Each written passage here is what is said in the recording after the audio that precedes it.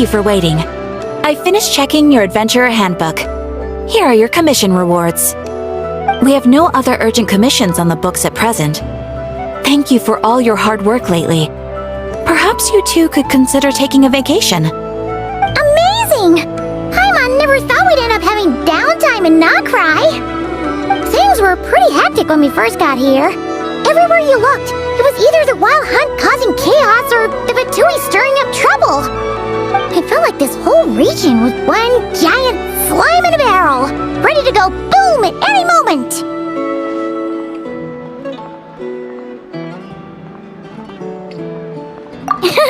That's right! Another win for Tibet's top duo! Ah, yes. Are you two aware that the Moon Prayer Night is soon to take place? Oh, yeah! Mama told us that was coming up soon. Wait, why do you mention it, though? Do people in Nasha Town celebrate it, too? Paimon thought it was just for moon goddess worshippers. You're partially right. Most people in Nasha Town just see the festival as an opportunity to do business. They do not concern themselves with the religious element. The festival was first celebrated by the Frost Moon Scions. On this day, they would wear moon prayer blossoms and celebrate the birth of the moon goddess through song and dance. They would also prepare food and handicrafts and give them as gifts to others. Over time, it became Nodcry's most lively festival. Oh, sounds like fun!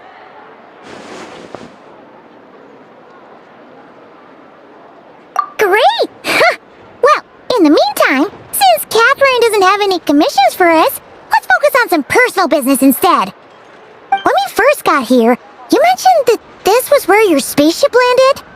We didn't get to follow up on it at the time, because we got wrapped up in that whole rare situation, but now we can finally start investigating it properly. Well, there's a saying Paimon's heard around these parts, which goes, if you lift up a rock, you'll find something you weren't looking for. By that logic, you'll never find what you're looking for while you're searching, but the moment you stop looking, it'll jump right out at you. Could be worth a try though, right? Anyway, Paimon suggests we focus on other stuff we want to do for now, and just keep an ear out for spaceship-related intel as we go.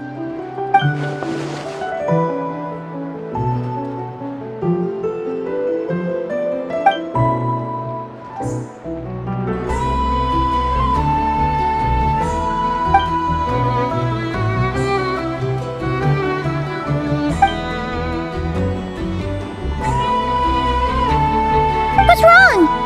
He looks super serious all of a sudden. Huh? Paimon gets why you'd be concerned about Columbina, but what does the doctor have to do with anything? Oh, that's true. And now that you mention it, we're definitely overdue for a showdown with the Fatui. It is weird that he hasn't shown himself this whole time. What could he be up to? True. Paimon would much rather deal with Marionette anyway. She says the meanest things, but when it comes down to it, she doesn't seem like a bad person. Maybe it's the pressure of being a Fatuse? Especially as a Harbinger. Does she feel like she's gotta act tough to keep up appearances or something? But then, every time we headed out with Rarir, she always wound up having to repair Polonia and her other robots. That's gotta sting. Losing face always hurts more for people who care a lot about their image. She's probably still furious about it.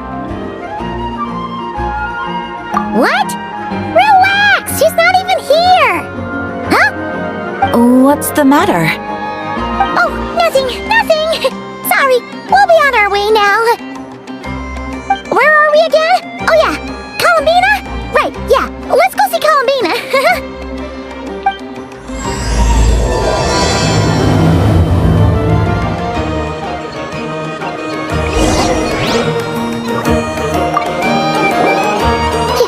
You won't snitch on us, will you? I'm not entirely sure what you're talking about. But rest assured, I protect client and adventurer confidentiality as a matter of principle. Phew! That's a relief. Paimon does not want to get an earful from her.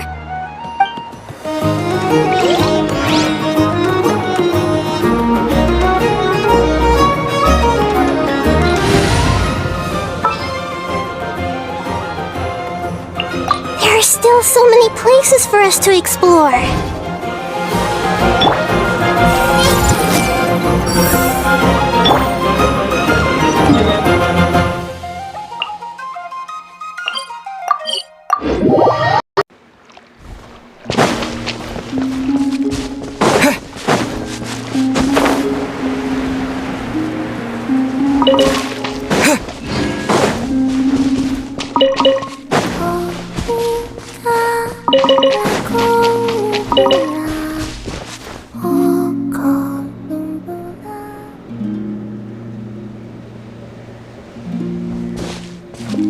Hey, she's sitting up!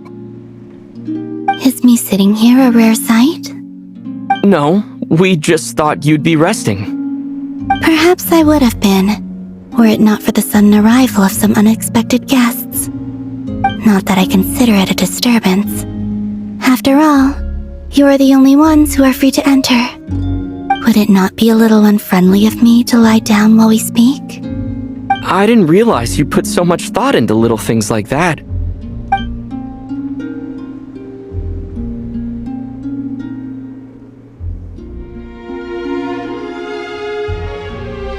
Only sometimes. There have been moments lately where I think about you and your companions. They are warm, mysterious, and cozy memories. Very few of my past memories are anything like that. They say that travelers return home bearing bags full of souvenirs. But my luggage was empty, and I believed it would stay that way. Return home? So, you're still planning on returning to the moon? Yes. This planet continues to reject me, reminding me that I do not belong here. If I remain into that, there will come a day that I disintegrate. And I don't mean reduced to dust or turned into food for the flowers. I mean, I will cease to exist entirely. Alright then. Well, we're sure gonna miss you. But it sounds like we'll have to say goodbye. How do you intend to return? The moon prayer night is soon to arrive. On that day, the moon will be closest to Devat.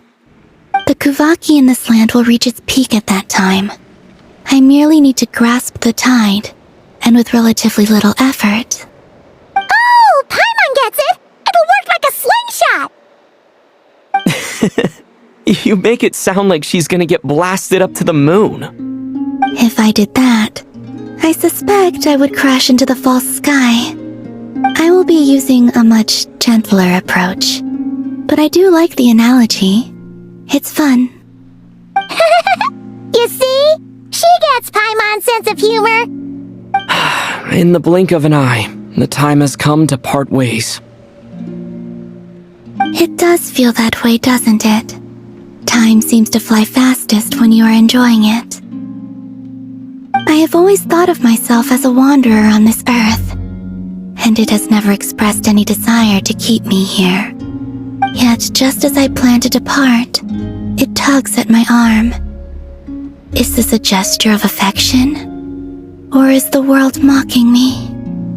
Oh. Were you hoping I can answer that?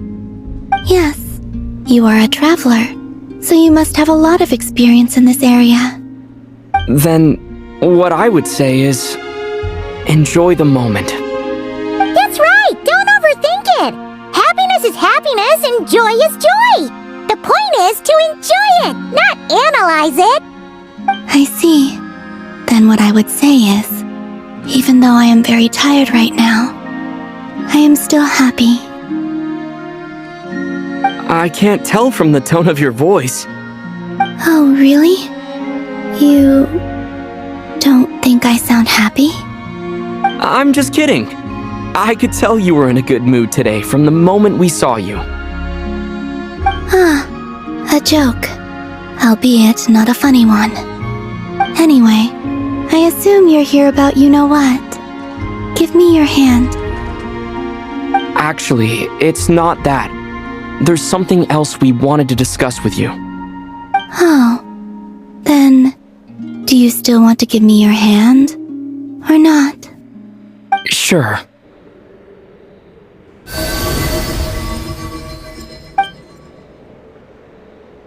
Thank you. So, I've heard that in the moon prayer nights of the past, people here would hold celebrations in the moon goddess's honor. Since you helped so much in our fight against the Rehir of Solnari, I think you deserve a farewell party before you return home. I haven't asked everyone else for their opinions on this yet, but I'd like to invite you to join the upcoming moon prayer night. I've never joined a moon prayer night before. I'm not sure what I would even do. Oh, don't worry about that. We take care of everything. All you need to do is show up. Of course, there's no need to force it if you're not feeling strong enough. It's just, this kind of felt like a golden opportunity. But they call me Kutar, and the Fatui have an arrest warrant out for me.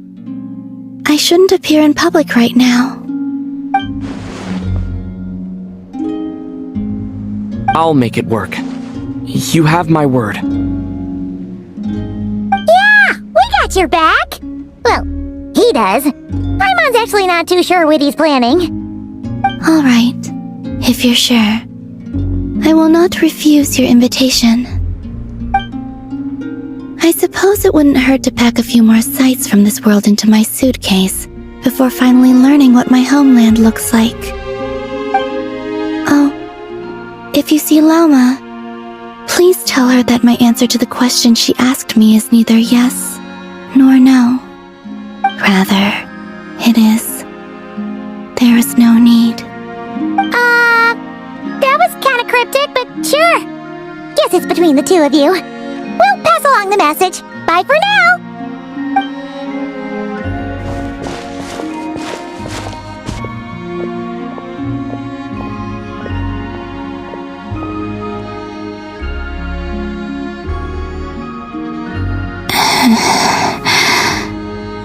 And also, I do not know.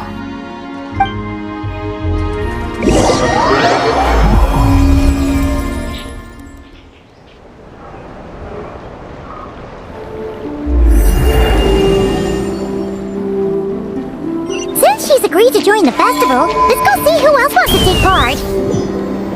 Lauma's gotta be the person most familiar with the Moon Prayer Night. We should start with her. Also, what exactly is your plan to keep her safe? Not sure yet. I'll figure something out. What? Are you serious?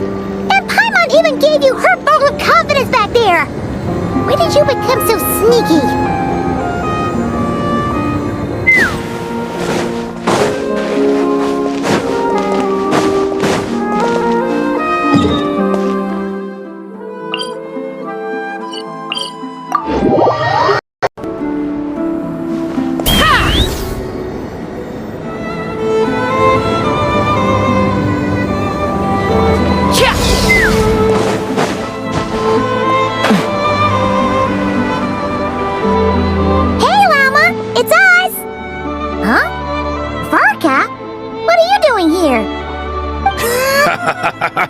Beats me. I had a bit too much to drink last night, and when I woke up, I was on Hisi Island. Mr. Varka is helping to oversee Nasha Town's preparations for Moon Prayer Night. He is here to go over some details regarding the decorations and custom cloth designs. Right, yeah, that too. What do you mean, that too? Yes. Celebrating this festival is a long-held tradition here in Nodcry. On this day, the crescent moon at the top branches of the verdant crest turns into a full moon, and the moon prayer blossoms bloom with a special radiance. Our people take these to be blessed omens. It's an especially welcome event coming off the back of all that nasty business with Rehir. Everyone got put through the ringer recently, and now they're looking to turn their fortunes around. The big shots in town all agree that a big, lively celebration is just what we need to rebuild people's faith in this place.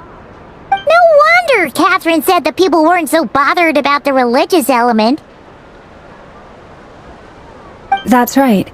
It's become more of a local custom by this point. The celebrations have little to do with whether the religious stories behind this event are true or not. Even the Frost Moon Scions are eagerly awaiting the coming of Moon Prayer Night, despite now knowing that their past beliefs were founded on a falsehood. That's fair. It's a bit like the Lantern Ride in Liyue. It's a chance for people to enjoy themselves, not debate the existence of the Adepti. Oh, one other thing! We just went to see Columbina. We went ahead and invited her to take part in the festival this time. Hope it's okay. Wait, so... you mean she agreed to it? Huh. That's quite a surprise. Then, I suppose that she intends to return to the moon on that day. Oh yeah! It's kind of a complicated process, but basically, it's like a slingshot. I understand. In truth, I had a feeling that she might make such a decision. Well, if Kutar has decided to participate in the festival, we should prepare accordingly. Yeah, exactly. She was saying how it could be risky for her to show her face in public. We were wondering if there was any way we could hide her. Unfortunately, the people who carved the statues did an excellent job of capturing her likeness. It will be very challenging to hide a goddess whose face everyone is so familiar with. Darn! We may have bitten off more than we can chew here. Nah, don't sweat the small stuff. We can handle that. Huh? Are you saying you have a plan? Not as such, no, but the most important thing with a festival is to keep the mood light and your spirits up. You can't go preparing for a festival with those long faces. You'll never convince anyone to enjoy themselves. The Mondstatter spirit is strong with this one. As it happens, I agree with Mr. Varka.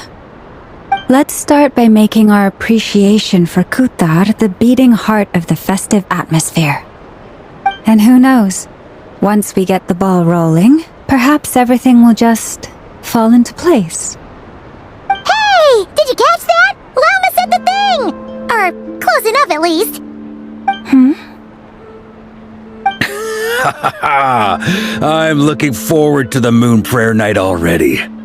We have a festival in Mondstadt called Windbloom, and you can always tell which couples are celebrating it for their first time by the smiles on their faces.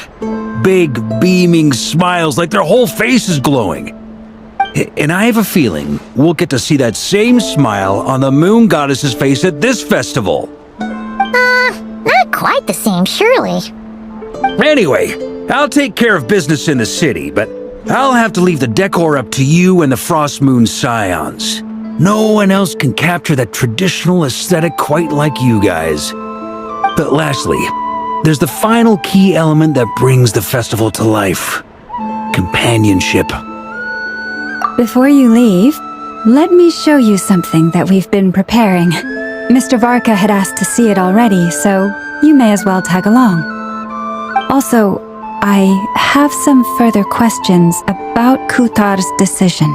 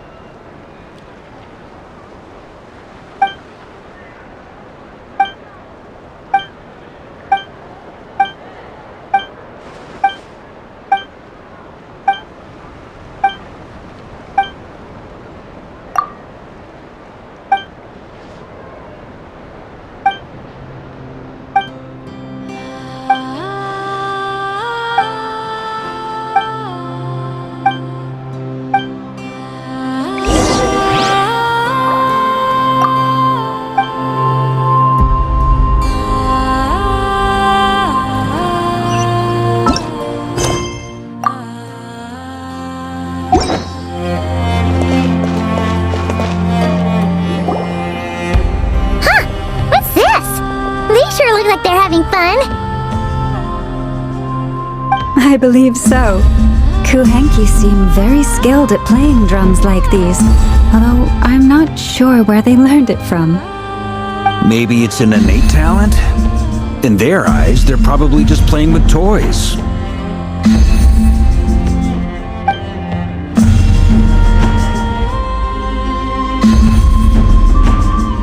Wanatar!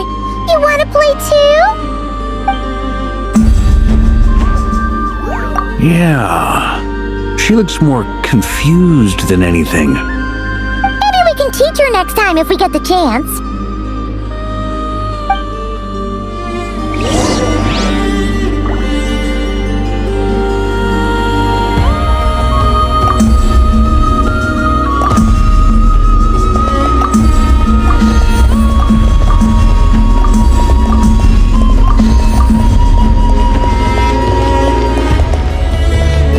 What are these floaty things? Moon veils.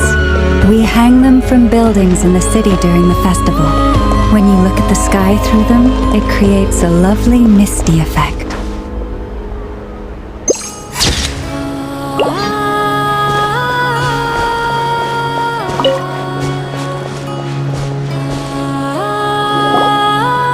Everyone seems hard at work. They're preparing items for Moon Prayer Night. For instance, the sculpture being made over here, Mr. Varka and I were just finalizing the details of where it will be placed. Ah, there she is. I didn't know the finished article would be so large. Not to worry, though. All the necessary arrangements have been made. Just let me know once it's ready, and I'll get some people to ship it over. You have my thanks. And over here, we are preparing a very traditional confection. Oh, look at all these colors! It looks great! Can Paimon try one? Of course. I have a feeling you'll like it a lot. You bet! Sweets and treats are Paimon's favorite! If you included those in the Feast of the Moon, I bet Paimon would have joined the Frost Moon Scions by now. There will also be verdant crests like this present in Nasha Town during the festival. The timing of Moon Prayer Night is not completely set in advance. We make a rough estimate, then observe the changes in the verdant crests and moon prayer blossoms to guide us. As such, the wait itself is a fun feature of this particular festival.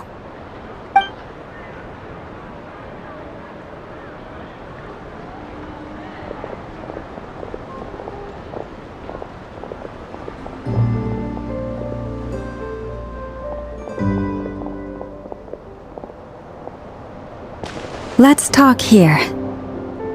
To tell the truth, I am very surprised to hear that Kutar is willing to participate in the festival. I once asked her if she'd be willing to stay with the Frost Moon Scions. I could introduce her to everyone, and we could be a family to one another. She did not answer, but she has not appeared here since. I took this to mean her answer was no. But if that were the case, she would not have accepted this invitation.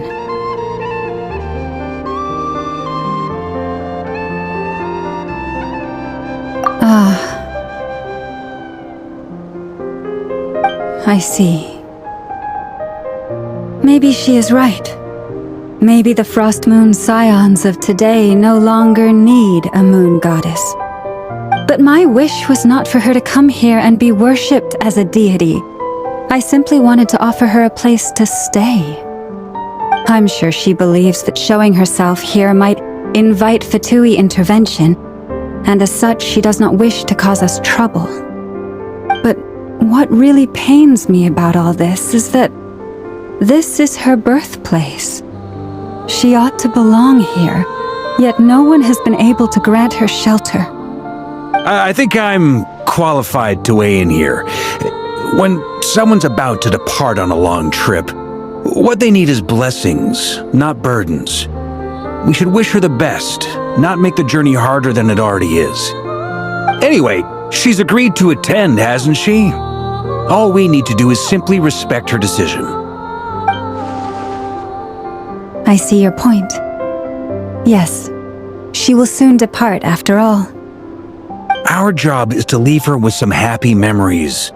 Besides, who's to say her journey to the moon is a one-way trip? It's not like she can't come back and visit if she wants, right? Paimon agrees wholeheartedly. Festivals are all about having fun, so let's keep it simple. All right, I'm gonna head back to Nausea Town soon. Want to come with? I'm guessing you have some other folks to visit there. Sure thing, let's go! Bye for now, Wilma! Thank you all. Goodbye.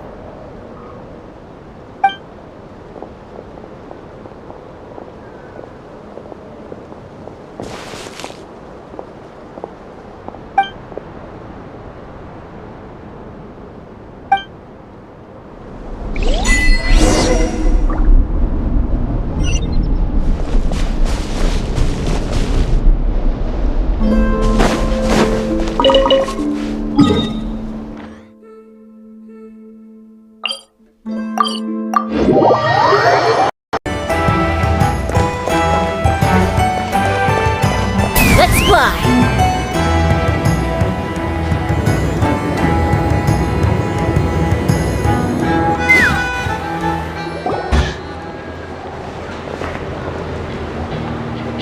Huh? Hey, over there! It's Durin and Albedo with Clint's! What could they be chatting about?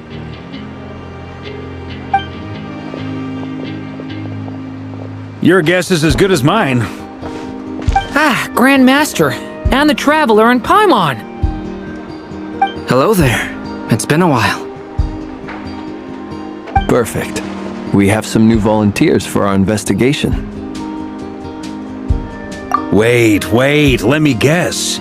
The righteous Lightkeepers are finally ready to hunt down the Abyssal Dragon? Yes, that too. Yeah, right! Oh, wait! Why does everyone keep saying that too? Well, to be precise, the facts match, but not the causality. Wait, so I guessed right? Half right! Don't act so impressed with yourself. Maybe I can explain. We ran into Mr. Flint's north of Nausea Town. At that time, we just noticed a few abyssal creatures out in the wild, but the strange thing was, I didn't detect any traces of abyssal energy on them at all. On closer inspection, we realized that they were not real monsters, but something akin to reflections in the water, or perhaps a mirage. Huh? What do you mean? Like, you could see them but not touch them? Exactly. It was very peculiar. They roared and tried to attack us, but we could not make any physical contact with them. I think I've heard of things like that happening in Nocturn before, but I don't know much about it. Yes, it's a known phenomenon. Mirage-like illusions tend to appear in Nodcry in the run-up to Moon Prayer Night. From a distance, they appear quite real. I myself thought that Misters Durin and Albedo were locked in battle with abyssal monsters when I first arrived. But after sharing intel and investigating a little further, we can confirm that these illusions are harmless. There is no great cause for concern.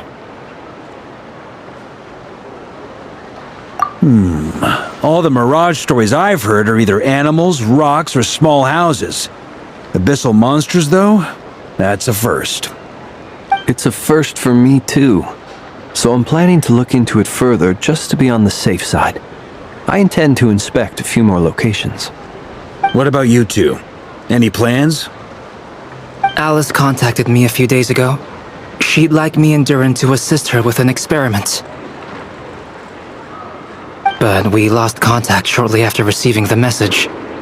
I'm sure that comes as no surprise to anyone familiar with her. We don't know when the wind will blow, yet when the wind blows, we will know. That, in a nutshell, describes how Alice operates. Yeah, that tracks. Okay. Well, I suggest we investigate this Mirage business in the meantime. It's piqued my curiosity, and And I'm pretty sure I know someone who will already be 10 steps ahead of us. Well said. Right? Whatever's happening in Nocturn, she always seems to be the first one to know. Let's go see what she knows.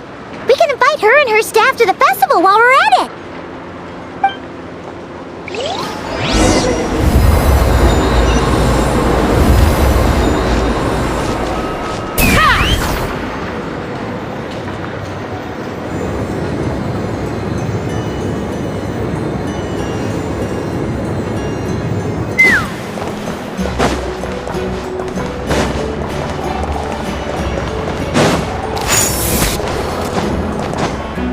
Let's fly!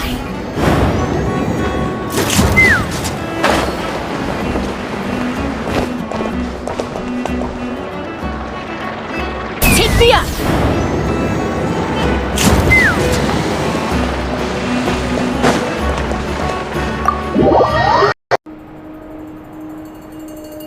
You're right, I have noticed.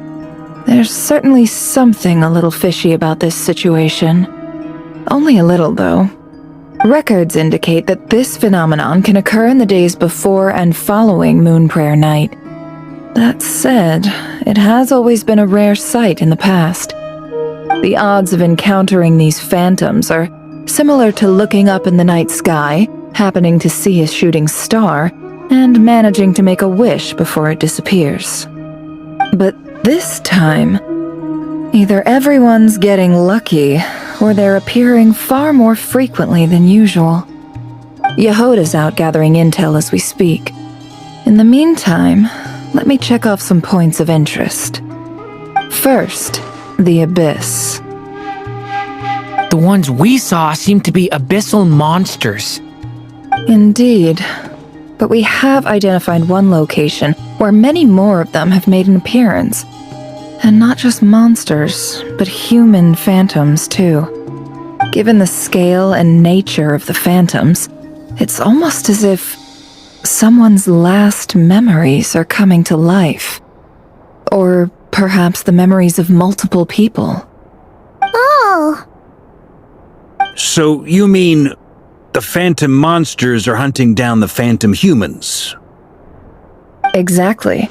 The phantoms can interact with each other, but we have no means of intervening. In addition, some of the human phantoms would seem to be from the very distant past. This is clear both from the clothing they wear and the stories they tell. They claim to be from Hyperborea, a name which I've heard from Lauma before. If this is true, it means they must be from 6,000 years ago.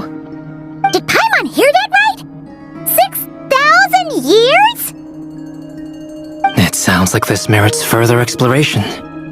That'd be a big help. I'll leave it with you, Albedo. My knowledge of ancient history is non-existent.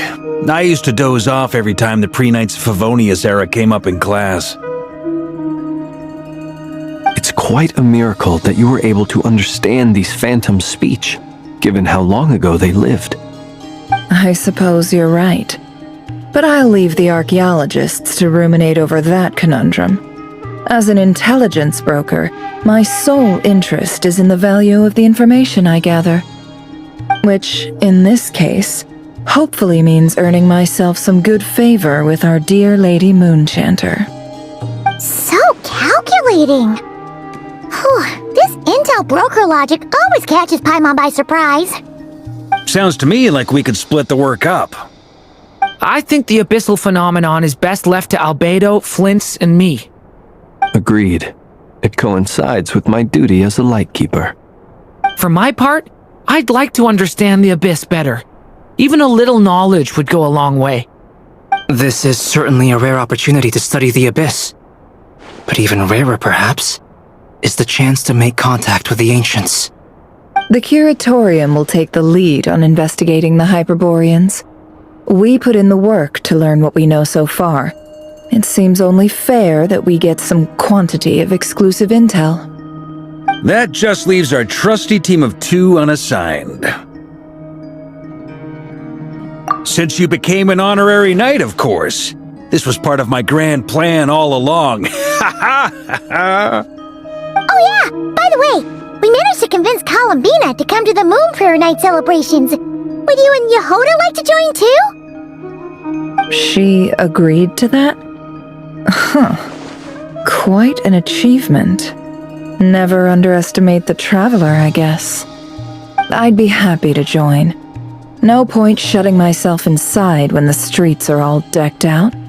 I doubt any clients will be visiting during the festival in any case. And Yehoda loves a party, so I'm sure she'll jump at the opportunity. No. Way to contradict me in front of... Wait, no, that's not what I have bad news, boss. So many people. All right, everyone inside, quick.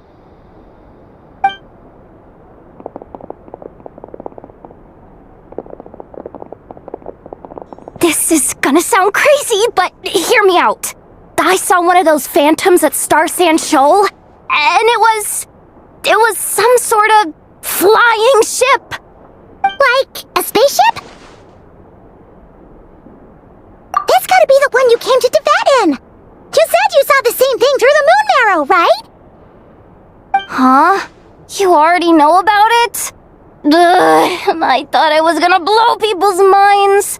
Turns out I'm the last to find out. Wait, back up. You came here in a spaceship? Now my mind is blown! What's it like on the inside? Was it like flying through space? I want to know everything! Yep, exactly! Huge discovery! You're the best! Second best intel broker in the world! After your boss, of course! Wow. Really? Well, I don't know if I'm all that, but... I guess that decides where we're heading next. Come on, don't look at me like that. I know the spaceship doesn't have anything to do with me, but you don't want to leave me as the only one twiddling my thumbs, do you? Please? Fair enough. You can tag along. In that case, let's meet back here to discuss our findings once we're done. I wish everyone a productive investigation. You too!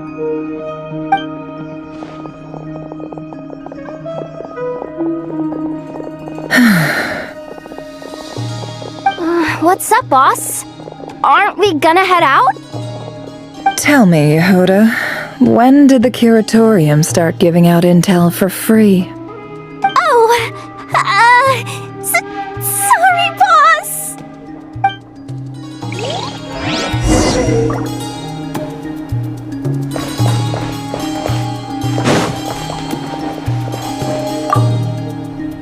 We can't unshare information any more than water spilled on sand can be put back in the bucket.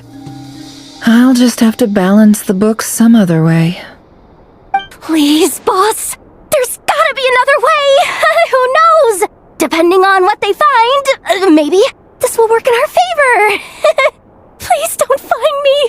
Please!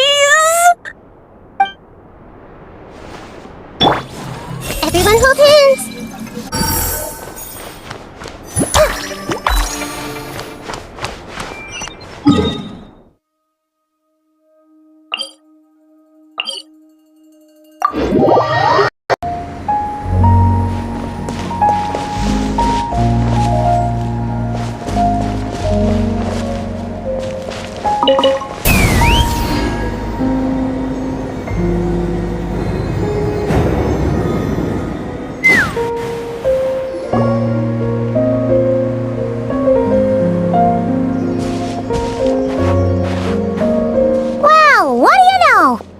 Was right on the money.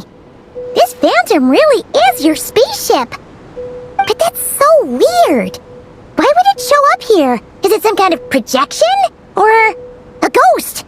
Like, maybe it no longer exists, but somehow it left an afterimage? Ah, you're already here. Miss Lauma, what a surprise. I thought you were busy with festival preparations. I was, until one of our people informed me that a strange sight had appeared at Starsand Shoal. No one's ever seen something quite like this before. I thought I should see it for myself. Same here. Oh, so we heard that these things appear around the festival period. Any idea why that is? Unfortunately not.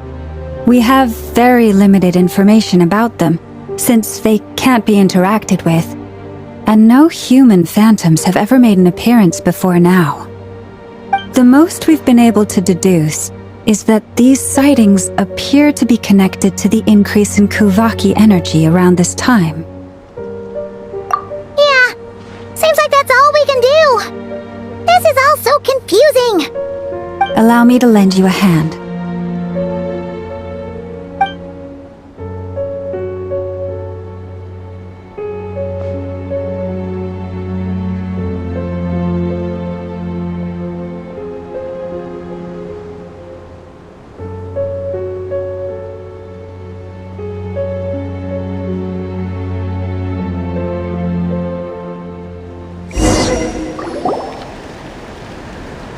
Everyone, our friend here should be able to provide us with some information. Is that a phantom rhymehorn deer?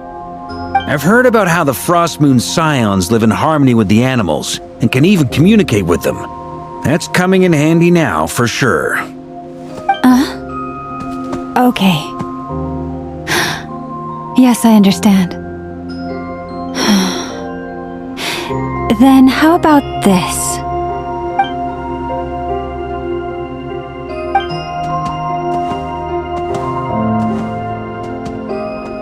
Oh, it's leaving. It appears to share our curiosity about this giant spaceship, so I asked it if it wouldn't mind investigating along with some friends.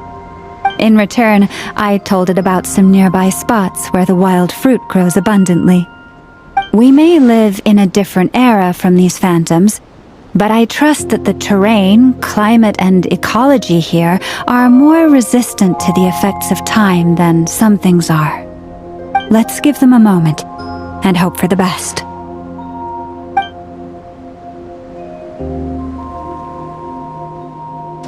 All back together? Must have been a lot of fruit. Indeed. Now let me ask them some questions.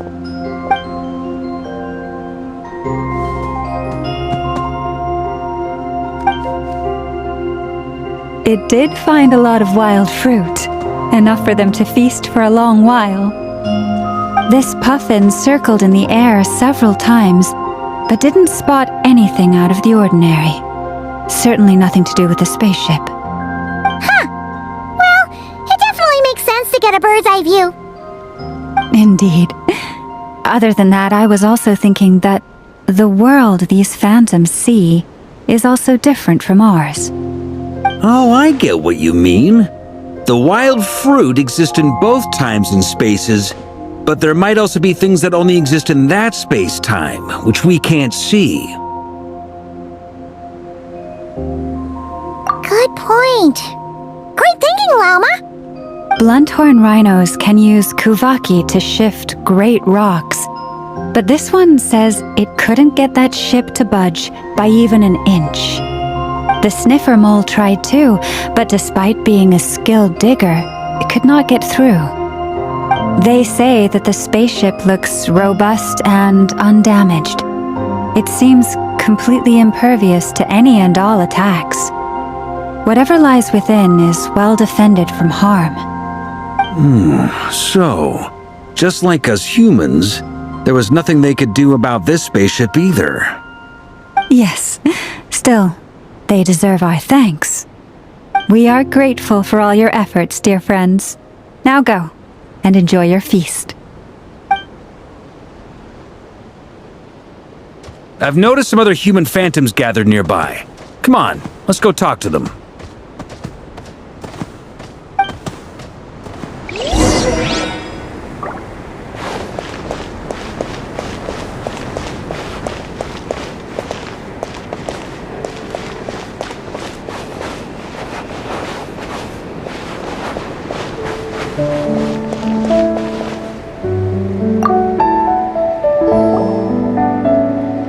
is this thing? I've never seen it move, and there's no way to get inside. Goodness knows. My grandpa says it's been sitting here at least since his grandpa was still alive. What about his grandpa? Did he say anything to your grandpa's grandpa about it? Huh? I don't know. In all likelihood, it was here back then too. Hard to imagine something this huge could move. Guess that means that as far as they're concerned, this ship's been around a long time.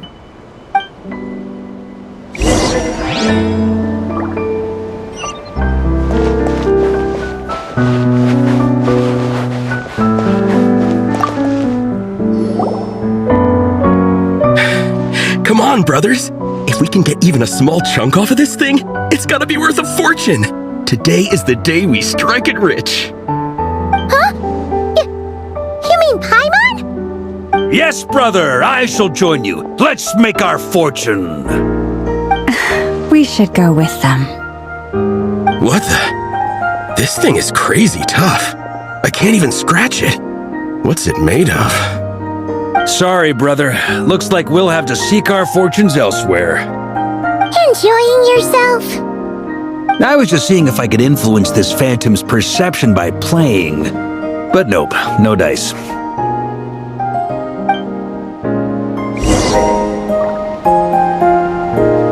I'm sure we're all starting to build up an idea of what's going on here now that we've spoken to some of the people. These phantoms are reenacting real historical events in Nodcry. It's almost like we're in some kind of interactive stage play. We can talk to the actors, but the plot is fixed and we can't influence it. It makes sense. History is set in stone. The objective facts of the past cannot be changed. Paimon totally thought you were just goofing around earlier. But actually, you were doing some serious investigating. Of course I was. Anyway, at this point, I think we're forced to conclude that although the Phantom spaceship is right there in front of us, we aren't going to learn much about it from these people.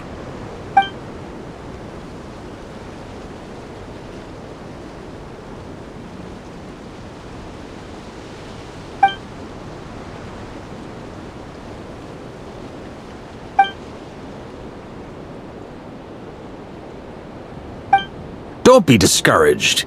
If nothing else, this is proof of the ship's existence. And think about it. So many people tried to hack their way inside, but no one could get the door open. It's made of very tough material. To me, that says that we'll either find the ship itself or the story behind it. It's just a matter of time. Huh. Every now and then, when Varka gets serious, he actually does seem like Grandmaster material for once. I wonder how the others are doing. Let's head back for now. Sounds good. Also, drinks are on me if Team Knights of Favonius is the first to finish. Wait, we have a team name now? Am I in Team Knights of Favonius as well? You're very welcome to join. We've even got a cathedral ready for you. Isn't that technically blasphemy? You wouldn't dare make a joke like that if Barbados was in earshot. Nah, I'm sure Barbados doesn't mind a little harmless blasphemy once in a while.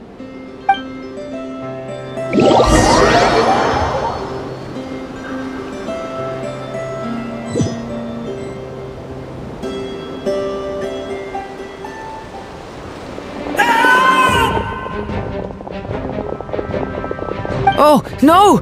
Get away! Oh.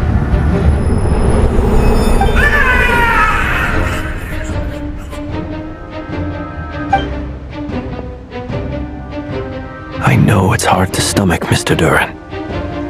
But as I'm sure you've noticed, there is nothing we can do to intervene in that which unfolds before us. But we have to at least try! And try you have. But are you aware of how many unsuccessful attempts you've made now? I wasn't keeping count. I'm afraid this is the 39th failure so far. Or the 5th if we're only counting this particular victim. There are no indications that these phantoms may be altered in any way. You seem to have calmed down a little. I'll make us a fire. You should rest and have some water. Feeling any better now, Mr. Durin? May I ask a few questions? Be my guest. What exactly are we witnessing here? What happened to those people? My guess would be that we are seeing Nocturn during the Conrian Cataclysm. Would that be accurate? Conria. That is correct. As you know, once the Abyss senses even the tiniest crack, it floods in and spreads like wildfire. There was a time in the distant past when it permeated all of Nocturn, causing immeasurable harm. The people paid a terrible price to heal this land. Then, 500 years ago, the whole of Tevat suffered an abyssal disaster. Once more, Nocturn was dealt a devastating blow. I see. In the face of the abyssal onslaught, all were like grains of sand tossed around by a tidal wave, be they human, fae, or god. The moment you witnessed is but one drop in a whole ocean of catastrophe. All right. I guess that answers my second question, too. I wanted to know why there's nothing I could do to help them, and that's because what we are seeing is history. That would be my guess as well. As I understand it, history and fate are not all that dissimilar. The latter may be unseen to us, but both are immutable. Yes. Fate was determined long, long ago. I still have a couple of other questions for you, Mr. Flint's. You mentioned more than one abyssal disaster that has struck this land in the past. How can you be sure that what we're seeing is from the Conrian incident? And also, how are you able to stay so calm when you're talking about these events? From everything I know about you, you're not cold or ruthless, and you're not indifferent to the suffering of others. Alas, I am forced to show my age. I must be 600 or 700 years old by human measure. Wait, so you... One is not easily moved by history when one has witnessed the truth firsthand. I'm sorry. You needn't apologize. Your passion is a good thing to have. Treasure it, because someday you may find it in terribly short supply. Now, at the risk of offending you, I have a question in return. Your curiosity toward the Abyss, is it born from hatred or because you sense its call? I only ask because I kept a fragment of Rarir's body in my lantern for a short time. Specifically, his heart. So I know what a burden it can be to carry the Abyss with you. And I hear its power growling from somewhere within you. In my eyes, your mere existence is a miracle. My honest answer is... I don't know. I don't think I have the confidence to say for certain. What I will say is the Abyss is not the only issue that haunts me. Even before I became who I am today, the question dogged me constantly. Should I even exist at all? My doubts remain unresolved. But when we fought Rarir, something became a little clearer to me. Sometimes it is the darkness within us that allows us to achieve the impossible. I certainly got the sense from your 39 attempts that you were trying to achieve the impossible. It sounds like you've resolved to see the truth for yourself. Absolutely. In that sense, he and I are quite similar. Then I wish you every success. I look forward to the day of your transcension. Well, if everyone's caught their breath, I suppose we should head back. Oh, and one last thing. I'd appreciate if you kept our discussion about history a secret.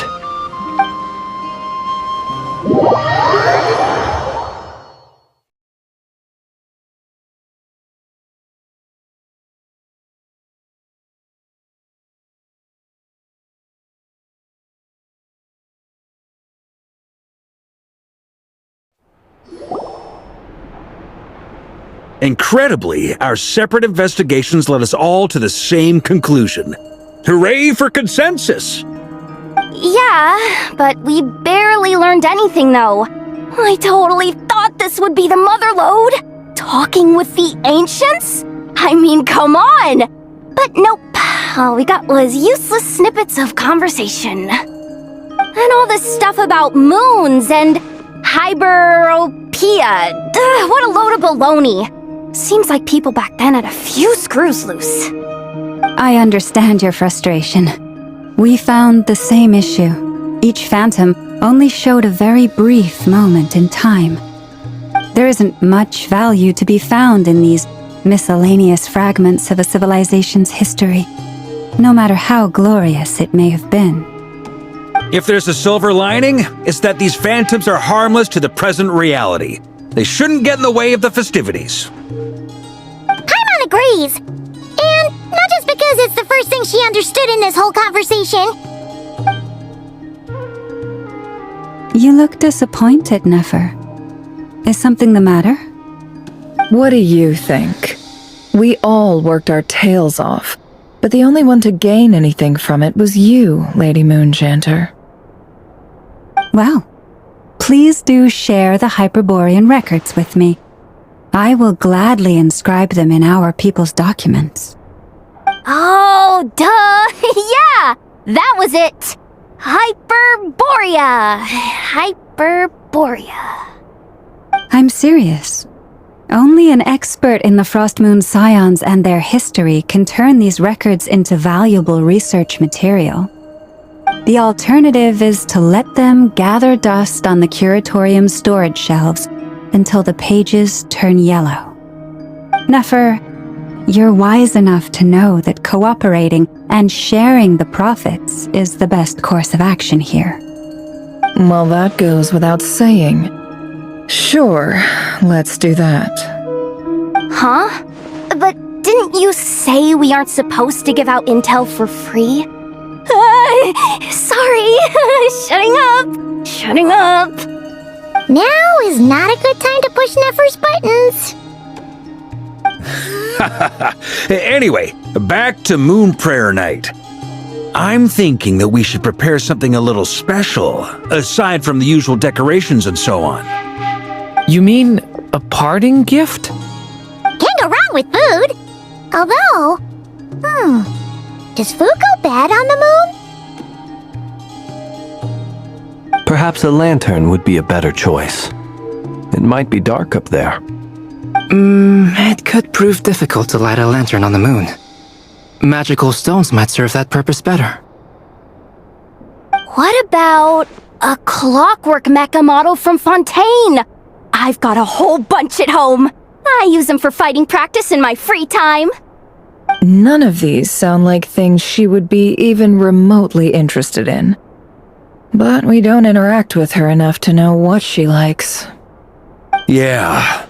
It would really save us the guesswork if someone could find out what she's into. Wait, what the? Traveler? They're all looking at you. Great! Haha, problem solved. Now, I need to stop by Dory's. Gonna need her help sourcing a bunch of stuff for the festival. Then let's leave it there for now. We all have our own business to attend to. Traveler, if you find out what Kutar likes, let us know right away.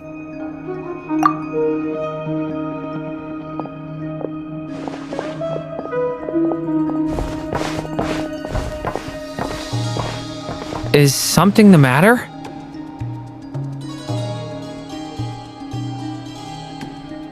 I'm fine. It's just... I'm still feeling a little rattled after witnessing the horrors of the Abyss. But it's okay. This is something I have to work through. I'll be alright. Thanks for your concern. Well, don't put too much pressure on yourself. If you ever feel like something's wrong, physically or mentally, we're here to talk.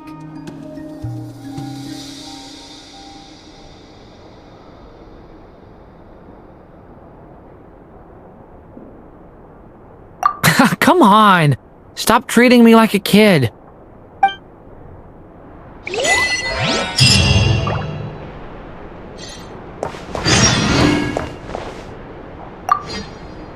You should get going. It's important that we ascertain what Kutar likes.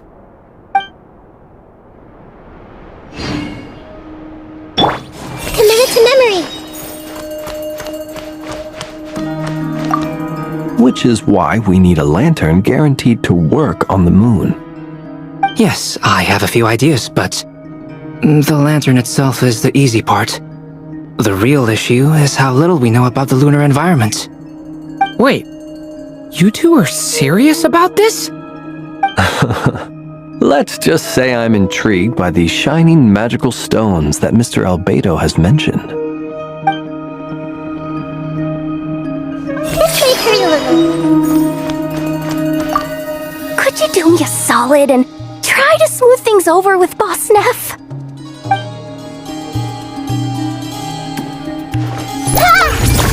Commit it to memory. Miss Lauma, would you accompany me into town? I think it'd be best if you saw the Frost Moon Scion's decorations for yourself. Very well. Let's go.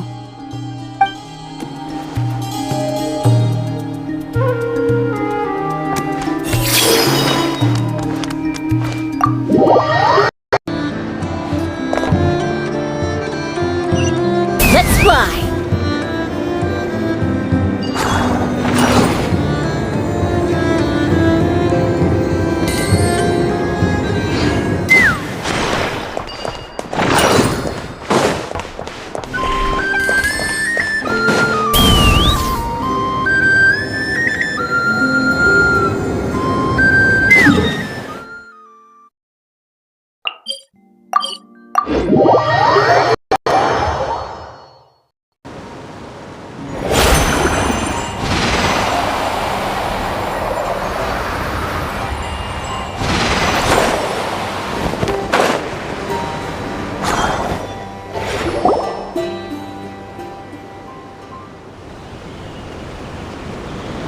Moment.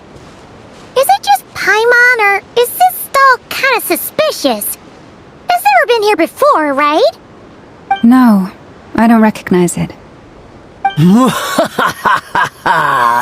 Alas, your free and easy adventure time is over. Now, prepare to face the final boss of Nod Cry. Whoa! Where'd that voice come from? Not sure, but it's definitely hostile. No, not that way. The final boss is right here. The sniffer mole? That's the final boss? Surely not. Also... Okay, the jig is up. I'll stop teasing you. Turn around. I'm right behind you. It seems I've managed to leave quite an indelible impression, even though you've never seen my face. Oh, nothing could make a great mage more pleased with herself.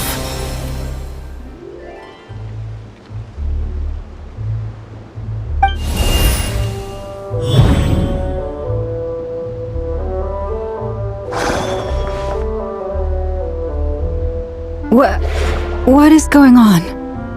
I've heard that all the big shots in Teyvat have long, wordy titles that stun people speechless when they make their entrance. Unfortunately, none of them are affiliated with the Hexen Circle, and we ourselves keep a very low profile. The notorious name-dropping doesn't quite work for us. Still, I, for one, think I'm really quite amazing. So that didn't stop me from coming up with a title anyway. Alice! It's really you this time? Not a lantern or a Dodoko, but Alice in the flesh? Oh, that's right. So, what do you think? How does it feel to finally meet me? You look like... What is that supposed to mean, I'm the mother of Klee, Teyvat's #1 cutie. How old could I possibly be? So she's a friend of yours? Kind of. This is actually the first time we've seen her in person. I see. Madam Mage, that was quite a powerful entrance. I certainly won't be forgetting it anytime soon. It's okay, Lauma, don't force it. Paimon will do the honors. This is Alice from the Hexen Circle. She's a friend of ours. And of Arcus, too. That's right. She's a good person, just kinda unpredictable. Well, what is the human heart if not unpredictable? If we could not do as we please, how would we differ from machines? I am Lauma, Moon Chanter of the Frost Moon Scions. It is a pleasure to meet you. Oh, I know. Before you got here, I spent a good, 15 minutes getting up to speed on Nodcry's present situation. In other words, I've read the whole in the last episode part, so we can skip the pleasantries. Fair enough. Well, Miss Alice, I can already tell that you have quite a unique personality. He'll get used to it. Paimon sure is. So anyway, what are you doing in Nodcry, Alice? Oh, I thought I told you already. This time, I'm the final boss. And what a formidable foe I shall be. Powerful, confident, decisive, and good luck finding my weak spot. You will never succeed.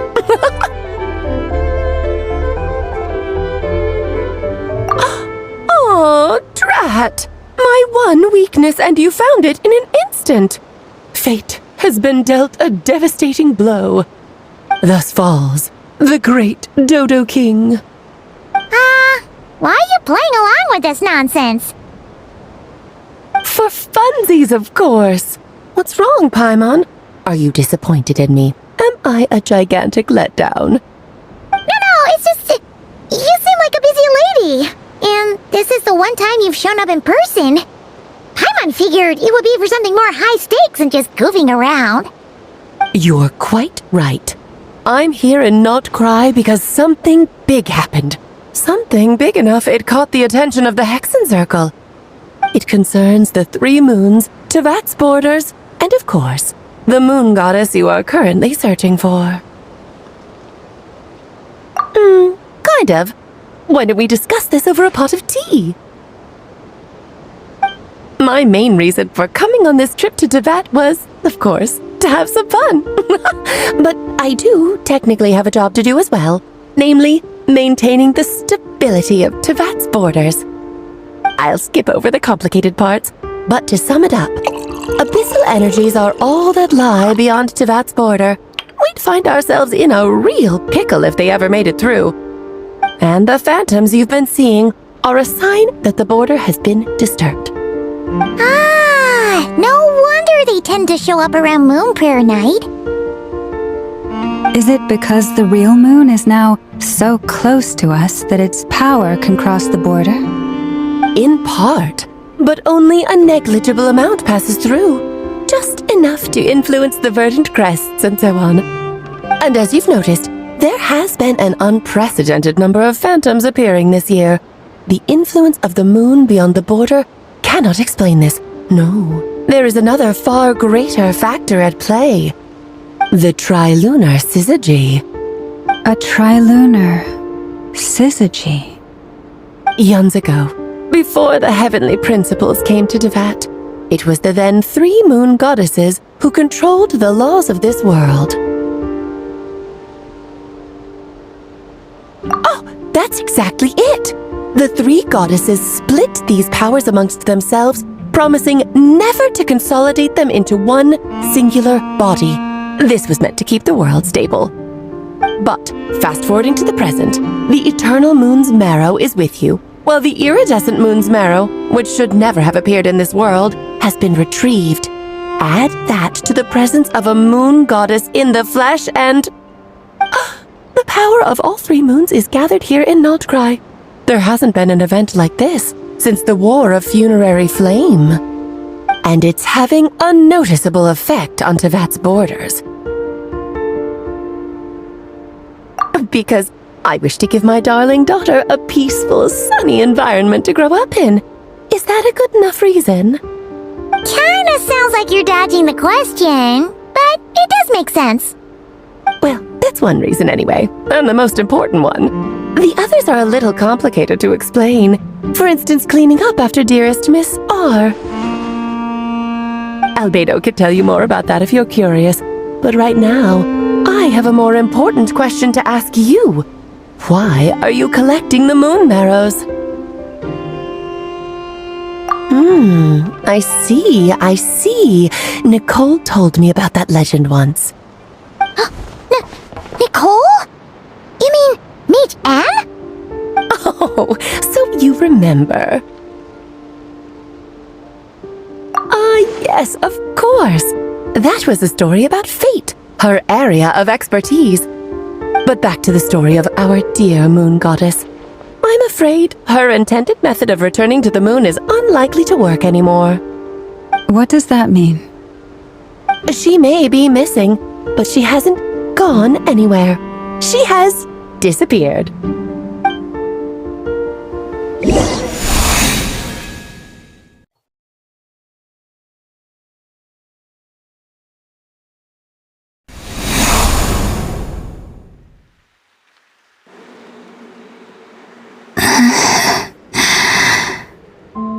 My body is so heavy. Wait, no. It's my mind that's heavy. My arms and legs are as light as a feather. What's happening to me? I feel drowsy, like I've been asleep for too long. Is it daytime or nighttime? Is the moon out? I think I'll go for a walk.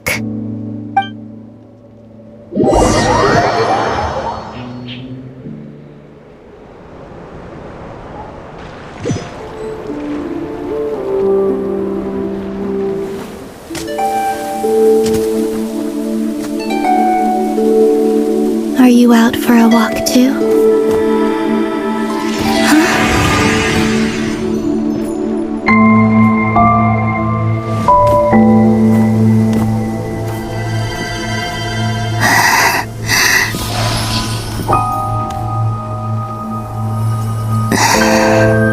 The day has come at last.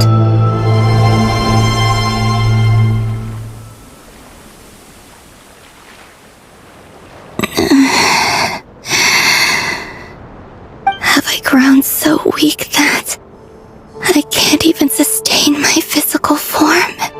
But Moon Prayer Night is nearly here. I was so close to returning home. Death is near. Is this how it ends for me? Will I return to the moon after I disappear? Or... I don't want it to end like this. So far, at least, I still exist. Even if not physically, I can still feel. But as my power wanes, I'm sure that too will fade. I suppose I might take one final look at this world. The world where I was born.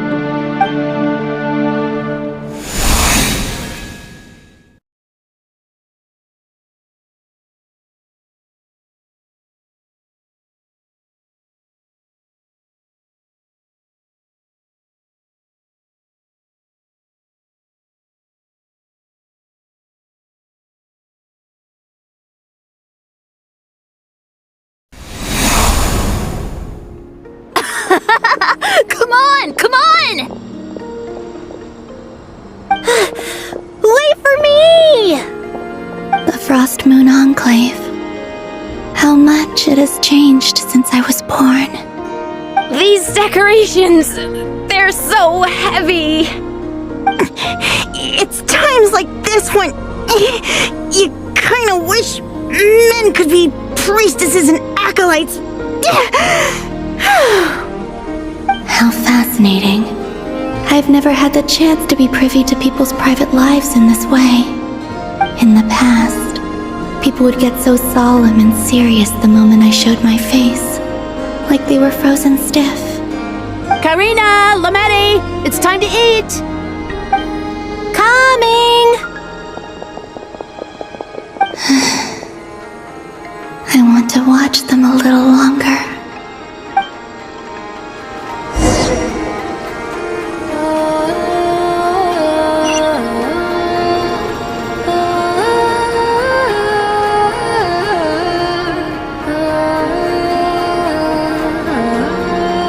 So just fill these balloons with air, right?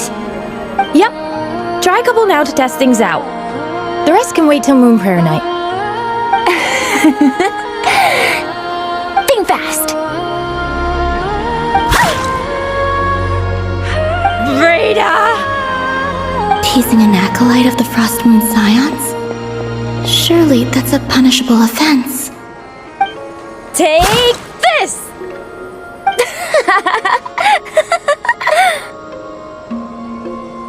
Huh? Alright, enough horsing around. Lady Lauma gave us a task. We should get back to it. The task is just to check that the balloons don't leak, right? Doesn't matter if we fill them with air or water. Yeah. Okay, you got me there. And you got me there. But still, we can't use all the balloons before the festival even starts. We won't use all of them. And as long as Lady Lauma's trusted acolyte doesn't snitch, this can stay as a little secret between friends. A couple more can't do any harm, right? Oh, you menace. Then, think fast! Is pumping a balloon full of water really so much fun?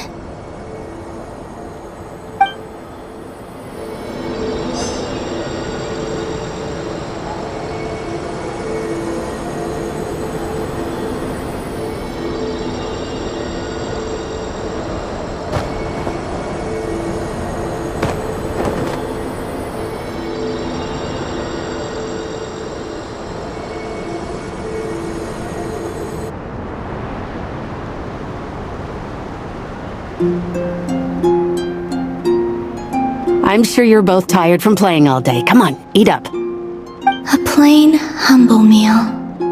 That has always been the way of the Frost Moon Scions. Huh? How come Lametti got a midsummer berry dessert? Oh, I always get Lockaberry. I don't mind sharing. You can have a bite of mine if I get to have a bite of yours. They're sharing food? I've never shared food with anyone before. Even at the Harbinger tea parties, everyone just ate off their own plate. And when I couldn't finish my food offerings from the Frost Moon Scions, they'd leave the leftovers out under the moonlight for the animals to claim. Hey! That was 2 bites! Oh, then you can have another bite of mine. Oh, you too.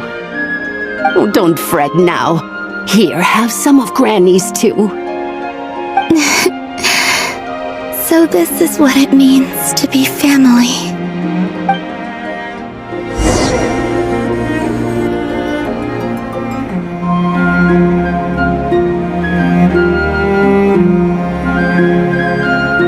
I'm seeing so much that I'd never usually get to see. They'd never act like this when I was around. It's nice, being able to just watch people in peace in these final moments. What a rare opportunity. I think I'll go take a look around Nasha Town, too. Maybe the Traveler will be there.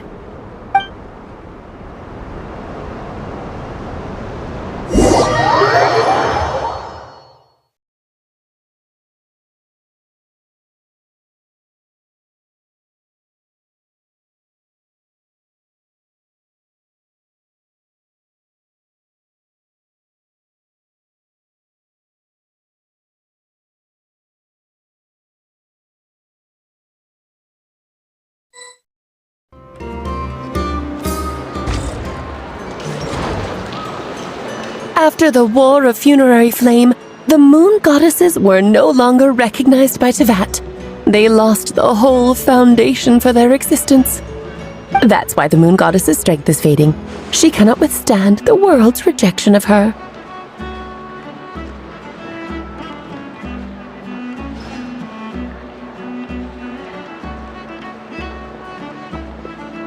To be more pedantic about it, the moon goddesses did something to offend the heavenly principles, and that's why they were ousted.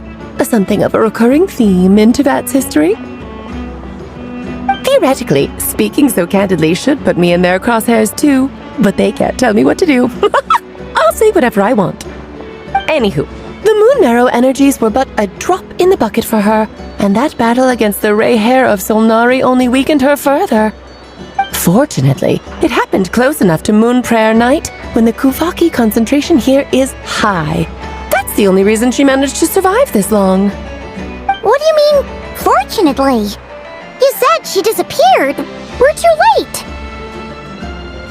Ugh, what a headache.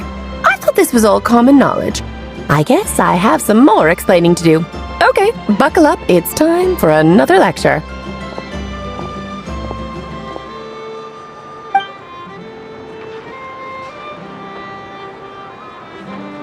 Now, I said earlier that the moon goddesses lost the foundation for their existence. The reason for that has to do with the natural order. Basically, the rationale for their existence in Tevat was lost. The same logic applies to the present moon goddess too. Consider her existence so far. Her comrades in the Fatui called her Damselette. And she was worshipped as Kutar by the Frost Moon Scions. But these connections have now been severed, whether by her hand or yours. So, the rationale that once sustained her existence is now gone. Wait, we did that to her? Oh, well, strictly speaking, yes. But let's not start pointing fingers, shall we? I'll only end up as the big bad villain, and that's not the kind of final boss I want to be.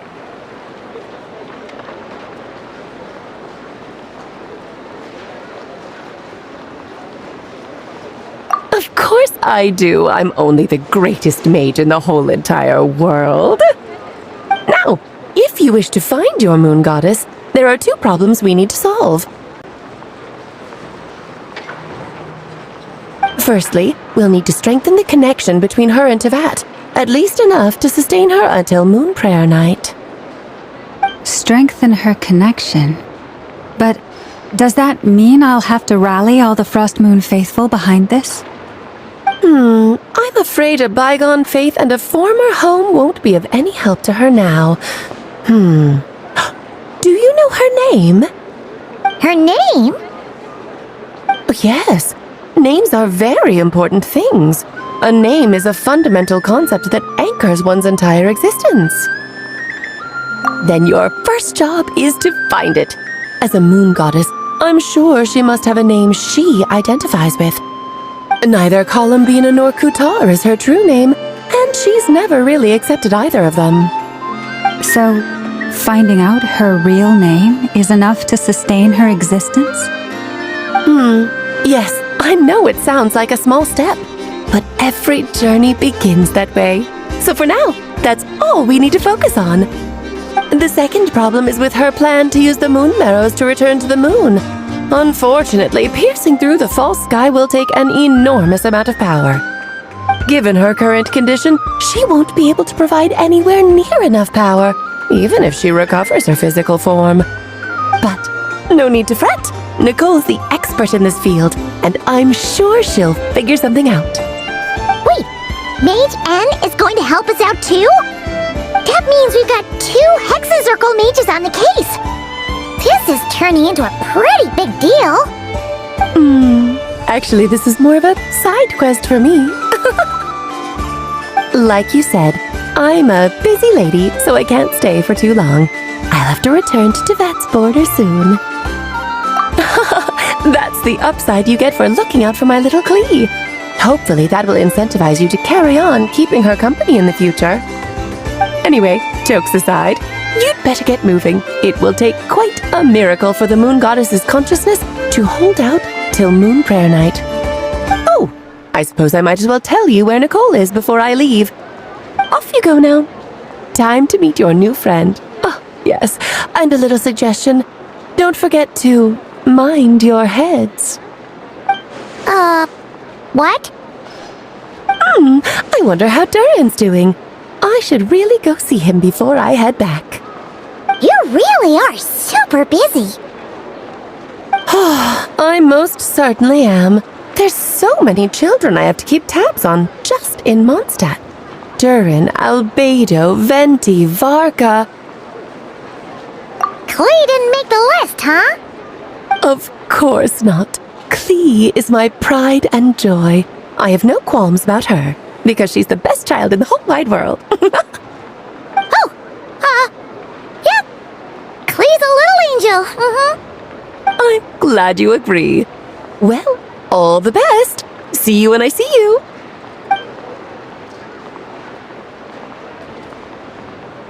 She left in a hurry. Yeah, she didn't pack up her stall. Should we handle it for her? I must say, I'm now very curious about her daughter. Klee, wasn't it? What's she like? That's a long story. Come on, we'll fill you in as we go.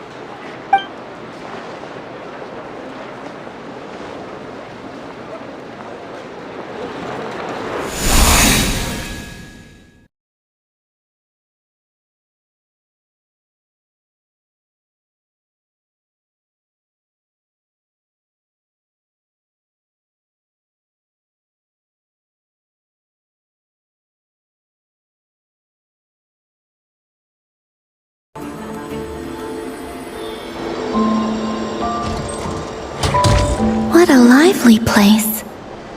I've never experienced Nasha Town like this before. Hey, you old geezer! Your hammer's rusted through! Who are you calling old geezer? Are they quarreling? I'm looking right at him! You've really gone downhill since giving your daughter free rein in the workshop. Can you even swing a hammer anymore? It shouldn't take you days just to fix a single chair! You might as well use that hammer to massage my back for all the good it's doing. Don't run your mouth, or you'll get a back massage that'll put you in bed for the rest of your life. Look, the materials haven't arrived yet, all right? You know how busy it gets in the days before Moon Prayer Night. I'll bet you send all the materials to your little princess. Blood's always thicker than water, huh? All right, you've made your point, Uncle Koski. As soon as the materials arrive, fixing your chair will be the #1 priority. And Dad, if you've got time to chat, why don't you lend me a hand, See?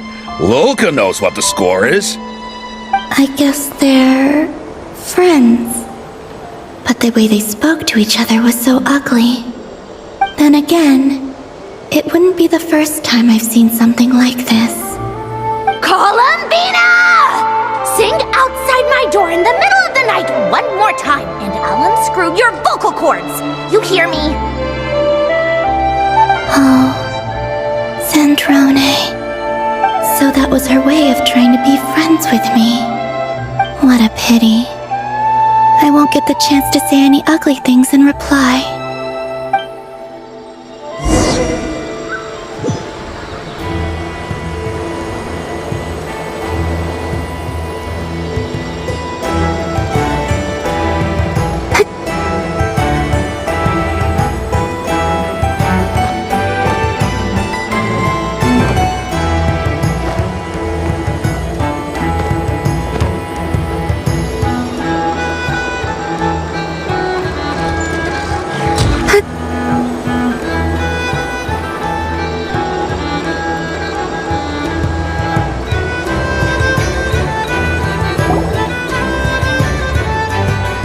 Hey, have you decided what to give her for Moon Prayer Night? I sure have. She's gonna get the surprise of her life when she's least expecting it. Then I'll whip out the ring and pop the question. The surprise of her life. What a fun turn of phrase. Cool, I get the picture. You can spare me the gushy details. Ooh, looks like we have a customer. Hello there, ma'am. Would you like some Moon Prayer Night candy? Huh? Is he talking to me? Can he see me? Here you go.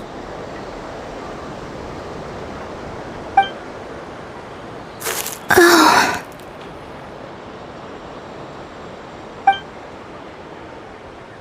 Come back anytime. Right. Now, where were we? I don't know why, but I still held out hope.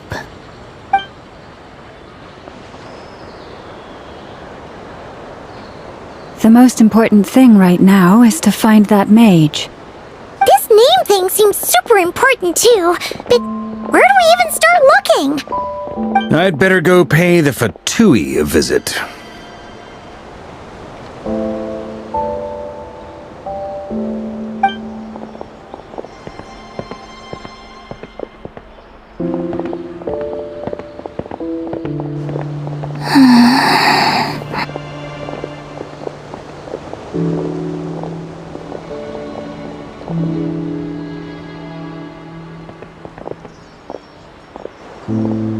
Columbina?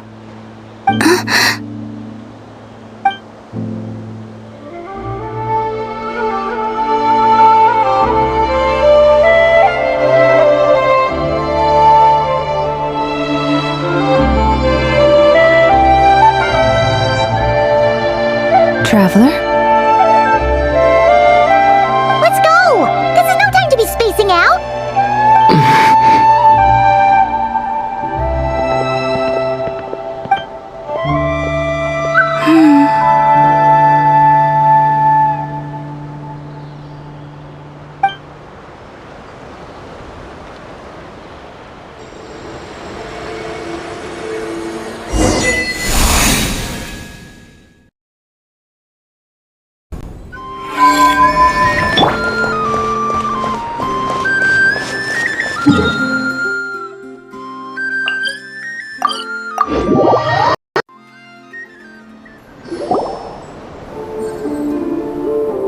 Where are they going? They mentioned a mage and a name?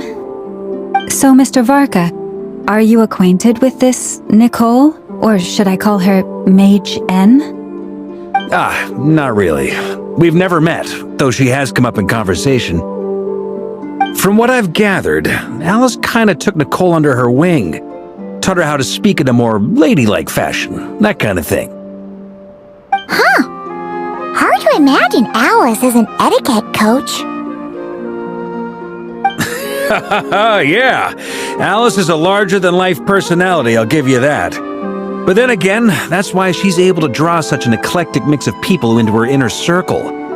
If I remember correctly, being an interesting person is actually one of her main entry requirements.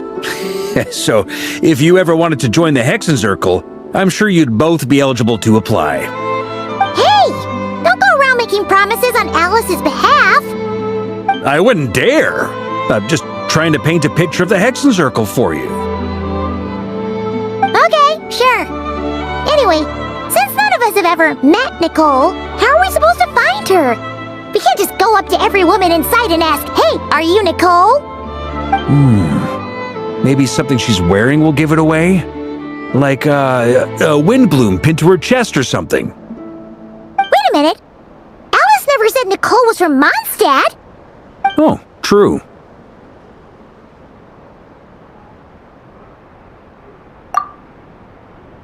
That would be this young lady, then?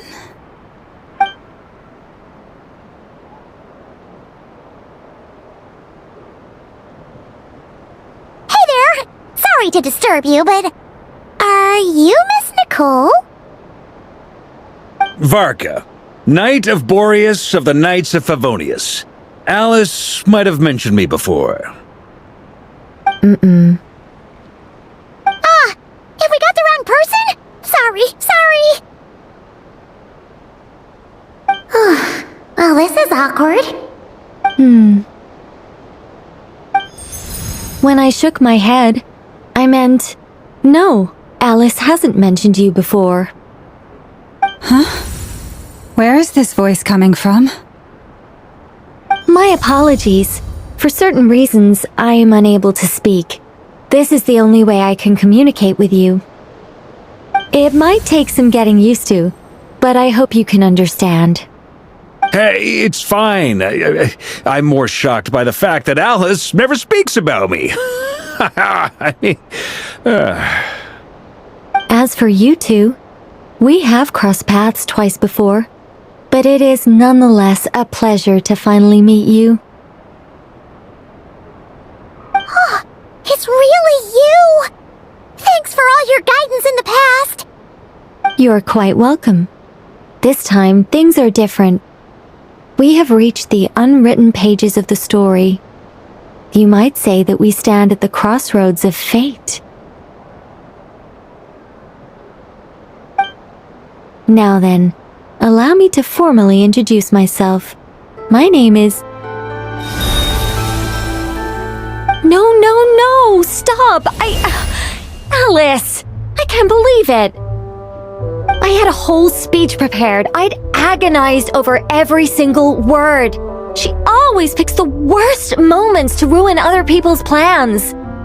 I'm so sorry about that.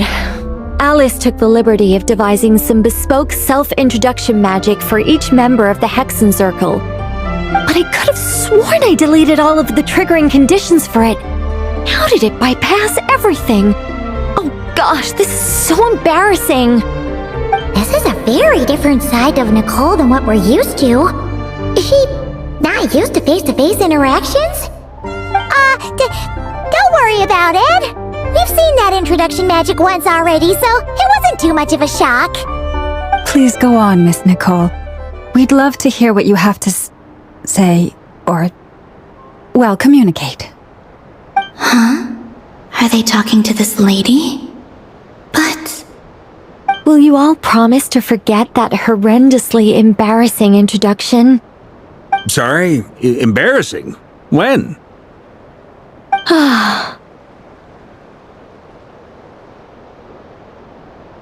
Yes, my name is Nicole, and I am one of a very few angels who have retained both their preferred form and their power. The Traveler and Paimon should be no strangers to this concept. There is another of our kind in Natlan. They call her the Lord of the Night. Alright! Paimon remembers her! Yes. Well, I have retained more of my power than she. It's because I don't have a long-term duty to fulfill. To be more specific, no. We'll be here all day if I get into the specifics. Moving on. If I'm not mistaken, you are here because you wish to learn how one might reach the moon beyond the sky. That's right. Is that something you can give us any guidance on? Yes, I do know a way. It began with the Hyperboreans, who lived after the War of Funerary Flame. Blank looks. Maybe I should start with the background of the war. Or maybe not. It shouldn't be an issue. I'll fill in the gaps for you when we have more time. Anyway, after that war ended, the three moons retreated to beyond the false sky. The Hyperboreans were humans I once aided. They accepted the civilization and creations bestowed upon them by the angels. But despite accepting many blessings of the angels, many among them still held on to their faith in the moons. They were reluctant to accept the new order. Even after the War of Funerary Flame, they sought to contact the moon goddesses beyond the sky and receive their guidance. But all three had passed away by that point. This mage has a unique method of communicating. Is she talking about the moons? Yes, but they did not know. And so, still they prayed for the moon goddess's mercy. After building titanic structures that consumed vast amounts of Kuvaki, at last they glimpsed the moons and heard their voices. But of course, they were gravely disappointed, for it was then that they realized the 3 moon goddesses were dead. Oh, that's such a sad story. It is. Humanity was in a very sorry state at that time. The angels who had once aided them were gone, and the war of funerary flames had left them homeless and destitute. Just a second, I gotta ask. How relevant is all this history to the task at hand? Well, I mean, it's... Okay, it seems we've drifted into irrelevant narrative waters. It's been a while since I've had the chance to speak inside someone's head. As soon as I got started, I lost control and the words just flowed out like a waterfall. What I'm trying to say is... Right, yes, that's it. The relevant part is the ritual created by the Hyperboreans. The fact that they bypassed the false sky and saw the true moons implies that they successfully built a connection between Tevat and the outside world. Which means, with enough Kuvaki and a sufficiently stable connection, it should be feasible to send one person over the border. Okay, so they built some kind of portal? Oh, yes. A portal. Yes. Is something wrong? You sound disappointed. I just didn't expect you to summarize it so well. It turns out I could have said all that in one word, if only I'd managed to think of it. No, please, it's fine. This is invaluable knowledge. I'll be sure to record and preserve everything in writing. Oh, really? Well, in that case, I suppose I could backtrack and add some more detail. I did gloss over a few things so far. Whoa, whoa, whoa, time out! Let's summarize what we've got first. The Hyperboreans were the last ones to use this method, right?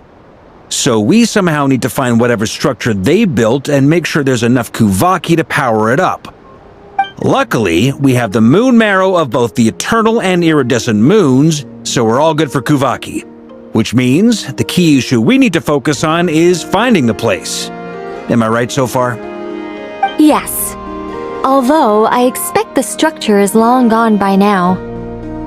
That said, what if we could take advantage of the phantoms to travel back to a time when it still existed? Well, travel back isn't quite accurate. It's more like we'd be creating a handshake between 2 points in space-time. We wouldn't even have to pick a time when it still existed. It could just be a time when it still appeared in phantom form via projection, or we could project our own phantoms, fold them together You look lost. Was that too hard to follow? Yeah, things got a little, technical there. Paimon's brain is reaching capacity. Alright, let me think about how to put this more simply. Okay, got it. Over the next few days, I'll search for phantoms that we can use. Once I find one that meets the criteria, I'll let you know and we'll regroup. By completing certain rituals, specific individuals will be able to enter the phantom and make it to the Hyperborean structure. If everything checks out and it looks feasible, we'll just need to wait for Moon Prayer Night, and we can send the moon goddess back home. I'm really skimping on the detail here. Is this making any sense at all? I think so. For now, we'll just wait to hear from you. Yes. Basically, yes. Great. Counting on you. In the meantime, we'll focus on finding the moon goddess's name. My name? Are they looking for a way to stop me from disappearing? Excuse me, Miss... Go on, Miss Nicole. This conversation was a little all over the place. I didn't catch your name. I am Lauma, of the Frost Moon Scions. Ah, I did wonder. I noticed that you listened very intently when I spoke about Hyperborea and the moon's history. If you'd be interested, I'd love to visit you this evening and go through it again in greater detail. Also, if you were serious about making a record, it would be too risky to simply write down the raw details as is. I would suggest some tweaks. Maybe rewrite the stories as fairy tales or fables, perhaps even prayers. Anyway, we can cross that bridge when we come to it. So, see you later then? Oh, and no need to prepare anything. Just a cup of tea will do. See ya! She seems friendly. It's just... It's so nice to find someone who's actually willing to listen. I've been dying for a chance to finally go through all this systematically from start to finish. Any longer and I'd probably start forgetting it.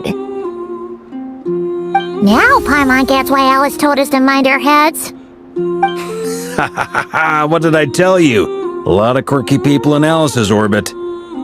Now then, the next order of business is, where do we start looking for the moon goddess's name?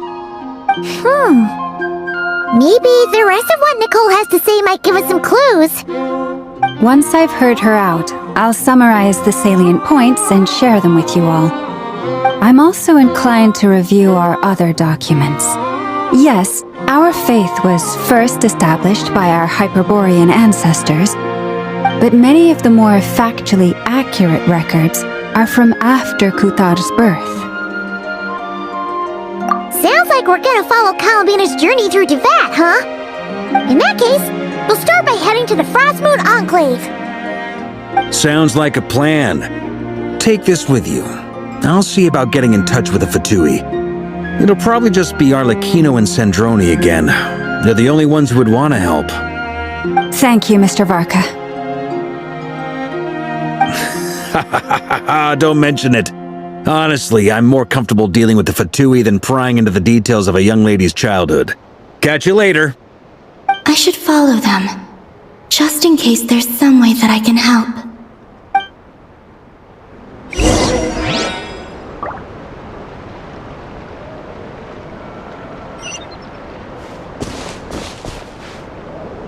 Take me up!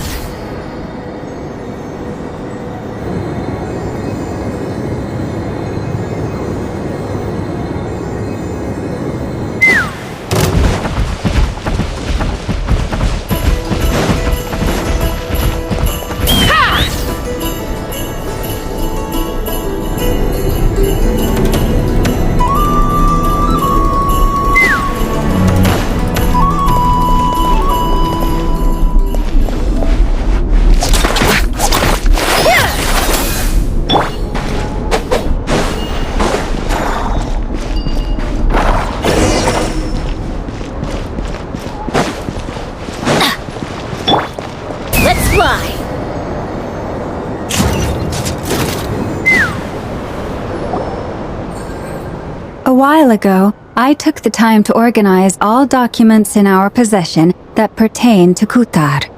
What you see here is the material I consider reliable. You're saying there's unreliable material too? Yes. Most of the information we have was transmitted through an oral tradition. Inevitably, some of her stories were mythologized and deified over the years through countless retellings. That's why I organized them into reliable and unreliable. There's no sense seeking answers in history unless we can ensure the veracity of the historical record. Makes sense. All right, let's take a look through.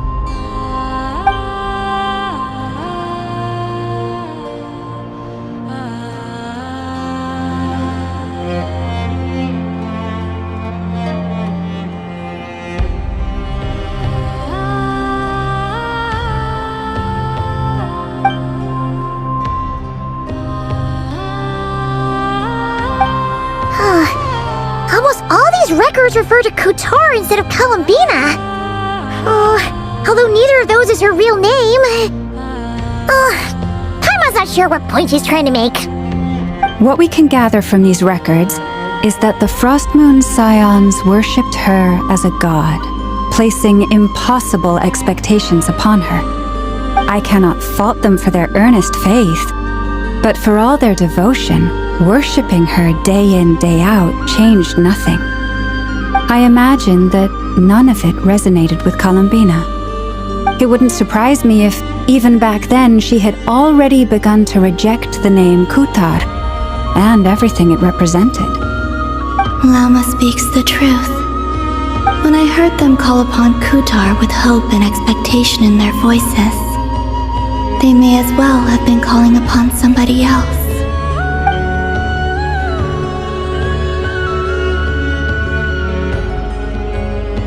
Well, that's a bit complicated. I looked at the level of detail, perceived authenticity, prose style, and how realistic their portrayal of Kutar seemed to be.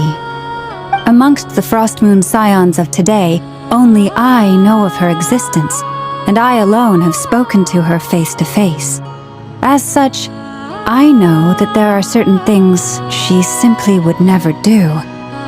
That being said, I have sensed some changes in her lately.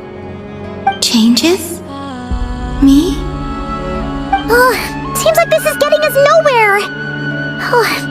For what it's worth, why don't we check the unreliable sources too? Sure. Give me a moment.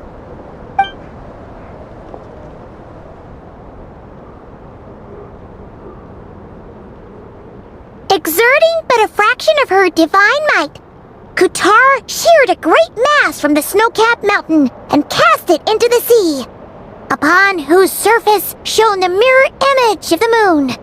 Thus was formed the island of Hisi. Yeah, right. That doesn't even begin to pass the sniff test. The 3 moons are naught but lies through and through.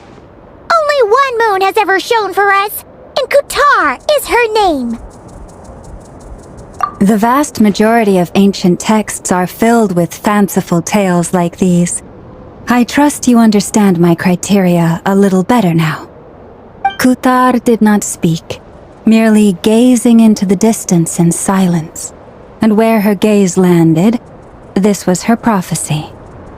Clearly, whoever wrote this text never even met Kutar.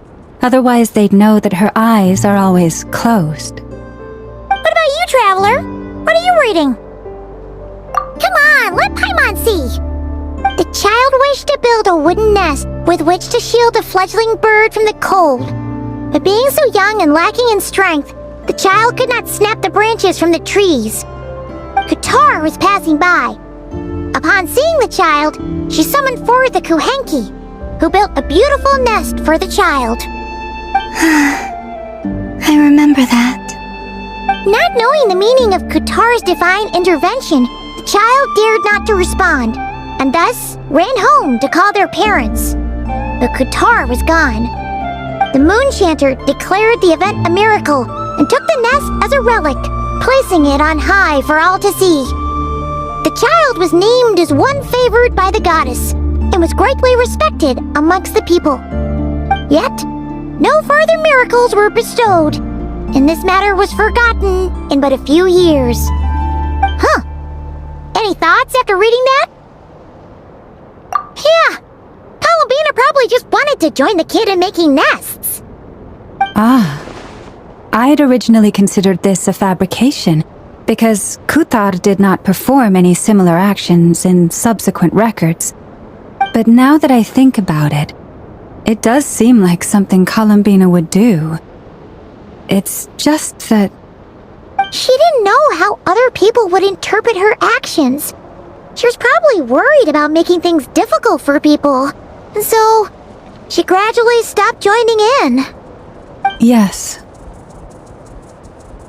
Oh, that's so sad.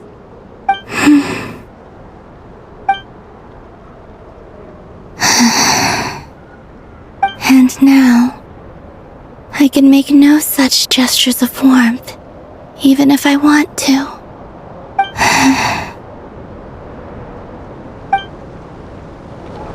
Still no name. That's a bit of a shame. But we did learn some interesting stories. That's gotta count for something. Barca said he was gonna set up a meeting with Arlecchino and Centrone, right? Let's go back to Nashi Town and see how he's doing.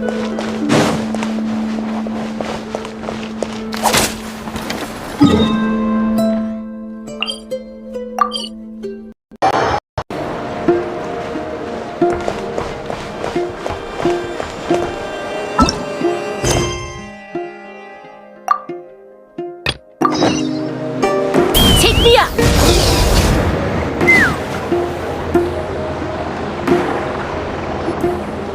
Let's see. There's Barca. Oh, and it's Durin and Albedo too. Yeah, this is pretty much the same place we bumped into each other last time.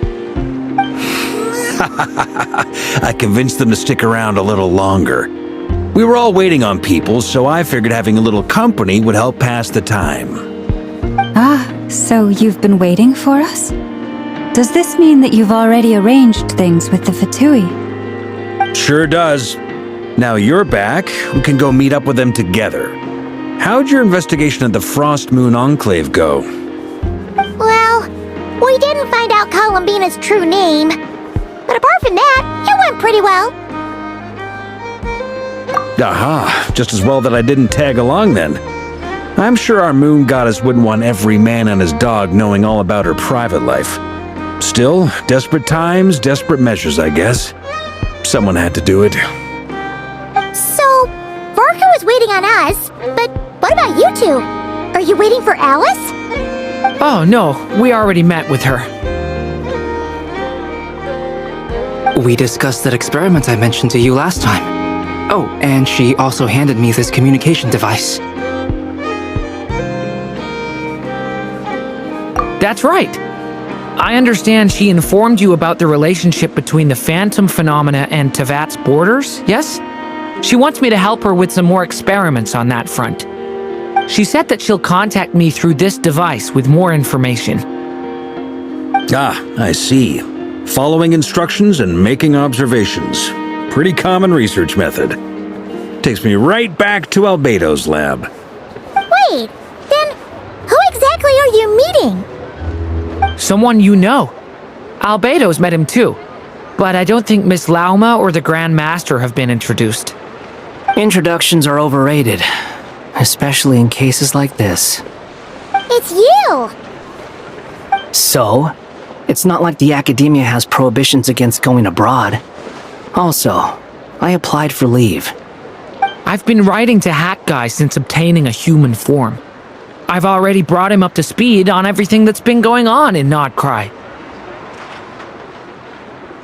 Hat Guy? Turns out, I actually have heard that name before. Oh? Then why did you react the same way I did? I only knew the name, not the fella. But since we're all here, let's do some introductions for what it's worth. I'm Varka, Grand Master of the Knights of Favonius. Lauma, Moon Chanter of the Frost Moon Scions. And I'm a Driosh from the Vahumana Darshan of the Sumero Academia. Hat Guy. Good to see you again, Mr. Guy. I believe we last saw each other on the boat ride here.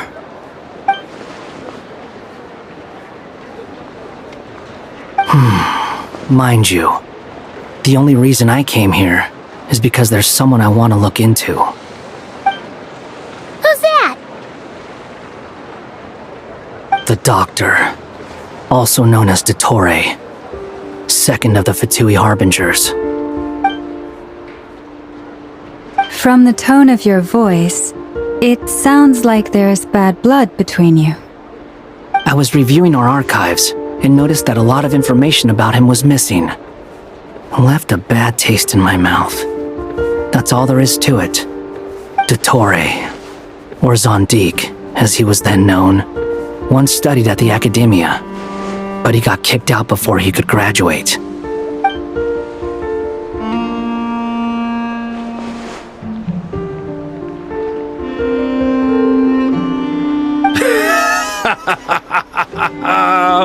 So the Harbinger's #2 man is a college dropout? How embarrassing for them. Last we heard, he was planning something. We actually heard that a few times before, even coming to Nocturn, but we haven't seen a trace of him since we got here. He only appears when something interests him. For all we know, he might have left already. But the fact he did something here at all is worth noting. It'll fill a couple extra lines in his file. Why does it sound less like a file you're writing and more like a criminal record? Anyway, we were just about to meet 2 of the other Harbingers. Want to come along? You might learn a thing or two about him there. Sure. Even though they're Harbingers, well, they're old acquaintances of ours, so, you know, when you talk to them, try to be... I got it. The Frost Moon Scion's relations with the Fatui remain tense. Forgive me if I do not attend. In that case, we'll continue assisting Miss Alice with her experiments. Good stuff. Everyone's having a fruitful time. All right, we better get going. I'll lead the way.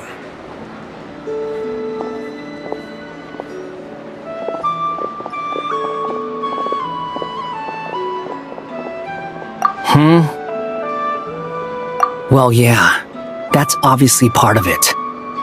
But I'm not the only one who has a score to settle with him. Neither you, nor Lesser Lord Kusanali, nor I want to see him meddling with things again.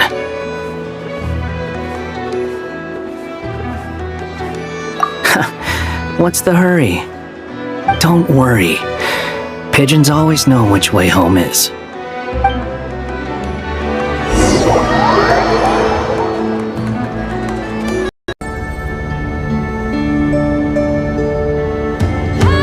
You made it. Who is this? A scholar from Sumeru. They call him Hat Guy. He's an old friend of the Travelers. Wait, this is the academia representative you wrote about? I believe this will prove my identity. You'll notice it bears the seal of the Sanctuary of Surasthana. Well, what do you know? So it does. All right then. My mistake. It's fine. I expected as much. What? So as I mentioned in my letter, the Academia's got its eyes on Dottore. But this matter remains top secret. Apart from those assisting in the investigation, the fewer people who know, the better. If anyone asks, I'm here in Nocturn to pursue my personal academic interests. Gotta say, Varka, you did pretty well to keep all this under wraps for so long. Sounds like you got in touch with the Academia about this way back. You flatter me.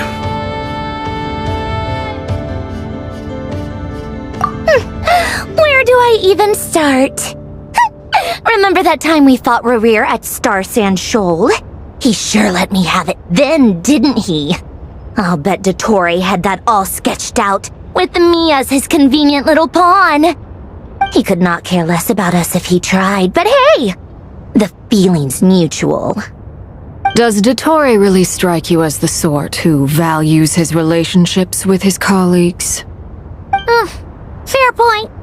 Definitely not. Which is why I always keep my guard up whenever he starts making suspicious moves. To that extent, our motivations align. On top of which, I consider you trustworthy people. Now, back on topic. In the wake of the Reikir of Solnari episode, Sandrone and I grew suspicious about Dottore's complete inaction during the entire affair. So we tried to find out what he'd been up to, but unfortunately to no avail. He never lets anyone in on his plans. The more he cares about something, the more secretive he gets. Indeed. Perhaps he believes that by keeping a low profile, he can avoid trouble. But that trick isn't going to work on his colleagues. Yeah, I mean, he's been researching the ancient moon's remnants. And he's been trying to get his paws on the moon marrows. Only an idiot would believe he doesn't have something more planned. With this in mind, I returned to Snezhnaya and relayed my thoughts to Her Majesty the Tsaritsa, entreating her to have him recalled. That's pretty direct. Did the Tsaritsa agree? Yes, I made it abundantly clear that the Fatui's business in Nodcry is almost concluded, and we do not need 3 harbingers in this territory. Her Majesty concurred. Accordingly, Dottore has returned at her orders. I imagine he is continuing with experiments, which no one besides he would ever have any interest in. Common sense might mean nothing to him, but he's not stupid. He knows that no good can come from opposing the Tsaritsa. Smarts alone won't get him all the way. He needs the Rooster's resources and Regrator's Mora, both of which the Tsaritsa can strip from him by waggling a finger. But doesn't he have a track record of publicly following orders while going against them in private? He probably has it down to a fine art by now. Wouldn't put it past him. We worked together on a research project once. Only briefly, but it was enough to show me that we're fundamentally different people. He has no interest in doing things methodically, stage by stage. His thoughts jump all over the place, and the moment his curiosity is satisfied, or he gets the results he wants, he disappears. The only similarity we share is that, once we set our minds on doing something, we will see it done, whatever it takes. Oh, we definitely saw some of that in your battle with Rerir. You got so competitive. Ugh, do not remind me. Then I believe we all concur. Dottore will not simply give up. Fantastic. Now this is turning into a whole day of unpleasant memories. Ugh. Are you talking about the moon marrow stuff? He also strikes me as the kind of person to disregard experimental regulations, ruin all the equipment, and go way over budget. Then leave the first person he can find to deal with the fallout. Exactly! This one time, he was running some high-temperature experiment and the substance exploded. But does he care? No! He orders his subordinates to open the device so he can observe the results, which causes the gas inside to leak out. That gas was poisonous! If I hadn't been there, who knows how many people might have died? And after all that, he left while I was still cleaning up after his mess. What a waste of time, he said. Waste of time? The nerve! He wasted my time! You've been bottling that up for a while, huh? Hat guy, I must say, you seem awfully familiar with internal Fatui affairs, especially when it comes to Dottore. Thank you, Lady Harbingers, for providing such valuable information.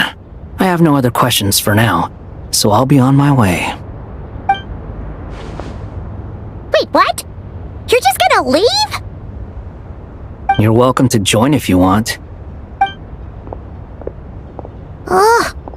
Just when Paimon thought he'd finally mellowed out. He makes quite the impression. I'll say. I've met tons of headstrong people, but not many of them would join me in bad-mouthing Dottore. Anyway, back to the main agenda. Barca, you said that Columbina has gone missing? Or rather, disappeared. Yeah. We're working on building a connection between her and this world. The simplest method is to find out her real name. I've actually asked her that question before, but she said she didn't know. Considering our relationship, I doubt she was lying to me. As far as I recall, she was never dispatched by Her Majesty to claim a gnosis or anything like that. The Tsaritsa's plans had long contained a place specifically for her. I always thought that was weird. What could she do that the rest of us couldn't? Knowing what we do now, it's probably something related to Kavaki, right? More than likely. When she first arrived, Columbina would often go to Her Majesty and ask when she could start the task assigned to her. But Her Majesty always gave the same reply. The time has not yet come. So she spent her days in Snezhnaya doing basically nothing. The Tsaritsa has summoned a beautiful blind maiden to be a harbinger, giving her the third seat by virtue only of her enchanting voice. It was a dumb and stupid rumor, but the reality of the situation made it hard to refute. And what happened after that? I imagine she stopped caring. She no longer seemed to care why she had been recruited, and Her Majesty never gave her any missions, so she just continued to sing in the flower garden. For my part, I was busy. So busy, in fact, that watching someone be that idol had me fuming. But still, I got the sense that she had long been used to a life of other people claiming she was needed when she wasn't. I just felt that having a place to stay would cost me something eventually. And so I waited quietly for the day that I would have to pay the price. And on the other end of that spectrum, you had me. Someone once told me that I had the lousiest work and the toughest luck. That's a good way of putting it. I forget who said it, but those words have always stuck with me.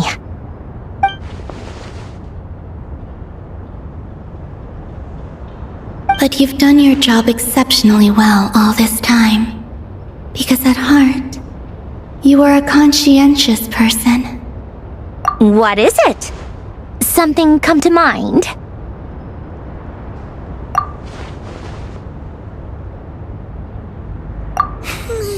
That makes sense. Nothing screams you are needed like your name shouted from across the town. Well, good luck with it. But if you ask me, Columbina is still the most shoutable name. I'm just so used to it now. After all the arguments we've had, I can't be bothered trying to remember another name for her. Nor I. Sandrone.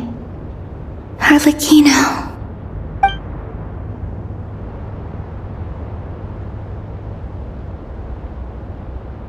Huh! It's a Sealy! Does that mean Nicole has news for us? Ladies, I thank you for your hospitality. If the chance ever comes up, I definitely owe you both a drink sometime. I'm sure it will. You can make your own way out. Heck, you've been here enough times, you probably know your way around better than I do. Okay, time to do what adventurers do best. Follow that Sealy!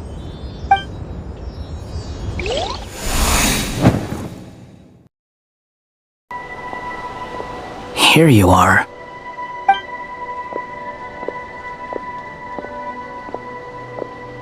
Oh, that guy. How come you're back so soon? Did things go all right with the Fatui? Fine. Dotori's been summoned home by the Tsaritsa. Couldn't get much more than that. How about you? Any progress with the investigation? Unfortunately not. We've tried everything. Different phantoms, different locations, different points in history. But the results are the same each time. Abyssal monsters roaming the land. People crying out in despair, with no hope of being rescued. Every time I see it, I can't help but think, is this what it was like in Mondstadt when Dragonspine Durin attacked? And if I fail in the task I've been given, will I create yet another tragedy? That's just meaningless speculation.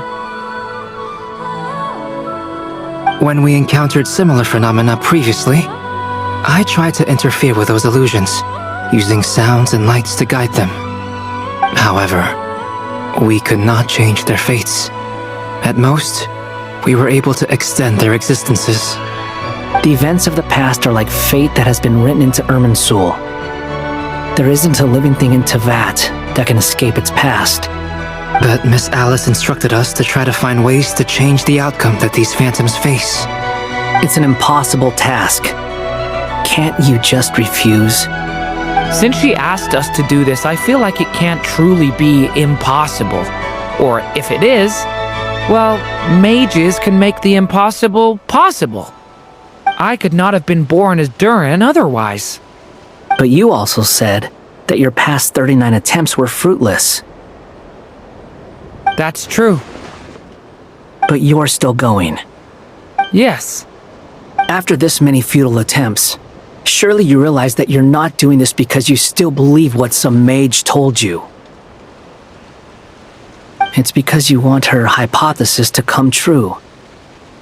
It's something you wish for deep inside. So, think for yourself about what you want to do. As long as you don't believe it's futile, it isn't. Yeah.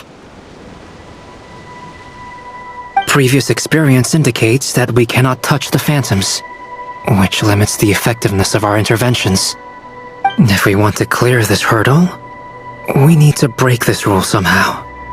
Same thought here. Following the same rules means repeating the same failures. Reducing ourselves to mere playthings of fate. So you mean we need to figure out a way to make contact with them despite knowing that we can't? Yes, and I suspect that's something only you are capable of.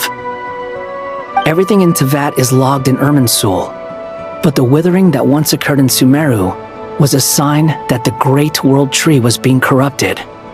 This corruption allowed things that should not have existed in Tevat to appear. This is tantamount to rewriting reality to an extent. You're saying abyssal power might be able to affect those phantoms? No one's ever tried it before.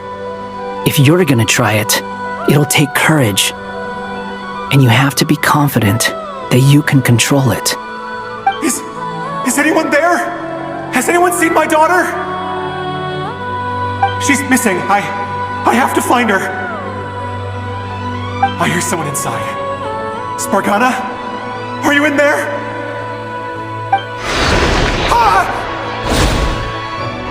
If I can use my abyssal powers to warn him that there is danger here, maybe it'll change his decision. Maybe he'll stay away. Yes. The important thing is not the nature of the power, but rather how you use it. To intimidate and obstruct. Sounds about right for the Abyss. Let me try. I should be able to influence that thing.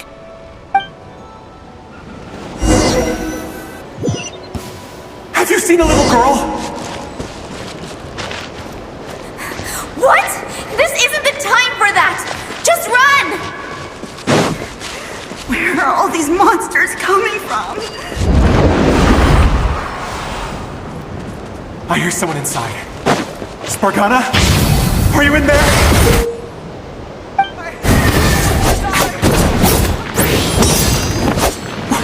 What is this? Looks dangerous. I should get out of here.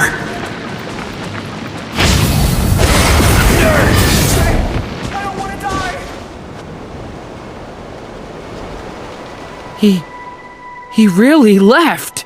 Ha! We did it! Don't celebrate too soon. Follow him. See what he does next.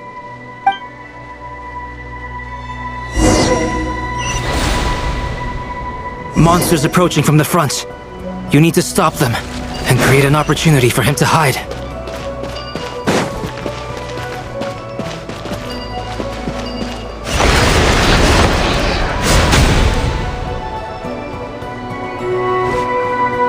Help me!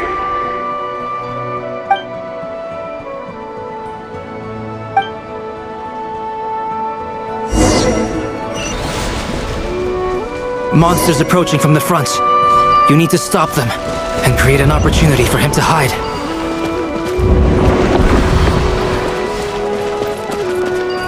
No! There's monsters ahead!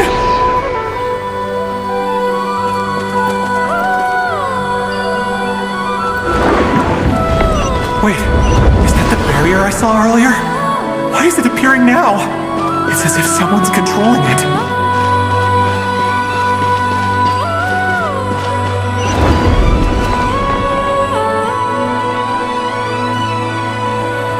The monsters are gone. Is it safe now?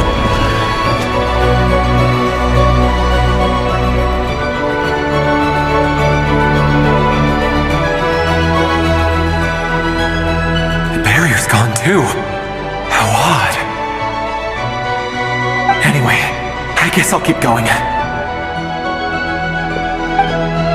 Quickly, let's keep up.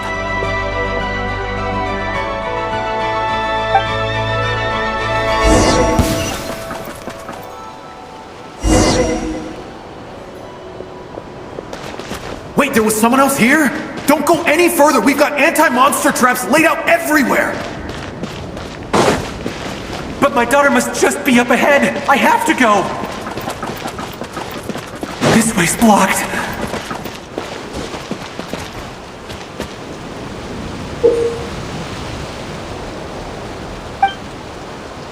We might be able to use the explosives over there, but we need to take care not to hurt him. I'll use the barrier to keep him at a safe distance.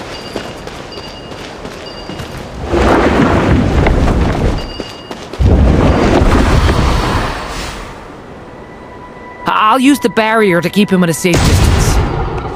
This barrier seems to be helping me somehow.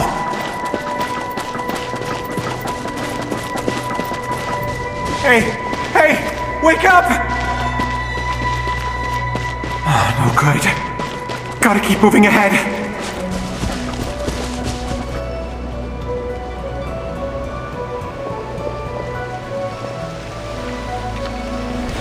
So many monsters! There's still a chance, Durin. Use the traps.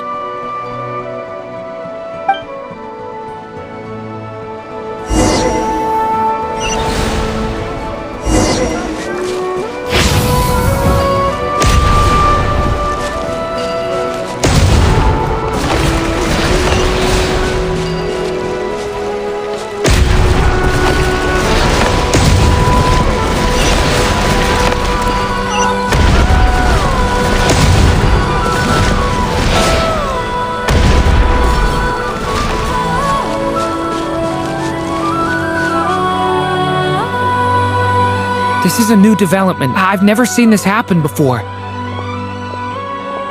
We might just be able to save this person.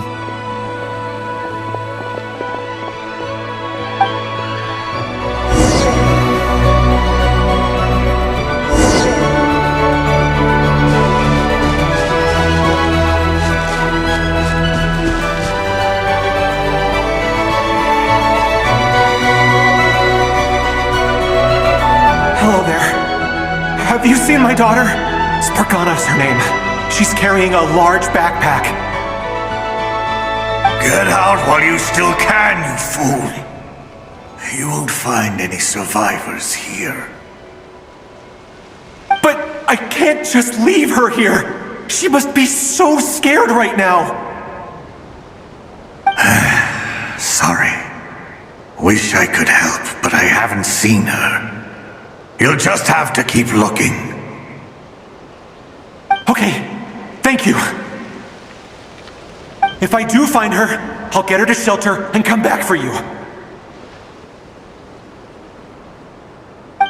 Don't bother. I've got nowhere left to go.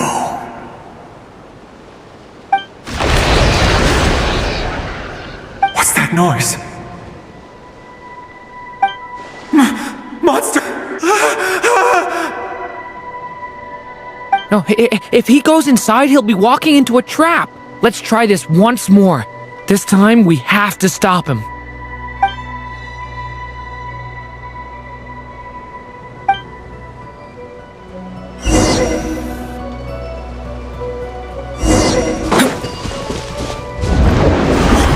Why?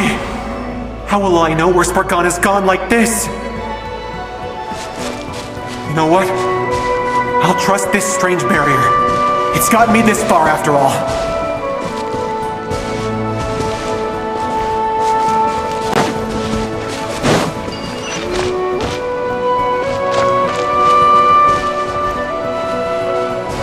Spargana, are you there? Hey!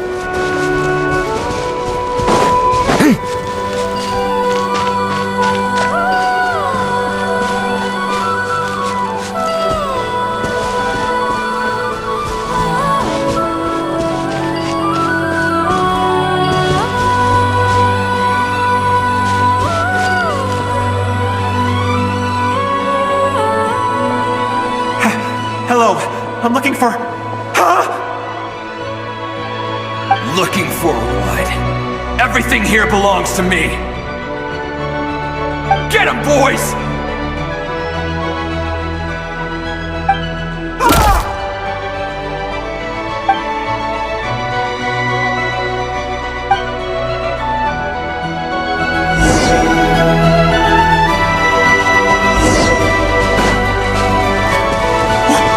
Why? How will I know where Spargana's gone like this? You know what? I'll trust this strange barrier. It's gotten me this far after all. Hey! What? Hey! Let us out! Spargana, are you there?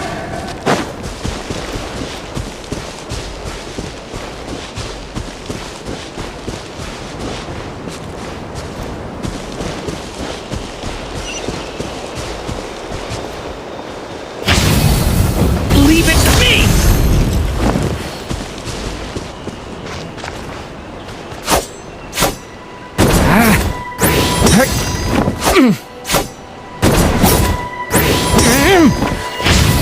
Devouring claw!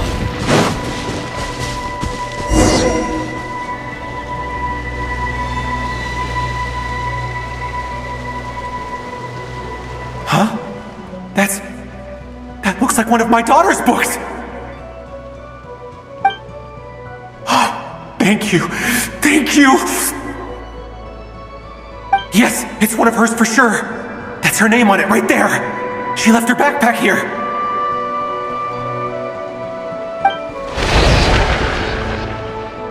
Durin, just like last time. Use the explosives.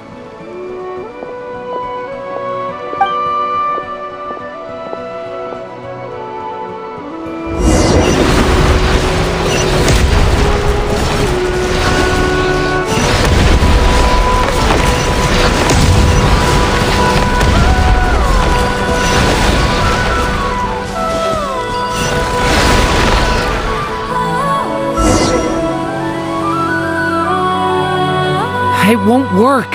There's not enough left. If he makes it in, he'll die. But then, this clue could be the key to him finding his daughter. It might not be the only one. Better he misses that clue than loses his life. I guess so.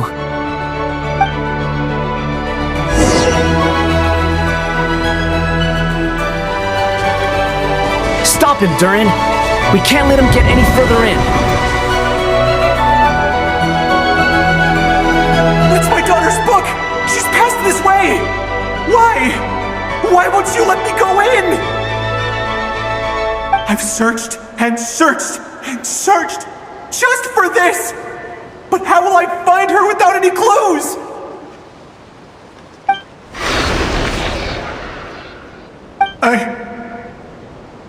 I no longer have anywhere else to go.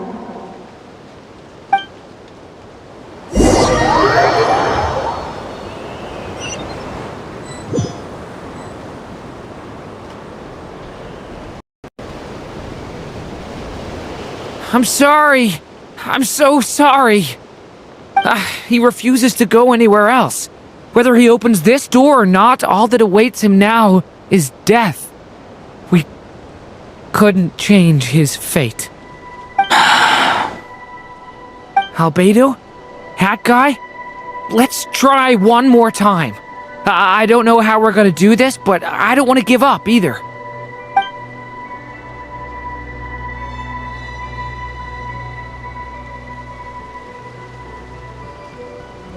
Why am I here? What's going on? All these scenes running through my head. Where are they from? Huh? What's going on? His reactions have changed. How many times have I... What's happening to me? Huh? Wait, who are you? You can see us now? I feel like I always could, but that I only just realized you were there. I'm sorry, I don't know how to describe what I'm feeling. But you were the ones guiding me using that marked barrier, right? I haven't done anything yet, but those monsters, those deaths, they feel like memories. Like things I really did experience. I won't find my daughter. In fact, I'll ultimately die trying to find her. Isn't that right? Well, no, it isn't. Yes, it is. Even so, we're trying to find a way out of this. You've not seen my daughter either, have you? It seems she really isn't here.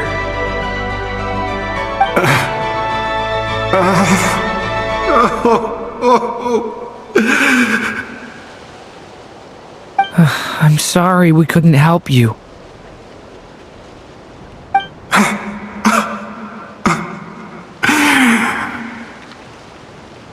I'm just tired. Maybe this is destiny. Maybe it doesn't matter how hard I search. How long do I have left? Experience says 15 to 20 minutes. 15 to 20. Thank you for all your help. Let's rest a while. You look exhausted too. Now's not the time for you to start pitying us. It's not pity. I'm just realizing that I've only got 10 or so minutes left. You know?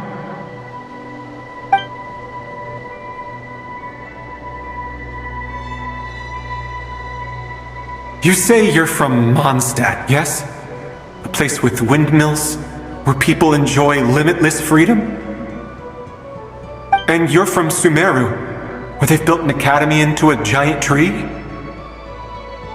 Yes. It seems you've never heard of either place. Those names are unknown to me, I'm afraid, yes.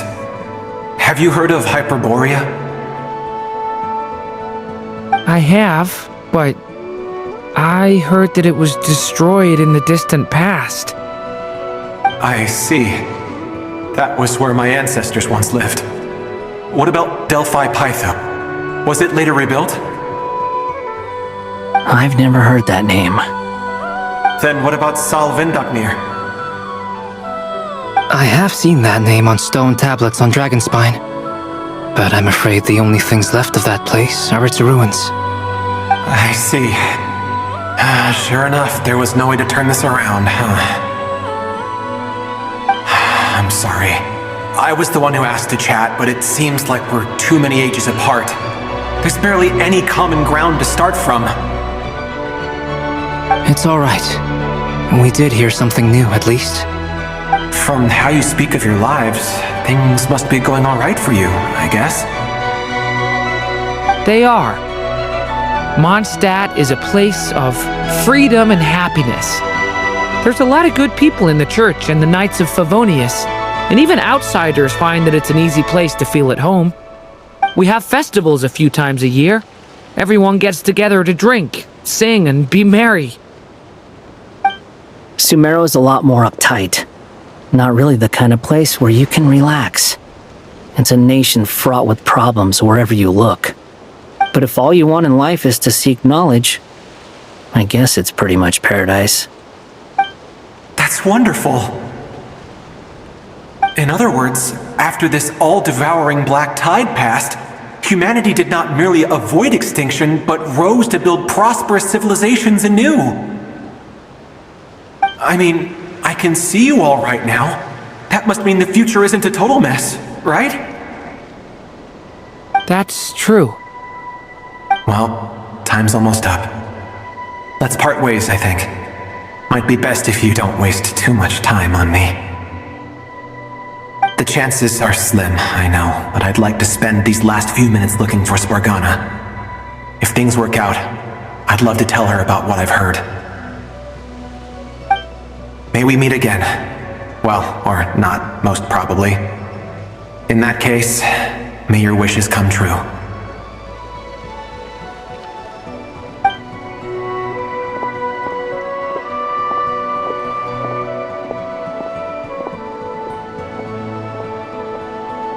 He's gone.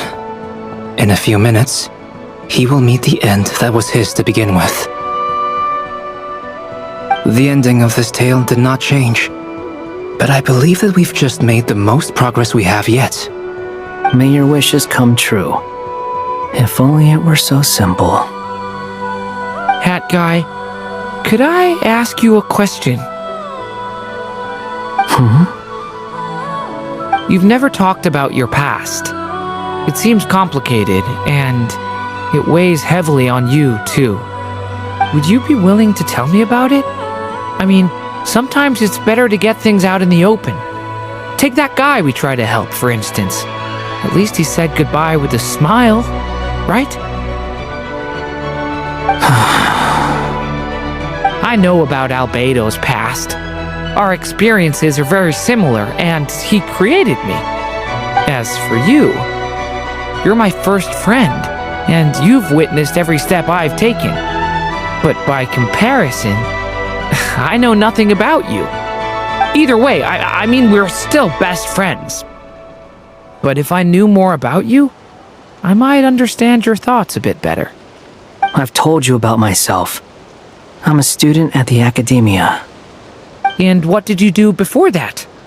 Prepared for the entrance exam. All right. If you really don't want to talk about it, I won't press you any further. I was a puppet built from the branches of a white tree, using technology left behind by the Conrian schools of mechanical engineering. A white tree? You mean an Irminsul tree? Yes, a branch of Irminsul that was once connected to the main tree. So you had a human creator too? Yeah, but my creator abandoned me after deciding that I was a failure. After that,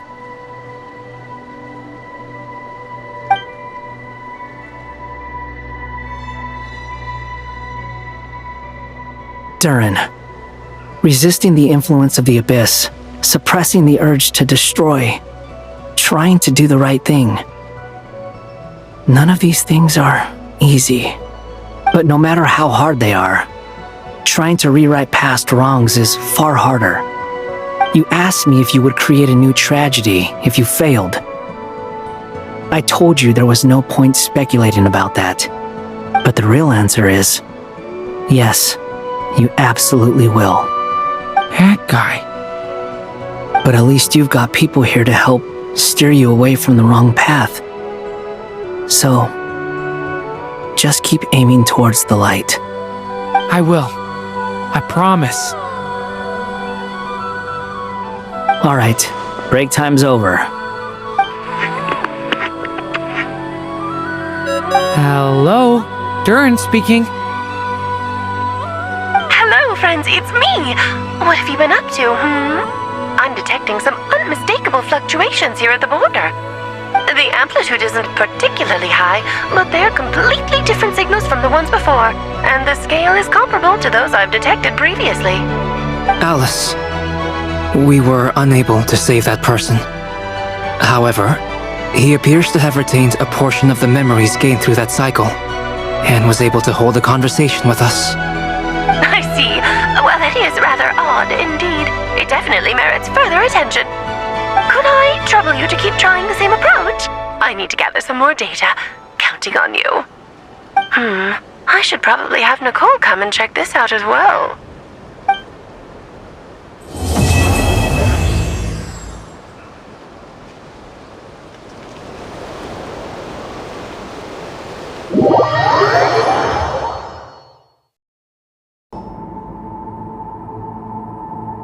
There you are.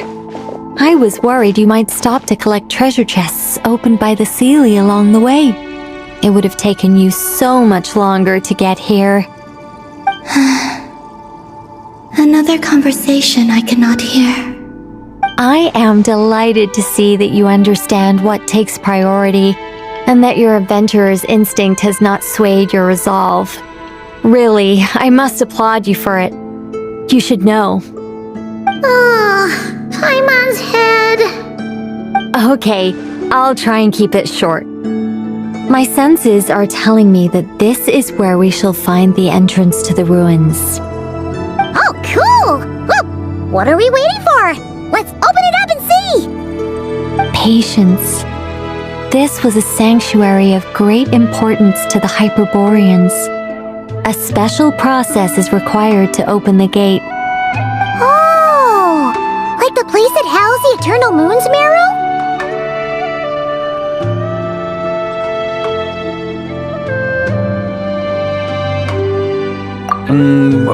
Okay, so what's the plan? Need us to do anything? And just the short version, if you can.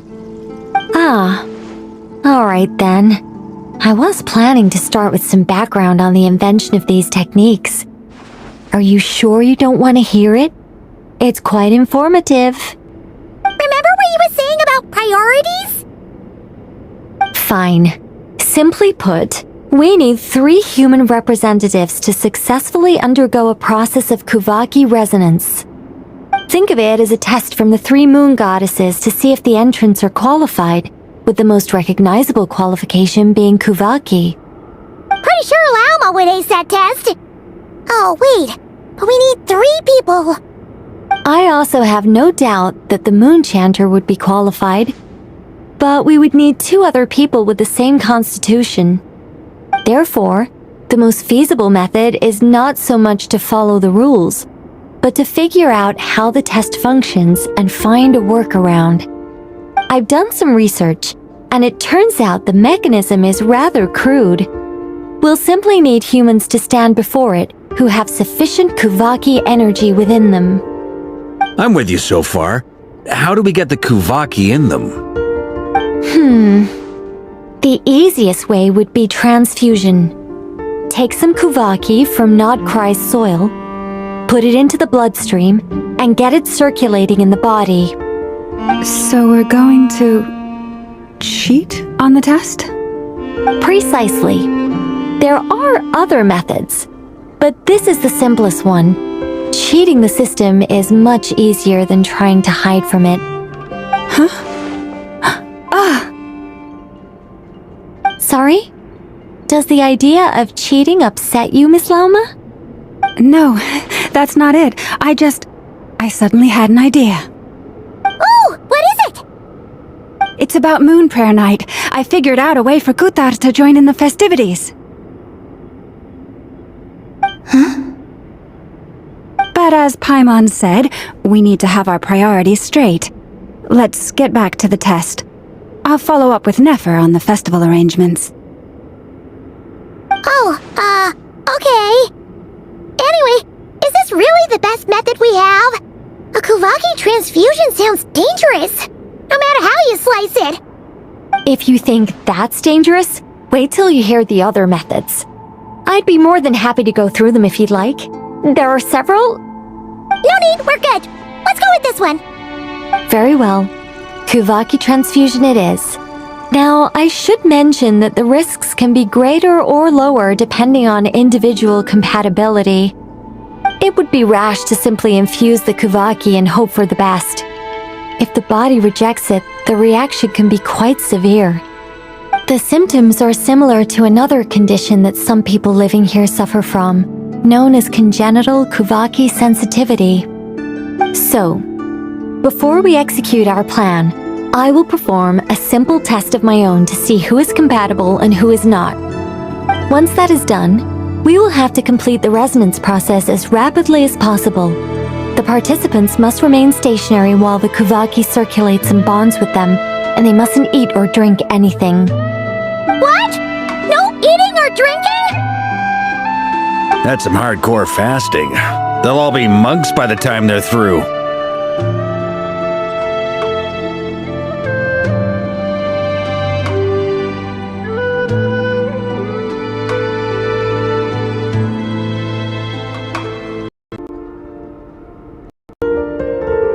3 days.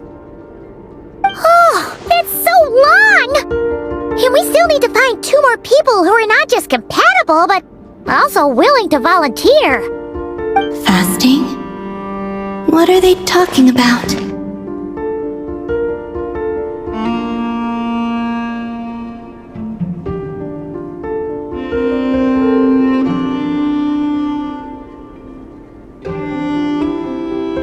Really?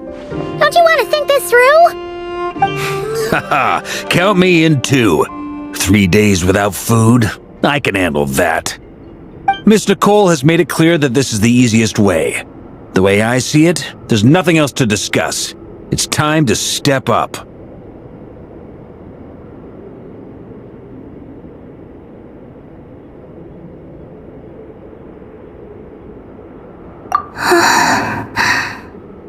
Yeah, you're right. In that case, Paimon volunteers to be Captain of Logistics. She'll keep the fires lit and grab some spare clothes to keep you comfortable.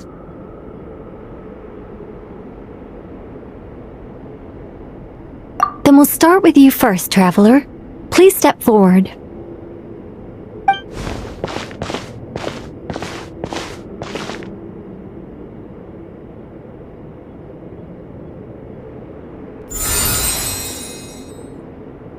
How's it going?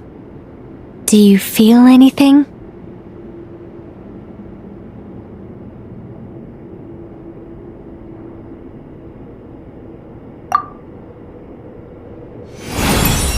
How about now?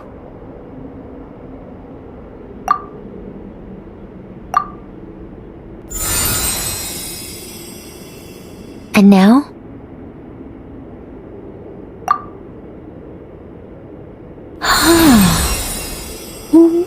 What about now? You guys, it's not a competition, you know. All right, I'm officially impressed. Even as a descender, you can withstand far more than I imagined. It's like I summoned a giant stone titan to arm wrestle you, and your arm hasn't even moved an inch. In my last attempt, I infused 5 times the amount of Kuvaki required.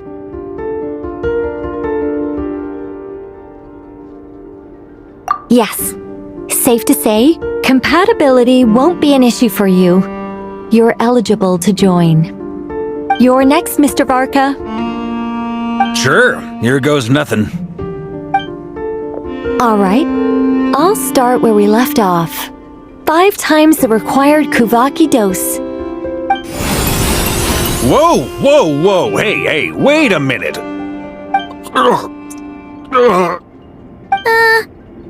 How's it going? No, not great. I kind of want to puke. Feels like I've been drinking too much. A few bottles of wine and a big stein of Dark Horse with some hard liquor from Liyue mixed in. You think this is funny? I just lost to a young lady in an arm wrestling contest. I'm never gonna live that down. My apologies. I'll lower the concentration and try again. Oh. How's it going now?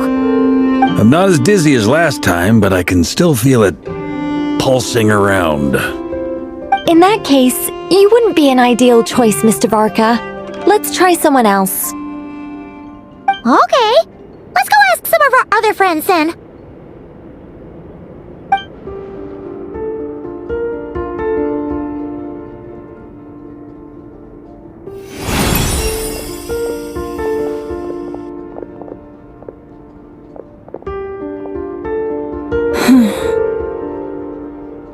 No surprises here, Miss Moonchanter. You're perfectly compatible. You may join.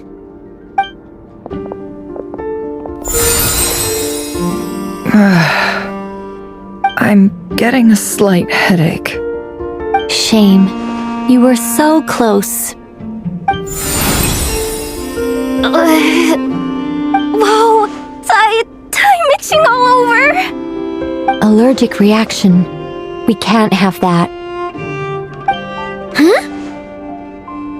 Well, are you gonna start or what? The Hexen Circle is an organization that cares for and protects children.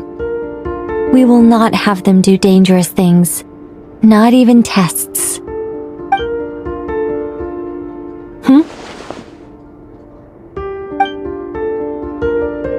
Is something the matter? The candidates have to be human. I guess that rules me out too. Huh. Everyone except the Moonchanter got beaten. Guess I don't need to feel so bad after all. I mean, looks like this isn't gonna be as easy as we thought. Perhaps I could ask for volunteers among the Frost Moon Scions. I'll see about talking to some trusted Lightkeeper colleagues. Itlua springs to mind.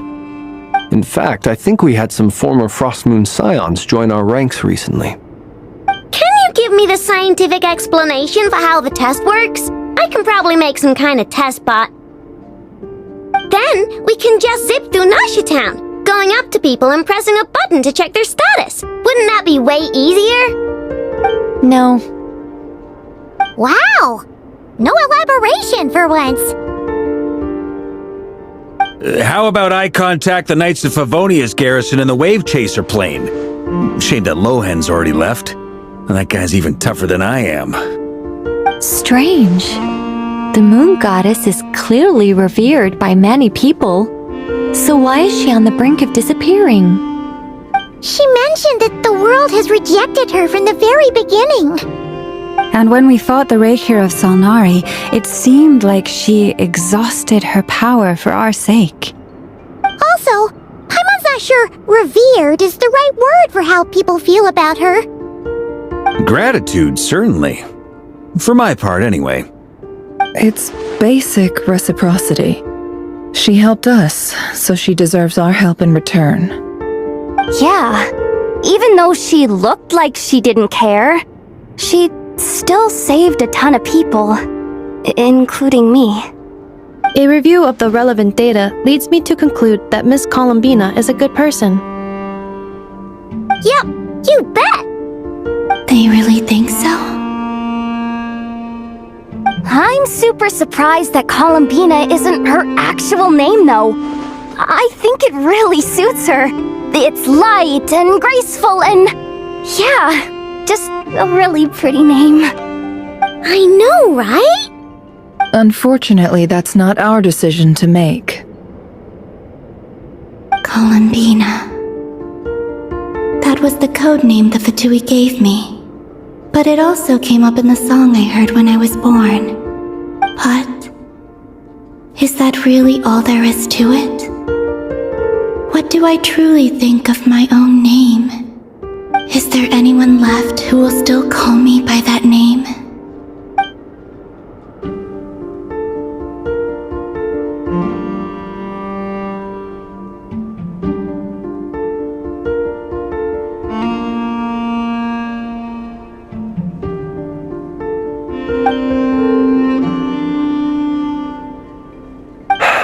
Moon Prayer Night is getting closer by the day.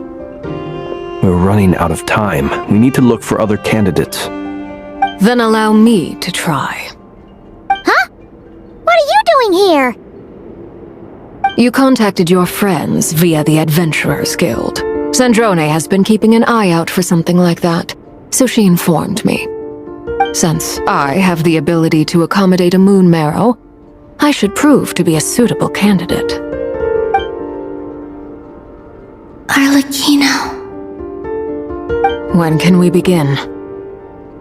I see. We can begin right away.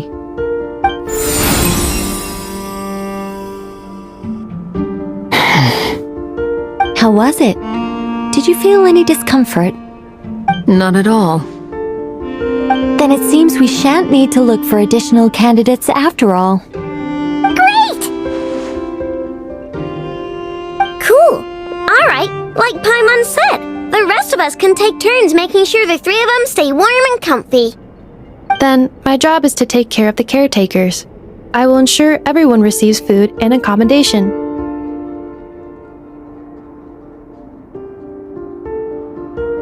I'm ready as well.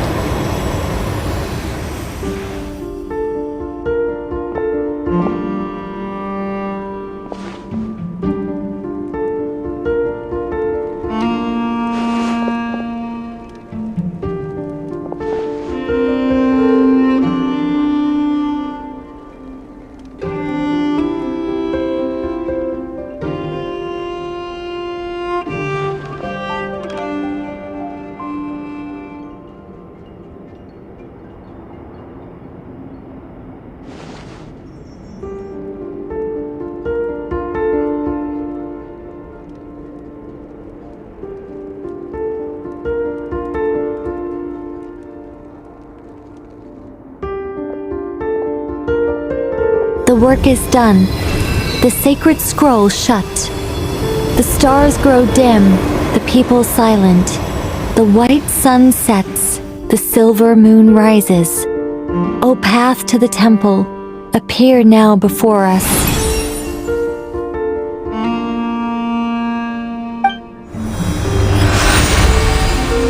Wow! It really opened! So that's what all this is about. They've been trying to open this gate. Come, let us enter.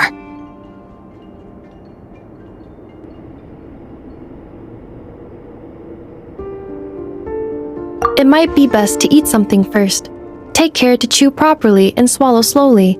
It will give your body time to readjust to the digestion process. They will head in soon. They will need to enter this gate.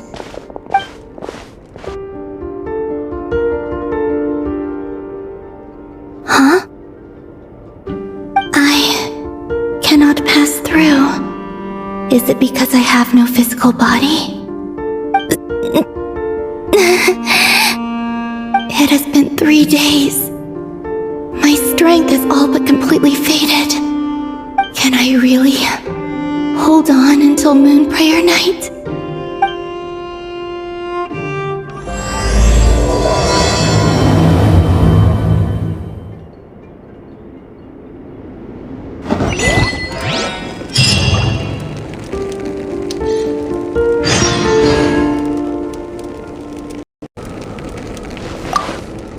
I have confirmed that you are all in good health.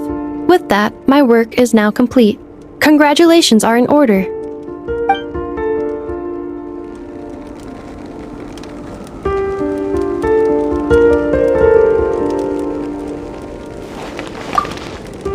It's good to know you're all well.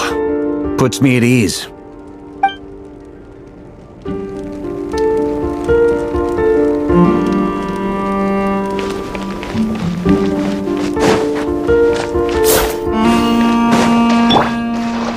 Let's fly!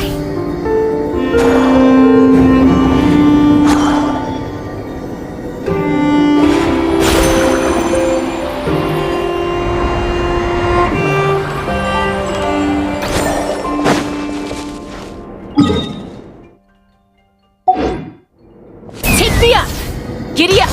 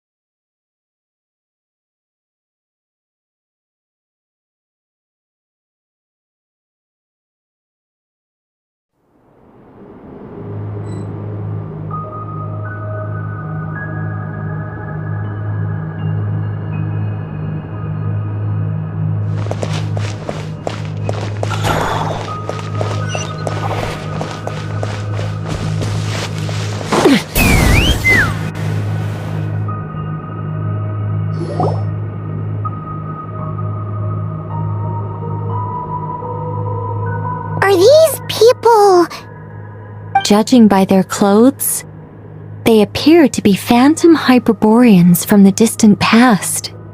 That could mean they have some clues about the moon goddess's name, right?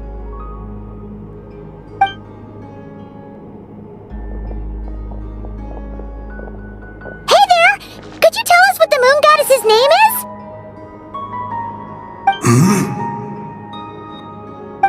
Sorry, that's probably a weird question, huh? How do we explain this? The moons are long gone, and their goddesses are dead. Their names no longer mean anything. When a new moon goddess is born, we will surely know her name. We have used every last resource at our disposal. All that remains is to wait, patiently and quietly.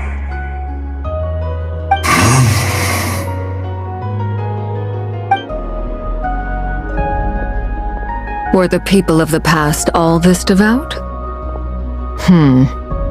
It looks like this phantom doesn't intend to converse with us any further. Surely the new moon goddess he speaks of must be Columbina. Alas, Kuthar's birth came long after the age in which he lived.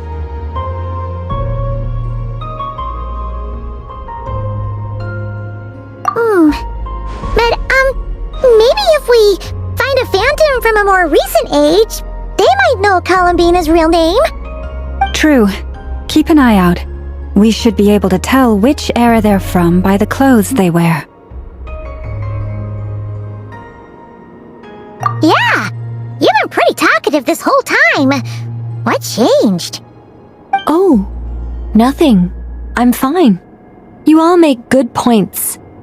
When the Hyperboreans speak of moon goddesses, they mean the three from truly ancient times. I can't imagine they would know anything about our current moon goddess. There once was a time when the moon goddesses blessed them greatly and protected them from harm. So, when the war between the gods and dragons plunged the world into chaos, it seems they looked once more to the moons for help, praying for a new goddess to be born. Yeah, that checks out. Let's continue on. Who knows what else we may discover?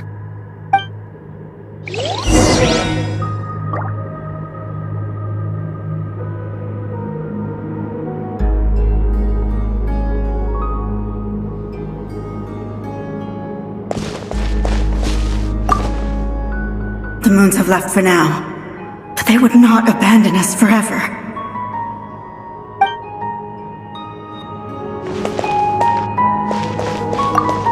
When the moons rise again, we shall receive their protection once more. Even in the darkest hour, there is always a way out.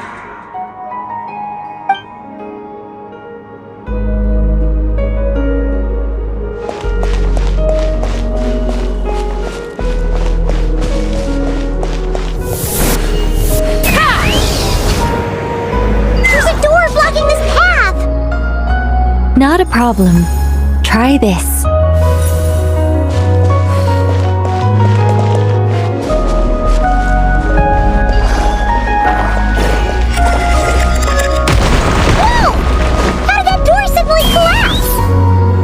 This device was maintaining the door's integrity. Remove the core, and the device stops working. Is this our destination? Impressive. More precisely, this is a device that will help us reach our destination.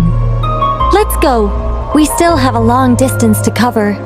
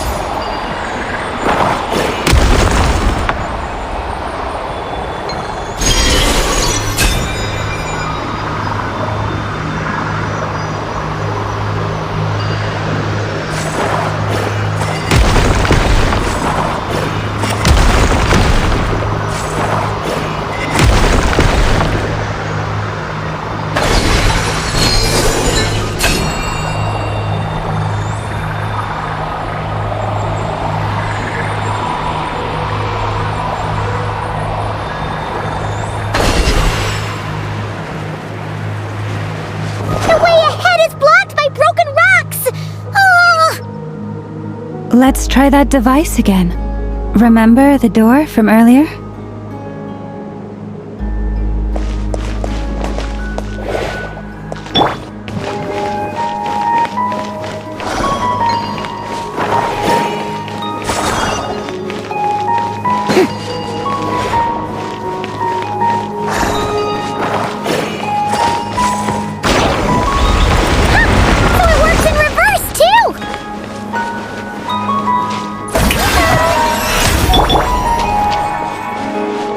The humans we see are all phantoms, but the monsters are real. What a fascinating cross. There'll be plenty of time to admire it later.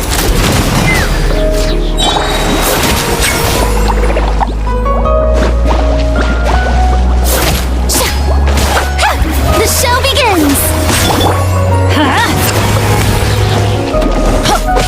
Fulfill our pact! Let's ride! Open fire!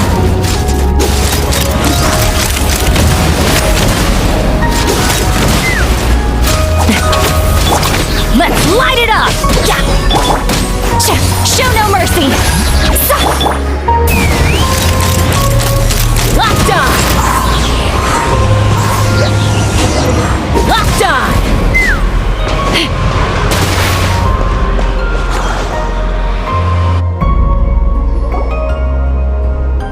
Ooh, there's a whole bunch of artwork in here. Seems pretty old. Nicole, this is probably your area of expertise. What do all these paintings mean? Let me see. To understand these murals requires some knowledge of the history surrounding the War of Funerary Flame. I shared a little of this with Lauma before. Yes, I think I follow. The dispute between the Moon Sisters, the transformation by Nibelung.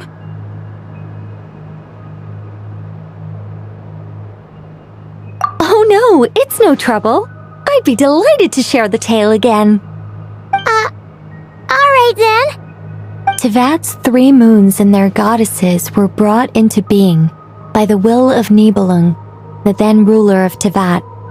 But when the heavenly principles came, they changed the world completely, down to its very foundations. The moon goddesses were nowhere near strong enough to challenge this entity.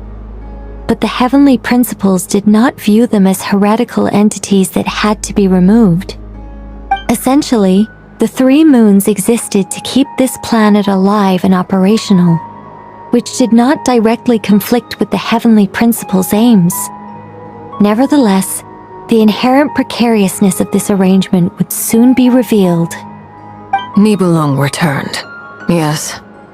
He did, and thus began the War of Funerary Flame, a battle for dominance between Nibelung and the heavenly principles. Discord would soon emerge between the 3 Moon Sisters. One would voice the opinion that they should follow Nibelung, for it was he who first hung the moons in the sky.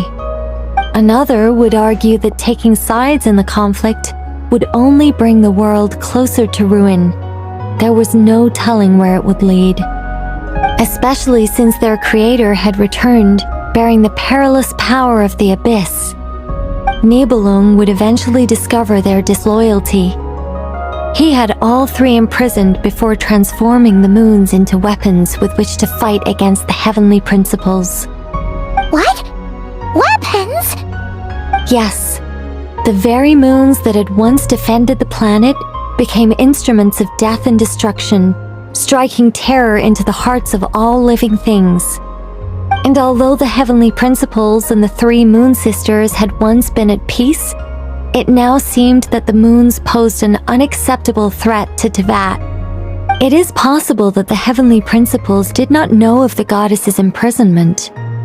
If so, the weaponization of the moons would surely have been viewed as an intentional breach of the peace agreement.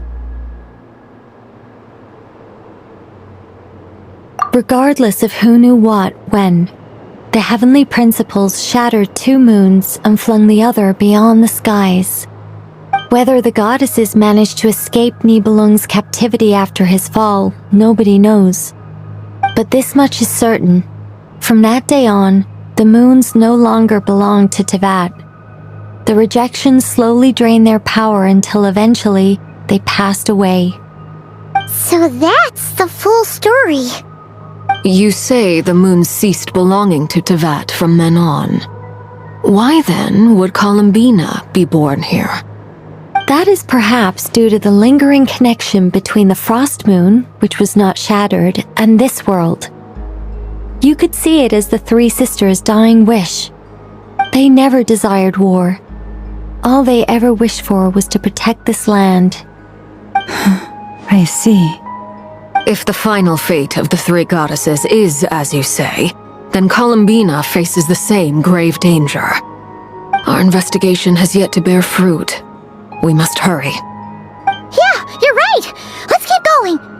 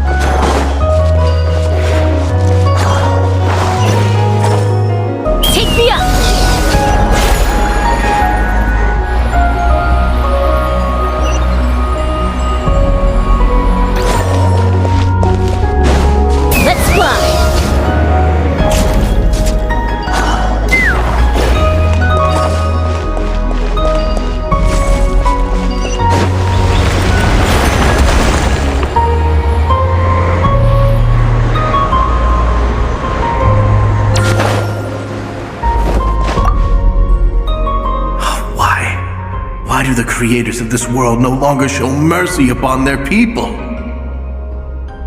Remember his words. We must change our fate with our own hands.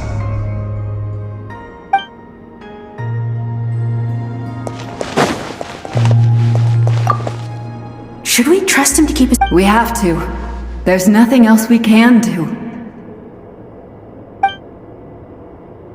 Wait, that's odd. Who is he? Is something wrong? No, not really. It's just that over 30 possibilities emerged in my head, so I can't be sure who he is. It's been too long. My memory isn't as sharp as it once was. Okay. 30. Wow. Impressive.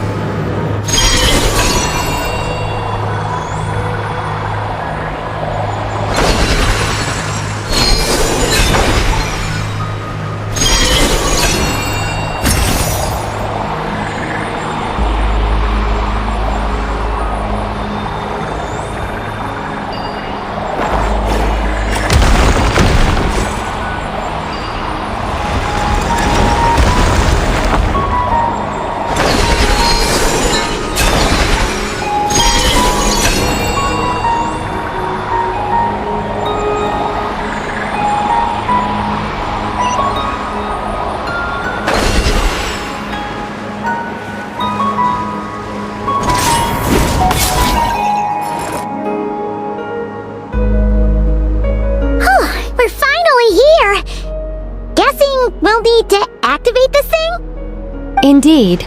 I was a little worried about that at first, but as we got closer, I sensed that the Kuvaki within it flows unimpeded. It should be functioning normally. The only issue is how to activate it. It's looking a little worse for wear. What about the cores from some of the other devices we've seen? Can we repair it using those? In all likelihood, yes. I imagine that would have been the Hyperborean's backup plan. Let's look for some cores.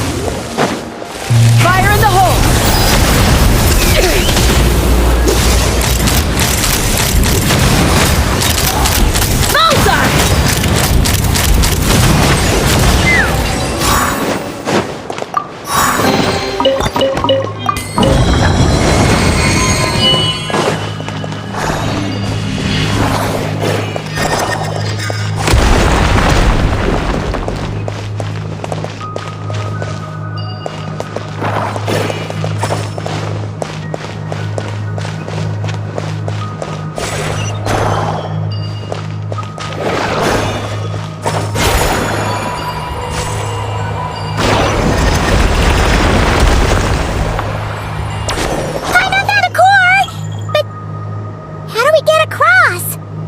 Walk up, then jump down.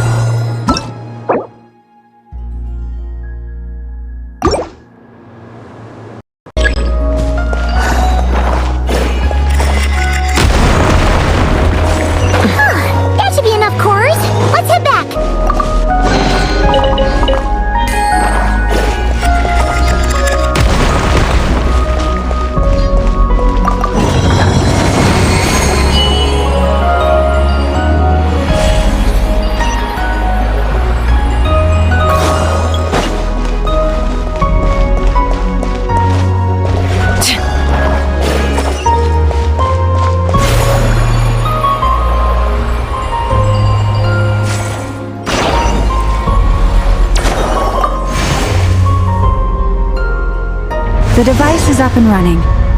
It's hard to believe that the ancients were capable of constructing such things. I'm on Caesar's destination!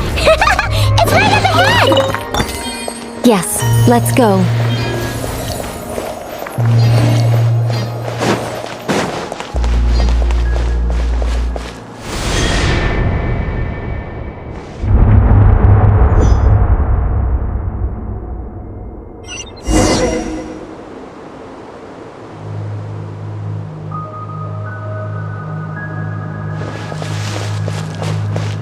Me up!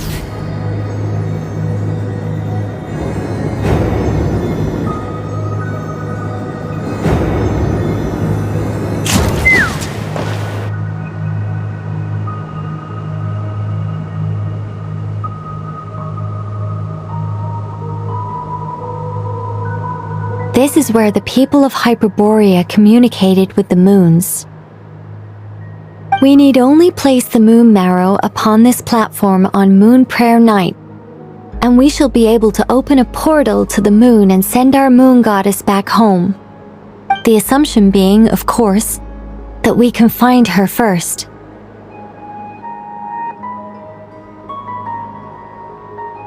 That's right. You want to know if it's safe there, don't you? And yet, she has no choice but to return. You know this. Oh, that's not the only issue here. This is the end of the line, right? We've explored everything we can.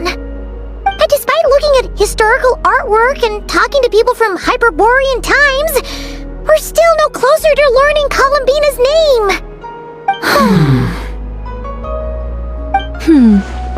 If it's not too much trouble, could you tell me exactly what Alice said to you about finding her name? Oh, sure. What she said was, Then your first job is to find it. As a moon goddess, I'm sure she must have a name she identifies with. Neither Columbina nor Kutar is her true name, and she's never really accepted either of them. Is it not also possible that she has never had a true name? Not at any point in history? That would be a hard pill to swallow. But at this point, we may have to accept that that is the truth. No one knows how she came into being, and she certainly doesn't have parents in any sense that we're aware of. Perhaps she was never granted a name at all. But does that mean there's no way to get Columbina back? She's just gonna disappear and there's nothing we can do about it? Huh? Wait, why all this pessimism? Was it the way I phrased this question? You all seem to be taking this in completely the wrong way. Well, just because she's never had a real name in the past doesn't mean she can't have one now. What? Think about what Alice said again. She never once said that you'd have to find a new name, did she? Are you saying what I think you're saying?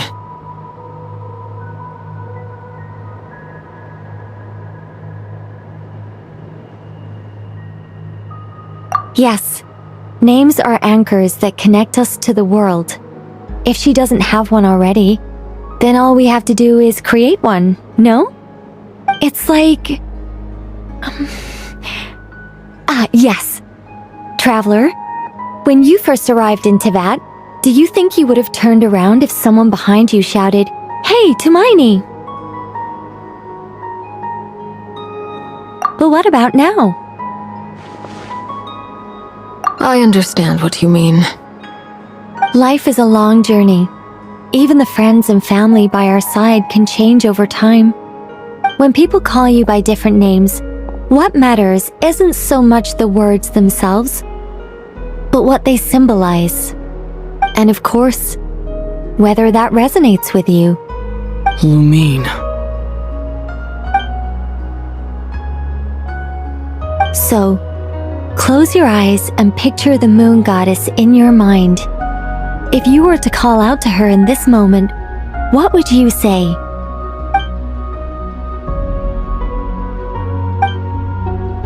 Columbina. Columbina. Paimon will call her Columbina too. Well, she has long forsaken everything that Kutar represents. I think from now on I should call her Columbina too. Well, it sounds to me like you found your answer. Are you sure? Is it really that simple? We haven't found her this whole time, and not for lack of trying. For a journey like this, the process is every bit as important as the outcome. Had you not searched far and wide, rejecting every other answer you were offered? How could you have come to an answer you felt was finally correct? Oh, it all makes sense now. This has Alice's fingerprints all over it. Are you suggesting that Mage knew from the start that Columbina never had a real name to begin with? I can't say for sure, but I can definitely imagine her chuckling in satisfaction somewhere right now, saying, "Ah, what fun." Llama! Your antlers! You should hurry. The festive moon has begun to rise. Do not worry, for when you called the name Columbina just now, I could sense that the power within was enough to summon back the moon goddess. The power within what? The name? Yes, so... the thing is...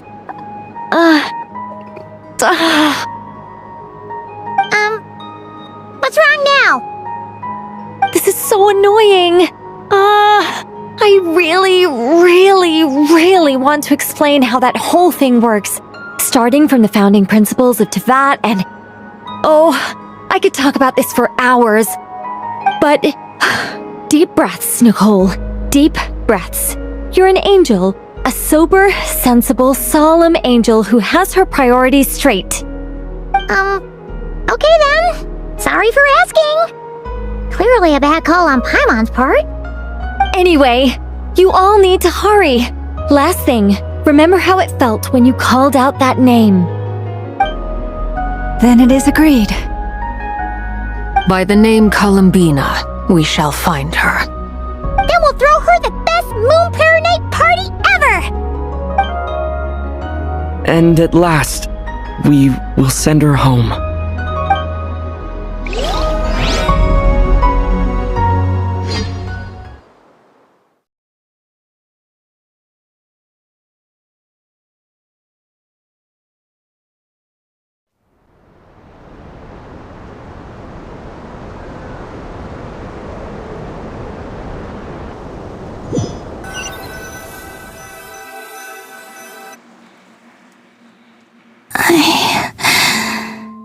Can barely move anymore.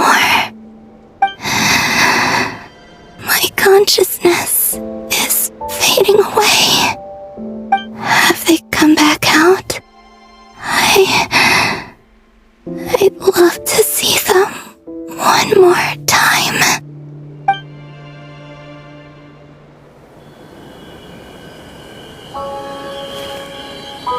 They didn't make it.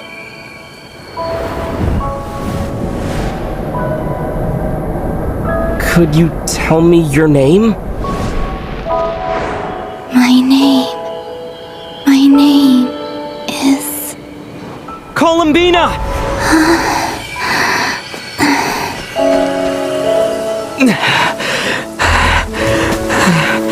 Columbina! Are you here? Columbina! That's the name you gave when we first met. And it's what I've called you ever since. Columbina. It's a fine name. I have many fond memories of Columbina, and so do all of your friends.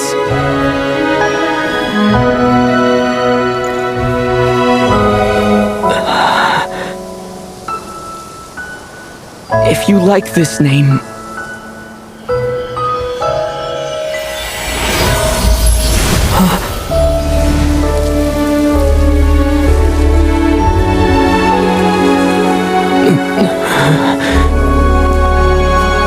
looking for me?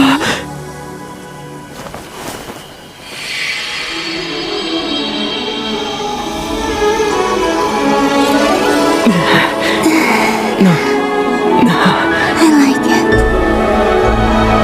You can carry on using it. My name is Columbina Hyposelenia.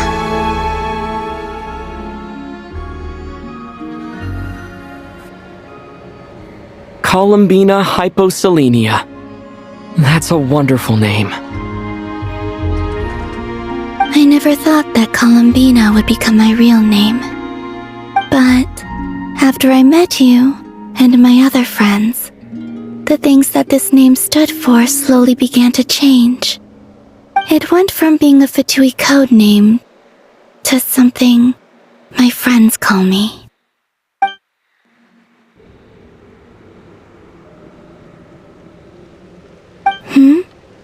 What is it? Why aren't you saying anything? I'm just so happy for you. Thank you. So, where's everyone else? We can go and meet them very soon. Everyone went to different places to try calling your name. Great. I'd like to thank them as well. Everyone's done so much for me. Searching for my name, entering those ancient ruins. Huh? Wait, so you were... Yes, I was there. Not physically, but my consciousness was still holding on. I followed you the whole way. Starting from when? You turned around and called out my name while you were in Nasha Town. Do you remember?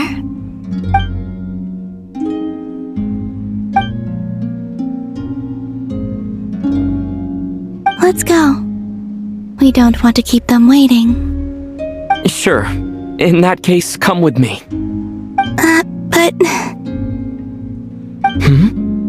Before that, could you call my name one more time?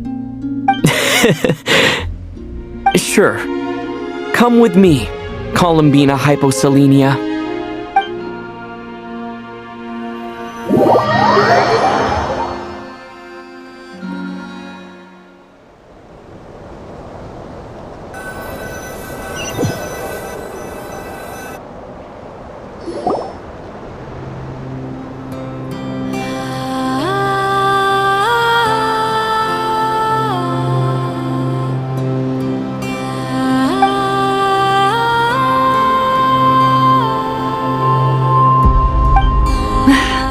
Columbina! Oh, this truly is wonderful. Llama, I can't breathe. Ha-ha! Just in time for Moon Prayer Night. It's good to have you back, Miss Columbina. Yeah, we were worried sick. Thank you, my friends. With your help, I now have a name that belongs to me. Columbina Hyposelenia. Where's the second half from? You added it yourself? That's right. It means... Born beneath the moon. Yes. And by extension, it can also mean born beneath this world. A fine name. Now, as much as it pains me to interrupt this beautiful reunion, I feel obliged to remind you that the Moon Prayer Night celebrations in Nasha Town have already begun. Don't you want to enjoy the festivities? There's so much to see and do. And some of the ambient lighting and entertainments were sponsored by the kind souls in the Hexen Circle. Nicole? Why have you turned into Dodoko? So you're Miss Nicole. Thank you for helping us, and for helping me find my name. It's nice to finally hear your voice. You're quite welcome. Guiding lost people to hidden treasure is what we Seelie do. And if you ask me, spiritual treasures are far more precious than material ones. Chests are all well and good, but this was what it's all about. So satisfying. Anyway, I had to go help Alice. It seems like she ran into some trouble. That's why I couldn't be here in person. But don't worry, we're with you in spirit. We'll be celebrating right along with you. Keep an eye out for the Hexen Circle's festive stalls in Nasha Town. I think you'll like what we came up with. Alice said she even managed to rope B in this time. The Frost Moon Scions have also prepared various attractions. I believe Aino, Ineffa, and their crew are setting things up as we speak. On that note, Nefer, about that request I made. It's all in hand. Yehoda is on site to ensure that everything goes off without a hitch. Wonderful. In that case, Traveler? Huh? Come on, Columbina. It's time to celebrate the best Moon Prayer Night ever.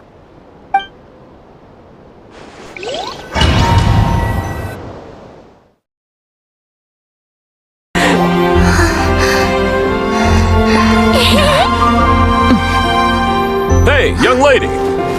Would you like some Moon Prayer Night candy? Happy Moon Prayer Night! Oh, yeah, I almost forgot to say. Welcome home, Moon Goddess.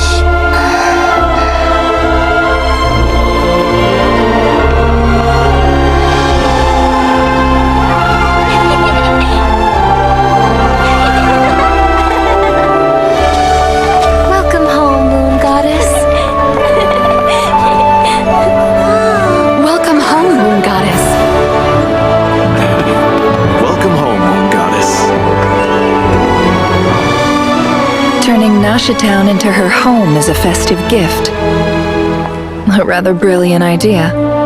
Perhaps this is what Notcry, Columbina's home, should have been like all along.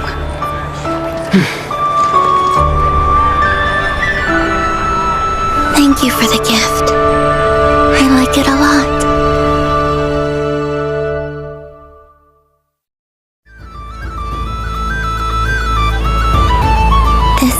feels like the surprise of my life. I do. I never imagined I'd ever get to enjoy Moon Prayer Night with everyone so freely. If you're happy, we're happy.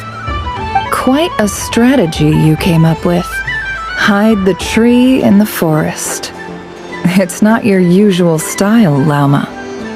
Is there something about Moon Prayer Night that enhances what's in your head as well as the antlers on top? Apparently so. It even inspired a perennial penny pincher to use their resources for a greater cause. It truly is a magical festival.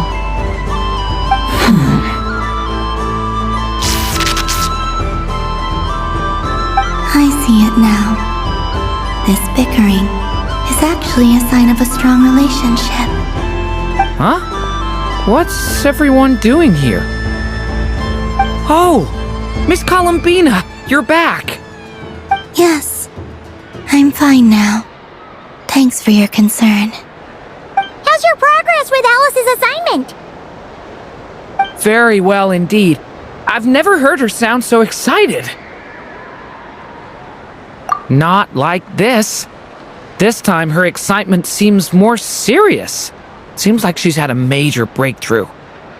She said she'll contact us once she knows more.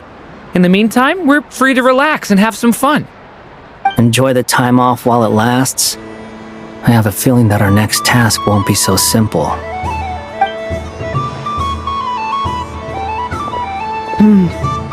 I should go. I still have a few things to attend to at the Frost Moon Scion stall. And I think I'll take a look around. With any luck, this once-in-a-year festival will come with once-in-a-year opportunities. Hold up a second. Where's Varka? I believe he made a beeline for the flagship the moment he entered Nashatown. Ah, that's Mondstadters for you. They know what they want when festivals roll around. Goodbye for now, Columbina. I hope you have a wonderful night. I will.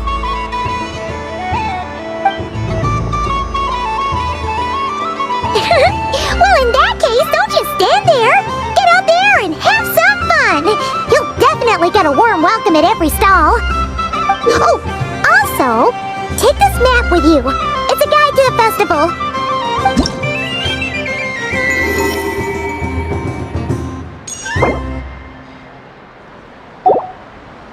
The Frost Moon Scion stall is over here. Lauma's invited a whole bunch of cute animals to celebrate too. Over there is the Hexen section. Alice seemed more excited than anyone about this festival, so she insisted on making it a grand affair. Oh, and then there's the Nashatown local specialties, including...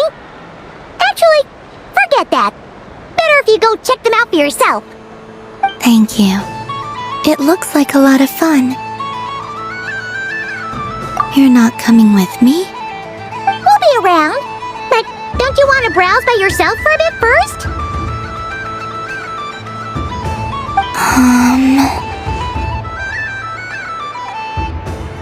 Yep. If you find something you like and want to try it out together, just give us a shout. We'll be right with you. Otherwise, just relax and enjoy yourself. There's so much on offer, so try to experience as much as you can. And don't forget to stuff yourself with all the delicious festival food.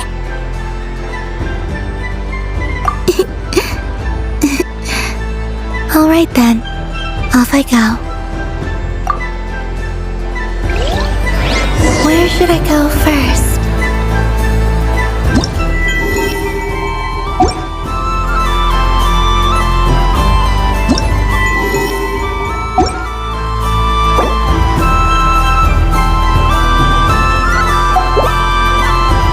This must be the mage's.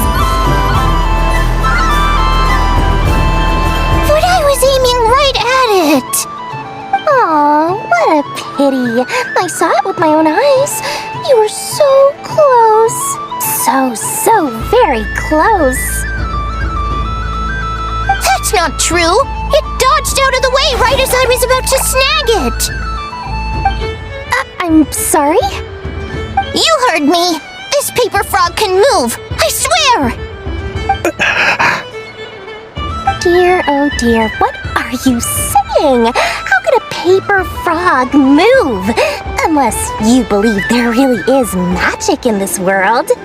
But even if I, the mere humble merchant that I am, knew such magic, surely I would not use it on a paper frog. I'd sooner give Mora legs, so it could walk right into my purse. My dear, dear customer, why not have one more try? This time I'll give you 12% off, a very generous discount for one of my most regular customers. Just think about how much experience you have under your belt now. You're sure to win the next one. Darn, I used up all my coins. I'll be right back. Just gonna fetch some more from my house. Take your time, but don't take too long. This event is Moon Prayer Night only. Miss it, and you'll have to wait a whole year before I'm back. Next customer, please. Welcome. Hello. Whoa! What's this big one doing over here? How do I tell my employees not to go running around this time? Shooting them a glance won't work. I haven't known them long enough. Dory? Why, hello there, Miss Columbina. Would you like to play my ring toss game? The rules are very simple, and it's easy to get the hang of. How much for a round? Oh, first time's free. Not a single Mora. After that, well, we can cross that bridge if and when we come to it. But with your sharp sharp skills, I'm sure you'll win all the prizes in one fell swoop. That was an obvious enough hint for them, right? Right?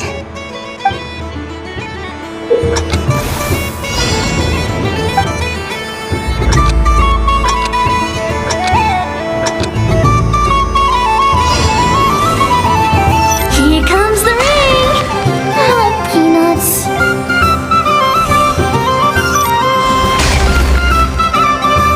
Change tracks! Roselle, should we move or not? Just a tiny bit. All right, then I'll... Oh, sugar plums, not the clock hands. How do I move the legs again?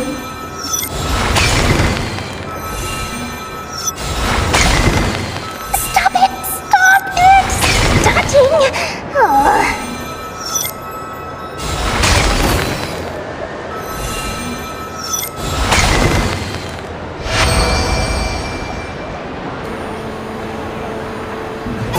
Let's see now. Let's see. Wow, very good. That's the highest score we've had all night. And here's your prize. Now, how about another round? As for the cost... Happy Moon Prayer Night, Miss Columbina. Happy Moon Prayer Night, Durin and Hat Guy. Are you here to play the game? Yes.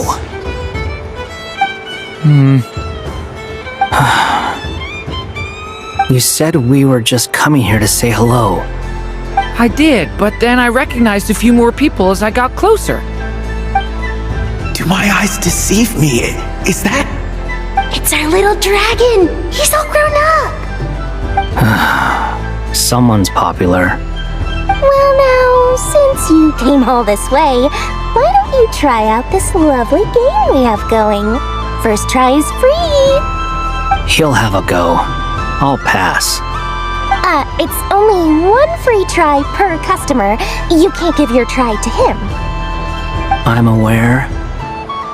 How has Elder Almond been lately? He's in great shape. He goes for a run in the forest every morning to stay fit and healthy. He tried to go boat racing with Firecracker a while back, but he couldn't even make it onto the Lotus Leaf. Firecracker was in fits of laughter. How about you, little dragon? Can you still fly? Yes, I can. But you've become less chatty. Has growing up been tough on you? We call that maturity. You know, the thing people sing about. The knight wields a sword of stone to defend those hearts that are made of gold. Stone is very heavy. That's what keeps him from talking too much. That's awesome! I want to be a knight when I grow up too. Ring, here I come! Ha!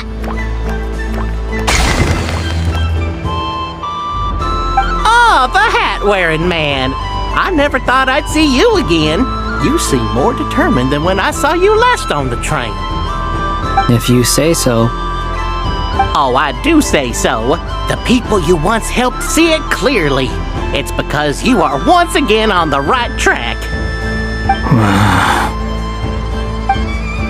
May the engine in our hearts propel us to the station of our dreams. I can move! I can move now, Roselle! What are you doing, running into the rings like that? You got them all so quickly! I have never seen anything like this in all my travels! Is this guy actually an old friend of theirs? But how? They're origami animals and clockwork people from a fairy tale! Getting to know them would be quite an arduous task, unless they share a hometown? I have to get to the bottom of this. Next time I see the Great Mage Alice, I shall demand answers! Thank you, Dory. I had a lot of fun. Now for your prize. Where did I put it? Give me a moment to dig it out. Oh, sweet grand prize. How I wish I didn't have to let you go.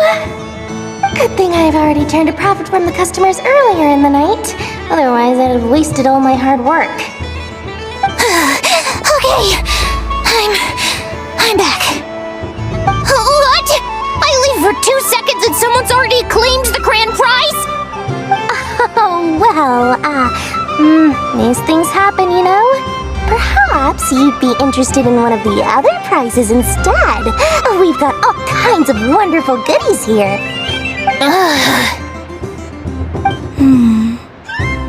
Is this the thing you wanted? Here, you can have it. Huh? But... Don't worry about it. It will be happier with you. Oh, thanks so much, miss! Moon Goddess! Oh, goodness gracious, Columbina! Give me strength! How am I supposed to make any more money from this child at this rate? Daddy, look! That's the game I was telling you about! Forget it. She is the Moon Goddess after all. I'll think of some other way to sling this. Maybe I can try to hook this new kid. Huh? Oh, someone already won the grand prize. You can take mine if you want. What? Why? Why are all these bleeding hearts coming here to ruin my business? Happy Moon Prayer Night, everyone. Happy Moon Prayer Night.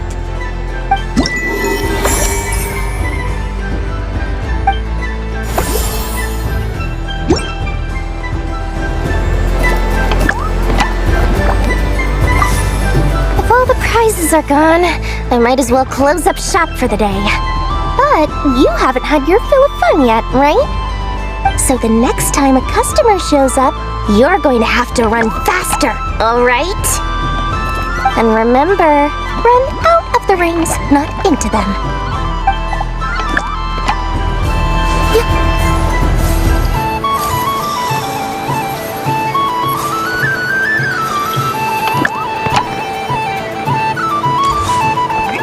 What's that?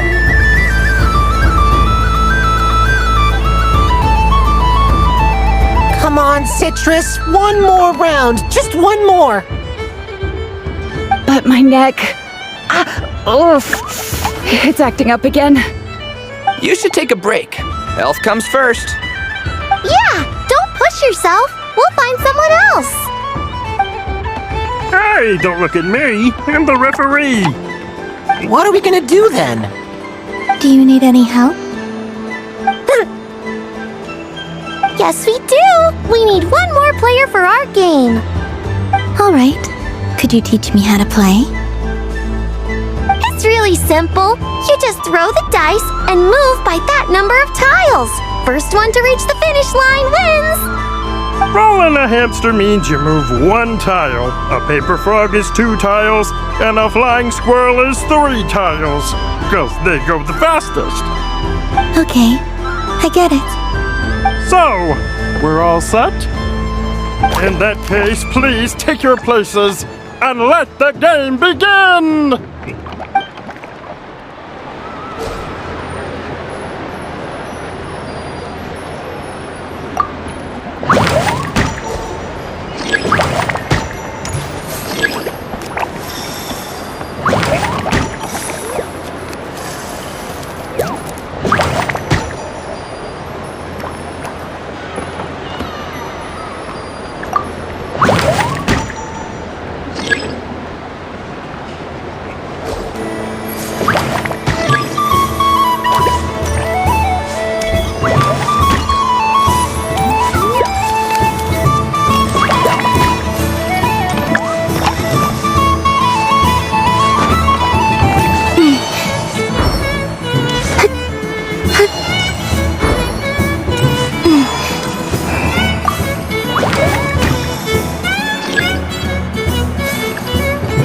And the winner is the Moon Goddess! Congratulations!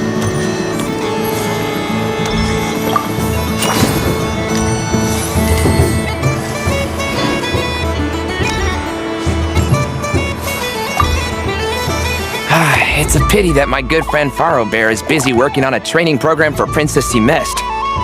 If he could have been here, the victory might have been his.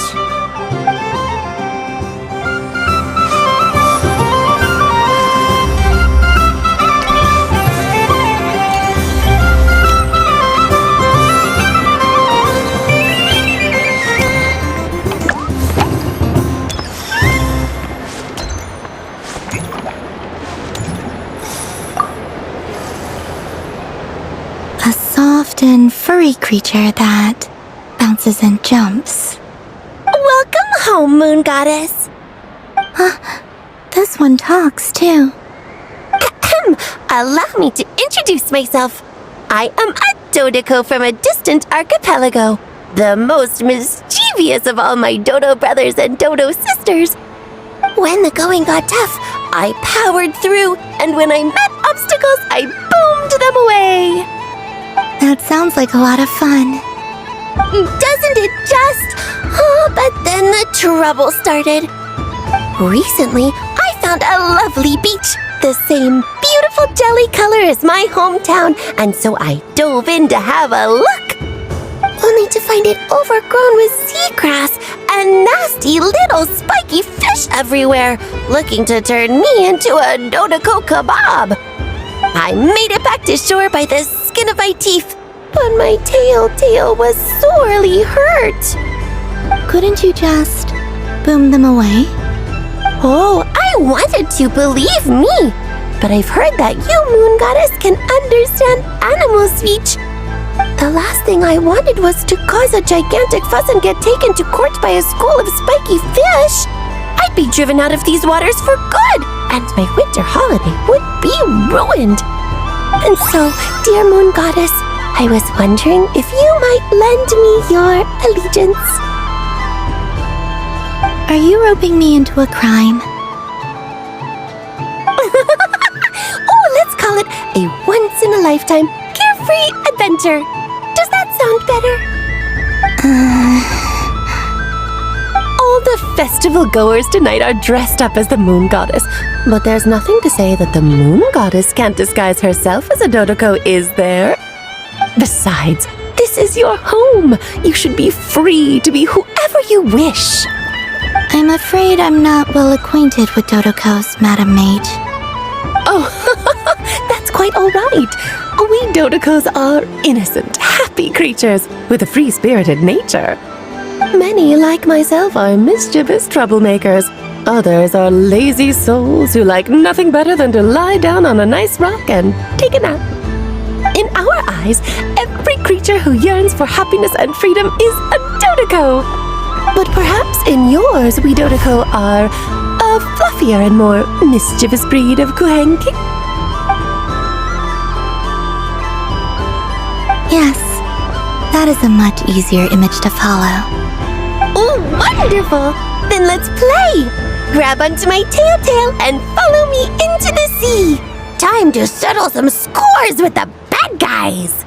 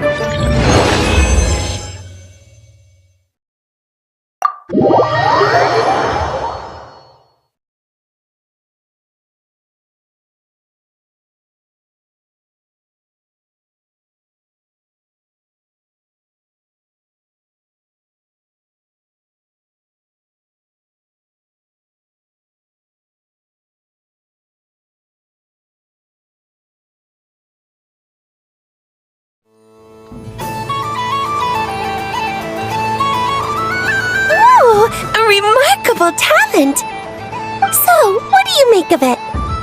The use of Jumpy Dumpties doesn't come as naturally to me as Kuvaki, but their unpredictability makes it fun. I think they call this novelty.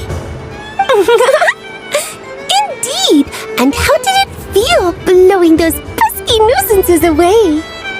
Not bad. Any guilt? What do you mean? Oh, wonderful! Lovely answers to all 3 questions. You've passed the safety test. Now I can give this special bomb to you as a souvenir. Remember, if you find any meanies living on the moon, you can use this to boom them into oblivion.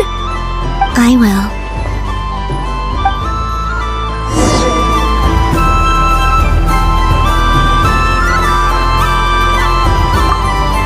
Another round of fish blast? Of bye-bye bad fishies! Wonderful! It's Dodo Venture Time!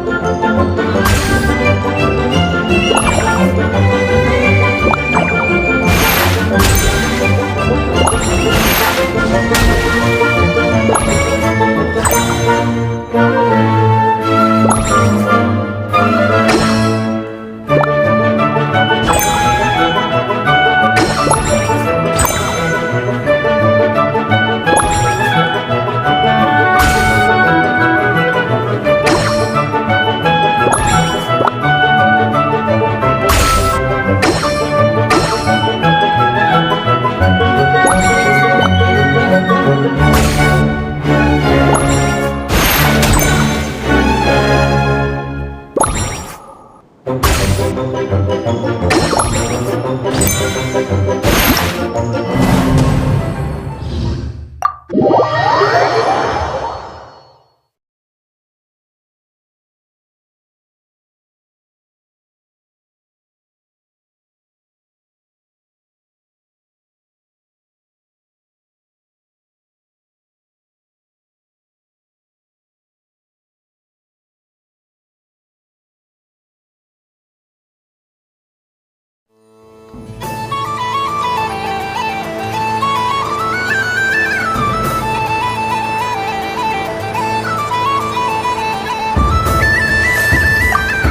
another round of fish balls?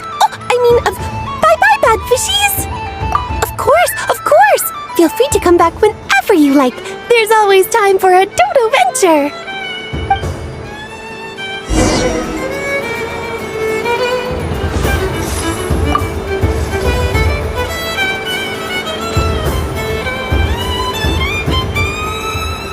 I wouldn't say it's unfair, exactly. I mean, your voice goes right into people's heads. How would you explain that to the kids? You can't just explain it away as magic. Is something the matter? Ah, Miss Columbina! No, nothing you need to worry yourself about. Impeccable timing. Stick around for a second, Miss Columbina. I need your input on something. This self-proclaimed Knight of Justice has yet to give me a satisfactory answer. I, for one, would like to hear your verdict on the matter.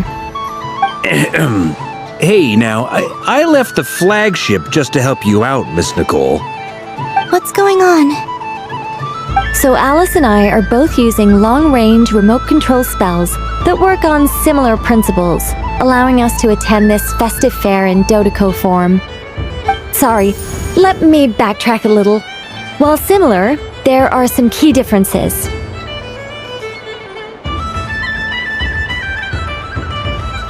Alice, being a great mage, wanted her Dodoco to reflect something of her own charm and mystique. So she adjusted the way its tail moves when it spins around. An entirely gratuitous move, in my opinion. I hardly see how anyone is going to notice that. If anything, I'd say that anyone who stares intently enough at a Dodoco's tail to notice such a small detail is someone we ought to be highly concerned about. I only say this to emphasize that my question has nothing to do with tails. Now that we're clear on that, why is Alice's Dodoco permitted to interact directly with the children celebrating Moon Prayer Night, while mine is not? Your voice speaks directly into people's minds. See? Exactly what I said.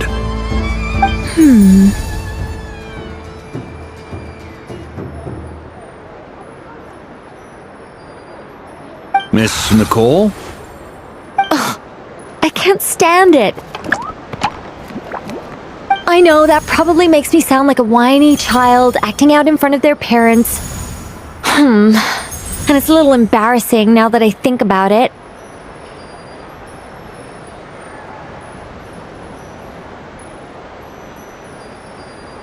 But hey, I said it now, I can't take it back. That would be even more embarrassing.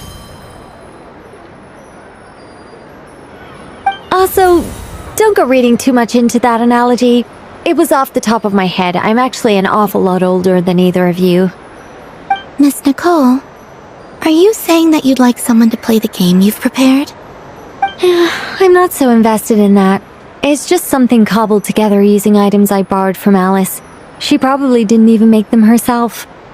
The point is, I want to know everyone's thoughts after they receive their prizes. But as you've said, I can't just ask. I've been biting my lip for so long, and I've had no one to vent my frustrations on. I thought this was going to be a nice, straightforward festival where I'd get the chance to guide people to treasure. Well, can I play? I can't guarantee that I'll win a prize, but... You will? I'd like to try. Then what are we waiting for? Let the game begin! It's like they forgot I was ever here.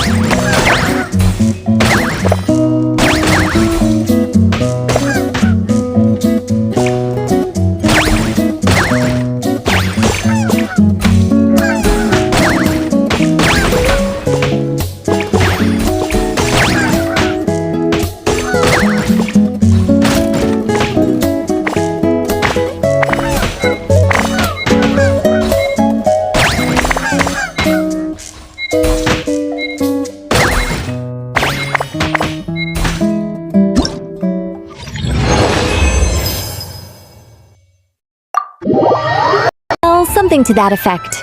If you'd prefer something more poetic, it could be the icy winds or the dawn. Anything you like, really. You could even go with the challenge posed to you by Dodeko, if that's what you're into. Anyway, you can take or leave my suggestions. Moving on. All my hopes are now resting on this.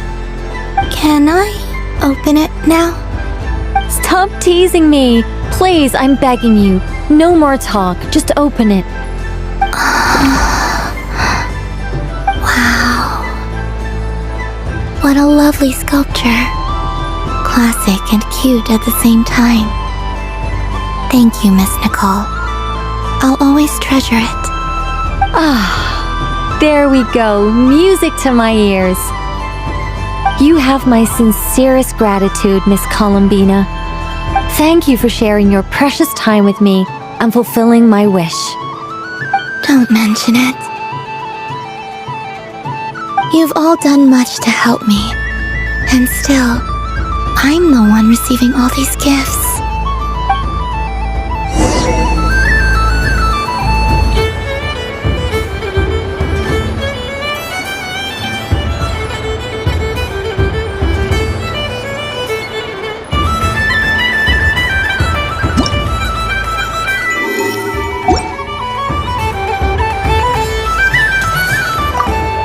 I don't suppose you'd like to play again, by any chance?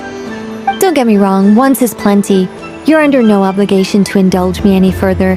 And besides, I don't have any other prizes for you. Alright then, happy Moon Prayer Night.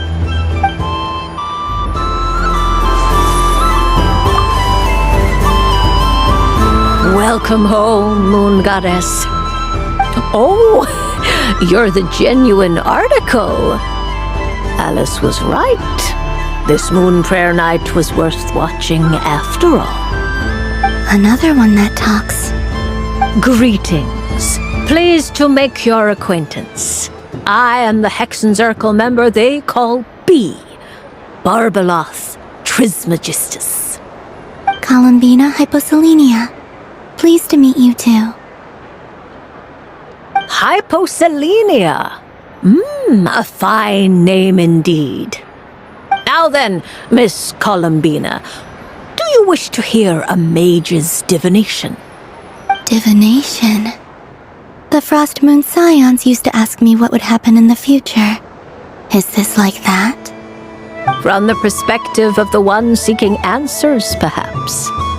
As you look to your journey ahead, if you seek to understand the unknown, resolve your doubts, and soothe the confusion in your heart, divination could be for you. The unknowns on my journey. Of course, if one wishes to peer into fate, then hydromancy is the more precise option. But that is a complex affair, and to relegate that majestic art to the status of a festive amusement would seem somewhat uncouth. Besides, it is sometimes better to not know fate with great certainty. Hence, I shall use the suitably festive Luna Arcana to tell your fortune instead. It is more popular with the youth in any case. Lunar Arcana. Indeed. Unlike hydromancy, this will only display possibilities and trends. People like to think of themselves as creatures of agency and free will.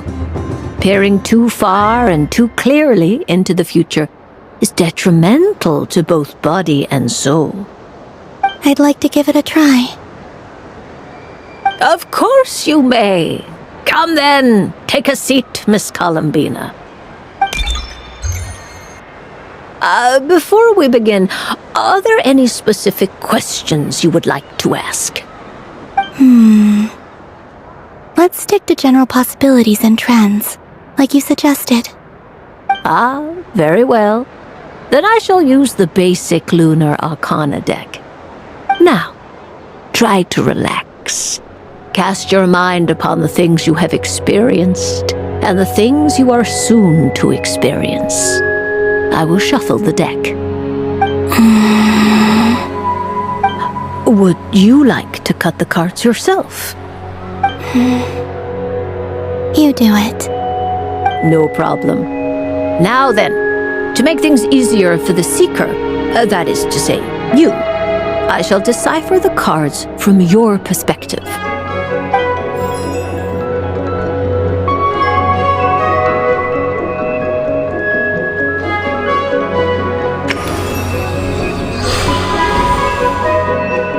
Please, draw the first lunar arcana. This represents destiny and is the foundation for the divination as a whole.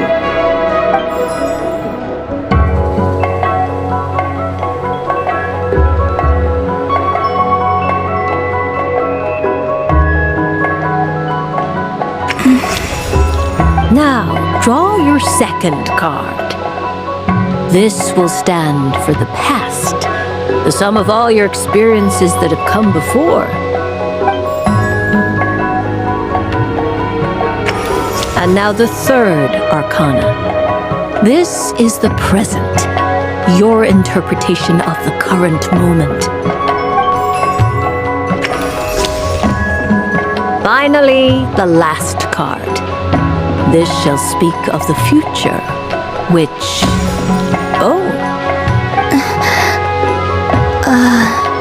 Kuvaki Pulse? Fascinating. I've never encountered this before in my role as a diviner. Something has exerted an influence upon this card, causing it to leave its designated position. What do you make of this, Miss Columbina? Perhaps this is the guiding hand of fate in action.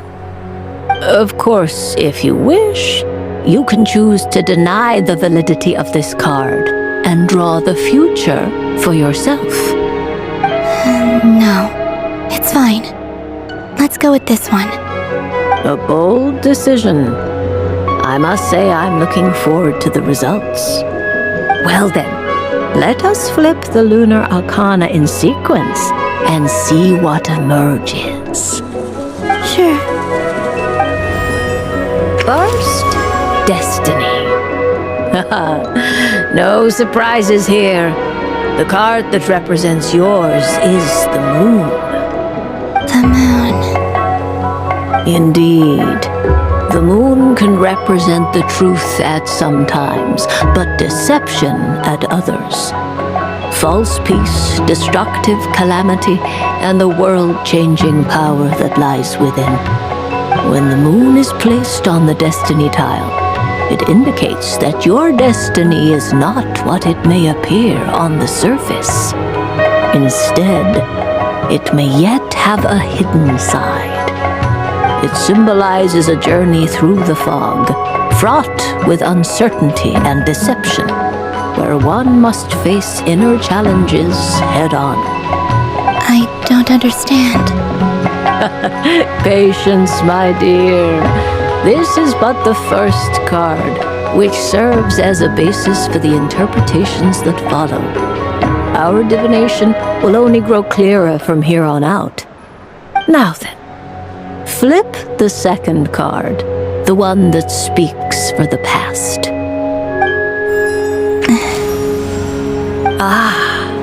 The Hermit, but inverted. Inverted? Yes. The Hermit symbolizes solitude, introspection, and the pursuit of truth. When inverted, it represents isolation, truth out of reach, and a path that leads one astray. Combined with the moon as one's destiny, the Hermit inverted represents a choice you made to stand alone in the past. It was a choice made not out of fear or arrogance, but for reasons that others could not perceive. You fumbled through the darkness without a guide, but you did not find your way. Rather, you went astray. More than once, it would seem. Is this about how I became Kutar despite not wishing to become a god? And how I joined the Fatui because I yearned for a place to belong? I suspect only you know the answer to this question. all is not lost. The past is in the past, and so it shall remain. Shall we look into the present now? Oh my. The lovers. One of the most interesting Luna Arcana. What does this one mean?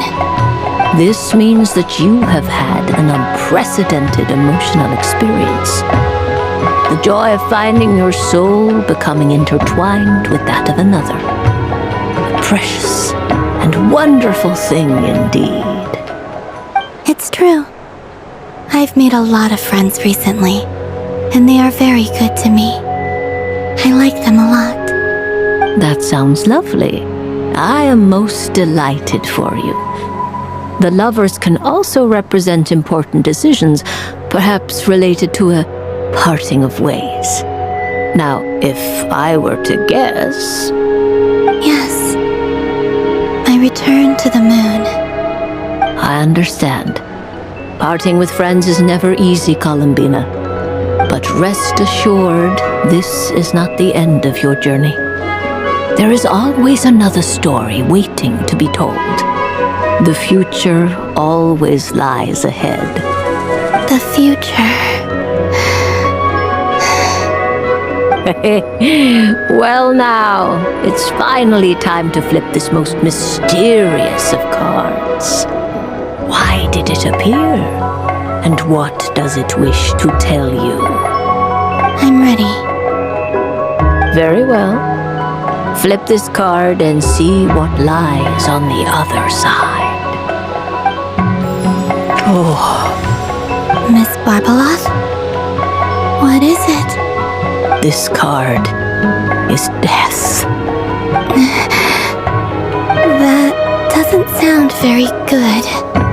It depends on how we interpret it. It is true that it can represent an agonizing death, a complete and utter end, but at the same time, it can also represent rebirth. Do not forget that your destiny card is the moon. That lends your future many different potential meanings. If death spells the end, is it unavoidable? As I have said, divination can only display general trends. It is a rough guide, but it does not show predetermined outcomes. Allow me to summarize it for you. In the past, you may have lost your way, but now you have gained new connections and new strength. You now face an important decision, one that may bring about a great change in what is yet to be. This change might, in turn, be the end of all things, or their beginning. But remember, everything is subject to change because of the moon present in your destiny. You must see the truth clearly and face your innermost thoughts. The truth. My innermost thoughts. Thank you, Miss Barbeloth. Don't mention it. Some people dislike divinations, for fear of glimpsing an ending to their story that they wish was not so. But I can see that you're different. The result of this divination will not sway your decision. This is a rare quality, and one that diviners always hope to see in the seeker. We are here merely to guide, not to exert undue influence. I understand. Go then and illuminate your future, Miss Columbina. The moonlight that shines from you now is most captivating.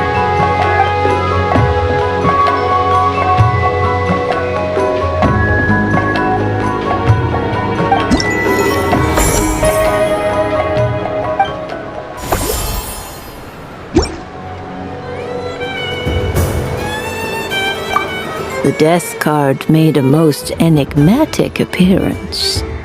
The moon for which Miss Columbina is bound, I fear. Fretting is of no avail. I will have a chat with Alice about it sometime.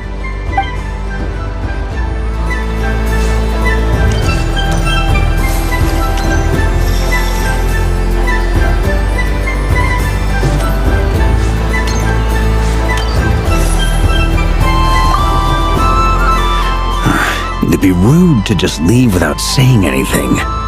But at the same time, I don't want to barge into their lively conversation just to announce that I'm leaving. I guess I'll just wait a little longer. Huh? Albedo? This sketch is for you, Grandmaster. Oh, a gift for me. Thanks. Let's see what you've done for me. The North Wind left in a lurch.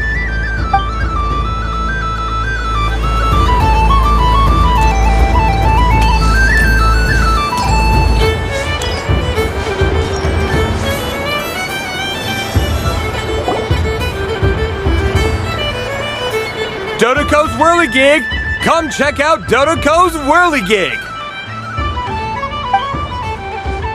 Ah, welcome home, Moon Goddess. Might I ask what this is? Ah, it's a very special amusement sponsored by the Great Mage herself. Ride on a soft and furry Dodoco and embark on an unforgettable adventure. I say that, but I'm just following a script here. Who is this mage, anyway? And what the heck is a Dodoco? I'd like to ride. No problem. But, are you by yourself? Is that not okay? Oh, no, it's fine. It's just that each Dodoco can accommodate 2 passengers. Would you like to bring a friend along? My friends. That should do it. Now, we just need to get everyone else to draw something on it too. But we gotta keep it a secret from Columbina. Traveler.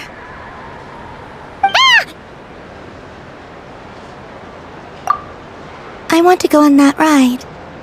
Will you join me? Let's go then. Don't worry. Paimon will do the rounds. You go have fun.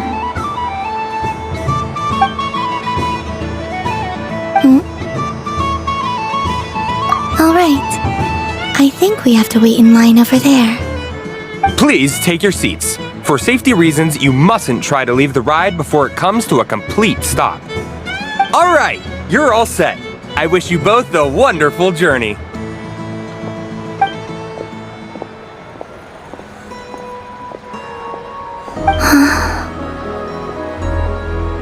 Not bad. It reminds me of riding a moon lane. Sometimes, the Kuhenki circle around me like this, playing their beautiful melodies.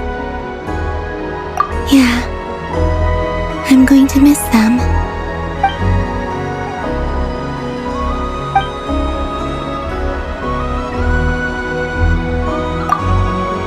It does. I've felt scared in the past, too.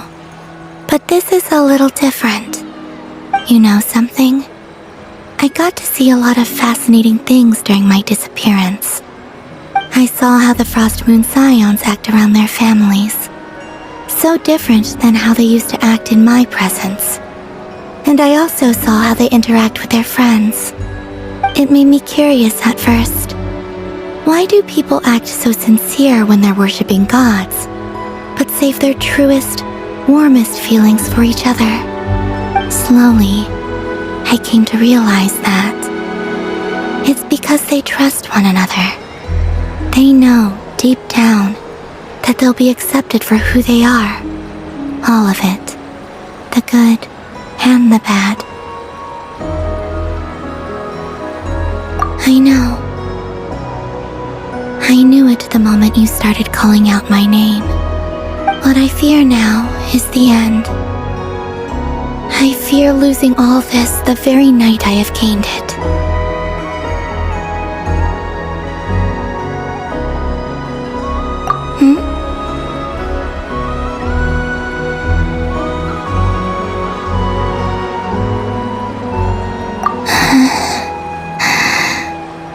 Thank you for this conversation.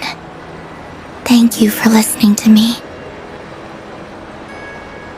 Don't worry. This fear I have, and the unknown that awaits me, they cannot hurt me. Not not when I possess a treasure far greater. I just want you to remember this version of me, the real me, on this final night together. Dear passengers, Dodoko's awesome adventure has come to a close. Please leave in an orderly fashion, and we look forward to seeing you again in the future. Don't want the journey to end, huh? Don't worry, you two. There's always another adventure waiting just around the corner.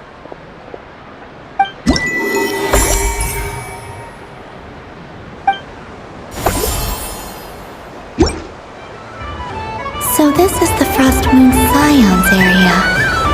It feels very familiar, but everyone looks much happier than usual. Dodoko's Whirligig. Come ride on a soft and furry Dodoko and embark on an unforgettable adventure. Fun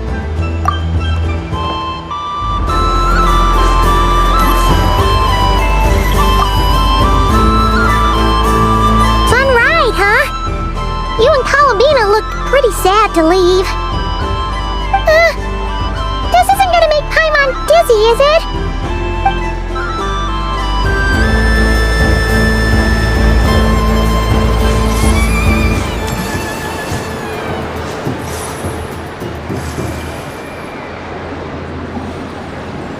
Wow, the Frost Moon Scion stall looks kinda plain, but it's pretty cool once you get into it.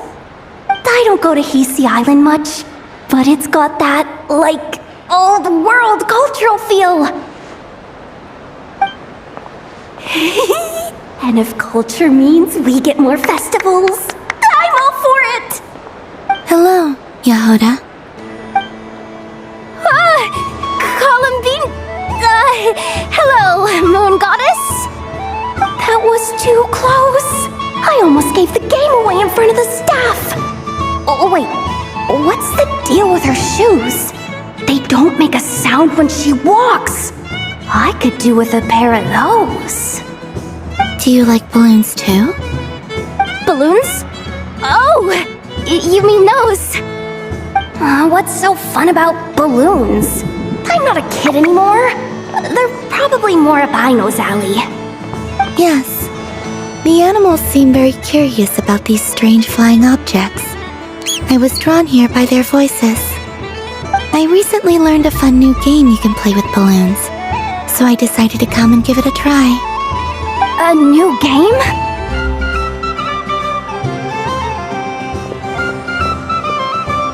Hello. Welcome home, Moon Goddess. Here to buy some balloons? Yes. Could you give me a few that haven't been inflated yet? Are you sure? I guess it's not a problem, but...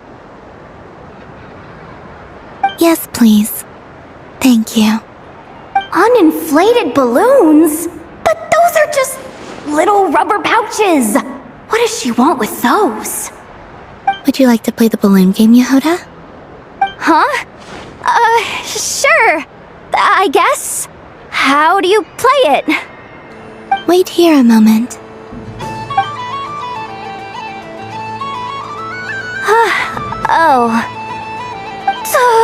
This is so weird. What have I got myself into now? I thought I saw Columbina nearby. That's the fourth Harbinger! Although she's helped us out quite a bit, she's good people, right? Is she looking for Columbina? Oh, guess that's my ticket out of here. I'm not sure my heart can take being sandwiched between two Harbingers.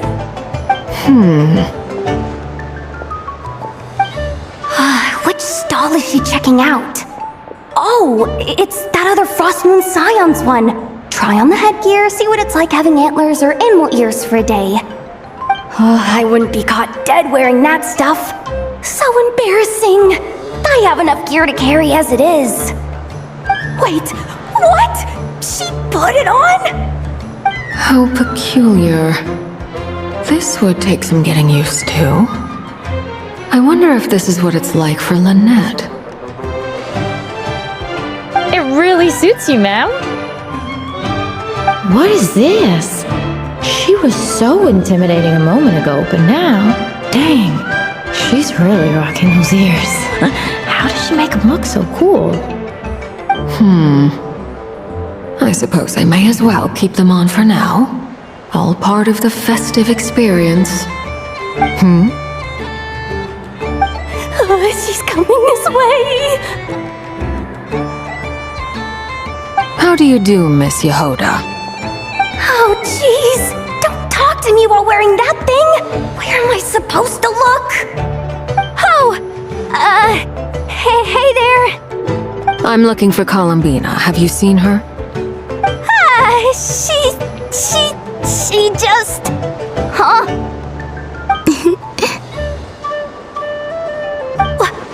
Oh, wait! Is that what she meant by balloon game? Yeah.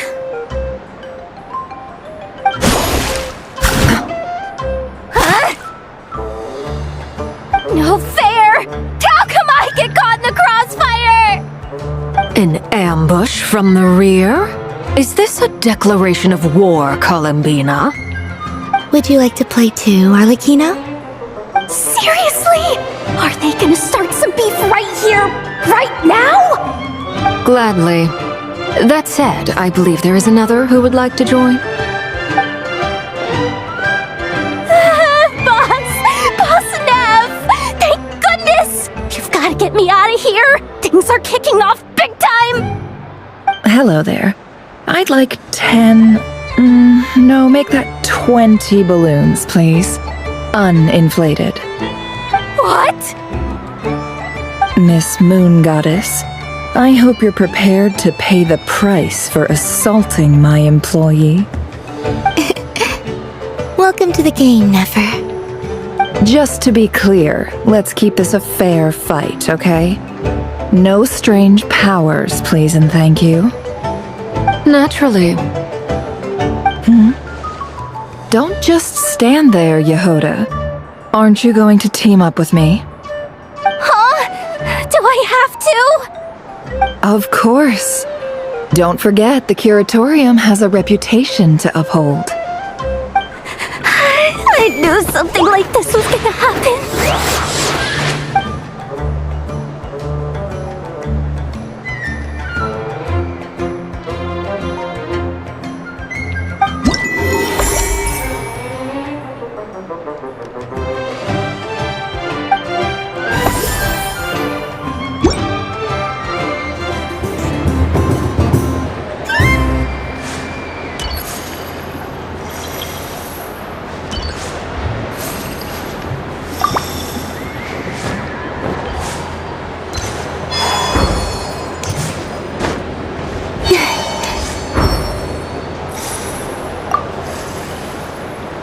I've seen Linny and the other children play this game before. It would seem that it's not a bad way to relax, once in a while.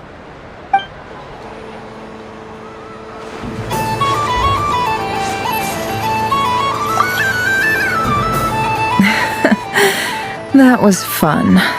It's a shame Ashru doesn't like playing with water. Or I'd have roped him in as well.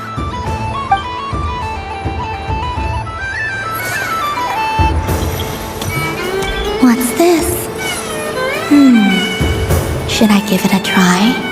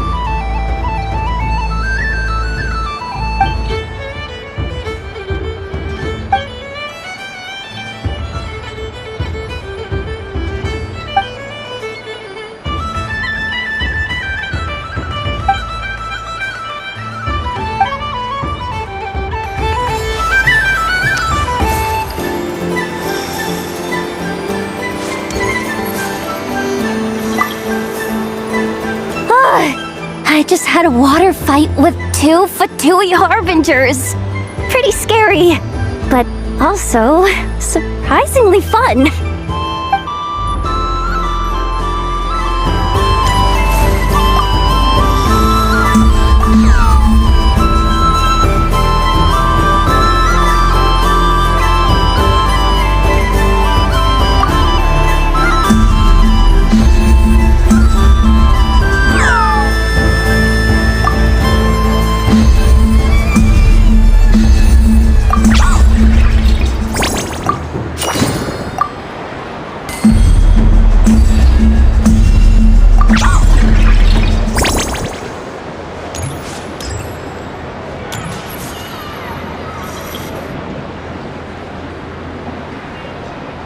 I wish for a never-ending supply of laka berries.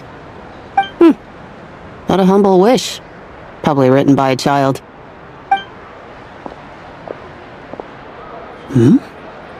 Is that Llama the Moon Chanter?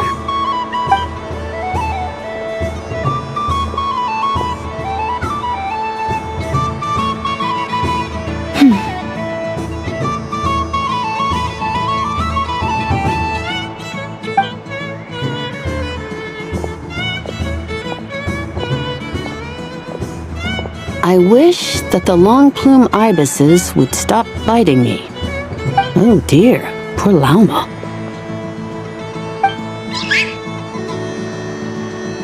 All right, I'll write that one down for you.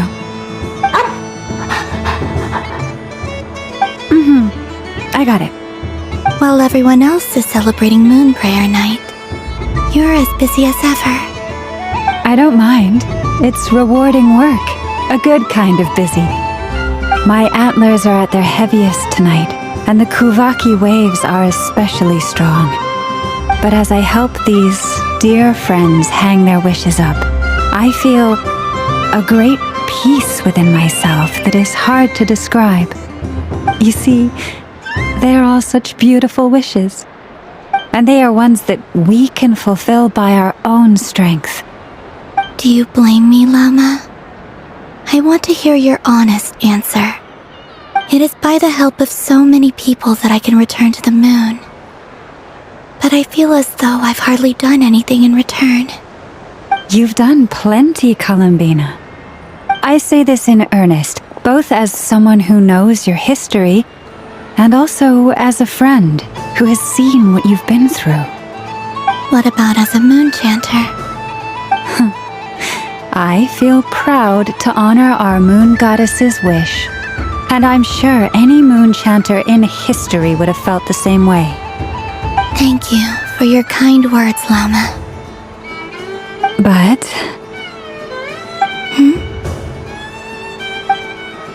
Since you asked for my honesty, I won't lie to you. My feelings are mixed right now. Besides pride, I also feel, I suppose it's a reluctance to let go. Once you return to the moon, we will be far apart and separated by a false sky. I'm sure those of us left behind will gaze up at that sky, yearning for the moon once in a while, just as you used to do. I will miss you, Llama. I will miss you all. I hope to stay in touch. I will try and find some way to send messages down from the moon. Perhaps you could use Kuvaki. I've heard Yehoda say that signals can be sent using long and short waves, or strong and weak lights. That sounds a little complicated. What if we forget what the signals mean? We could prepare a codebook beforehand, but... You're right. It wouldn't really suit you. Still, whatever happens, I believe that you will find your own unique way of communicating with us. And now that I think about that, my heart feels lighter. Because you trust in me? Yes. I have faith in you, and in the power of truth. In my experience, the truth tends to be difficult. But that's what makes it stand out from what is false. So I'm confident that your thoughts and your love will shine through the curtain of lies. We will know it when we see it. Thank you. Now, could you help me hang up my wish? Is this? I wish that all who dwell in this moonlit world can find a place to belong. And I wish that I shall one day see my friends again. It's 2 wishes. I hope that's not too greedy of me. Not at all. And I think you speak for us all with the second one.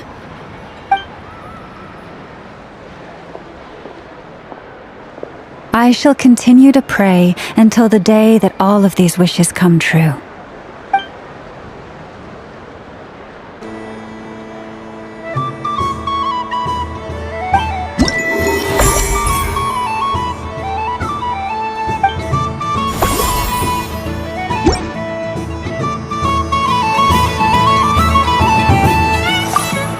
Yes, may everyone's wishes come true.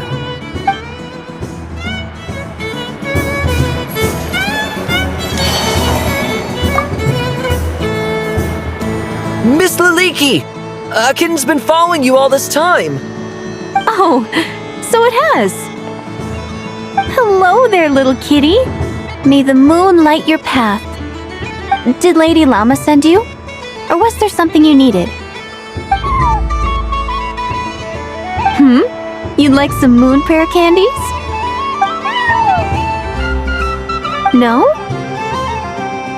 I believe it wants that box.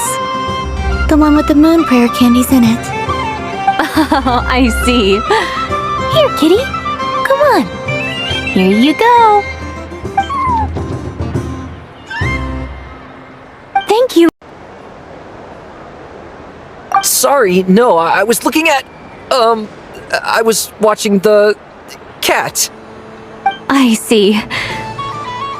The resemblance was uncanny. She seemed like the true Lady Kutar, the one who guides souls.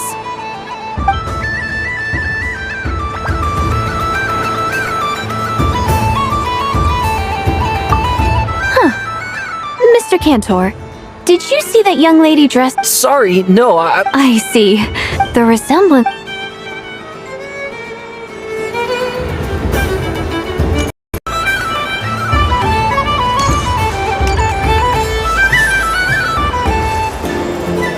Sunny days!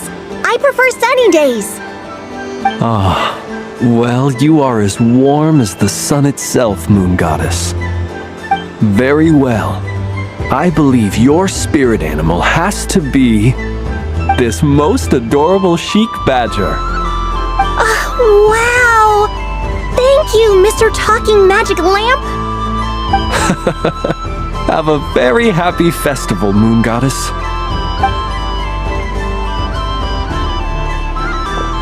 Lance? That's you, isn't it? Shh. It's our little secret, my dear traveler in Paimon. Okay, sure, but why are you here selling sugar sculptures? Everyone celebrates in their own way. After gazing into the abyss and spending time around gravestones all year, what better way to relax than to see sunny smiles on the faces of the living?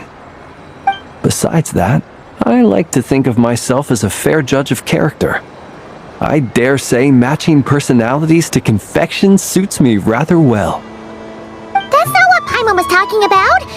Aren't you afraid that your true identity might be exposed? Should I be? There is all manner of magic in the air this moon prayer night, thanks to the work of the great mages. I see Miss Columbina is hiding in plain sight.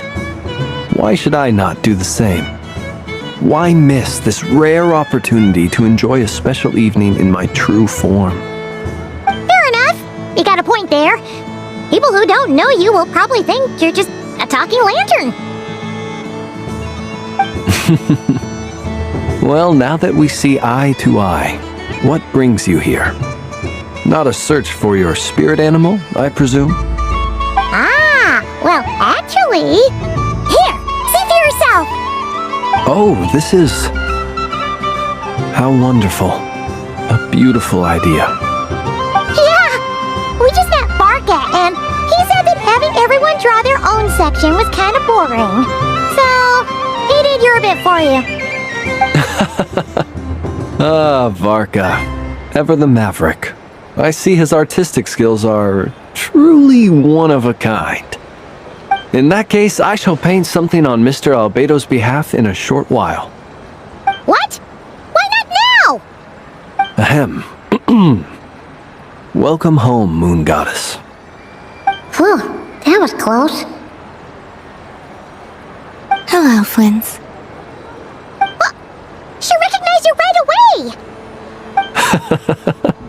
What keen eyes you have, Miss Columbina.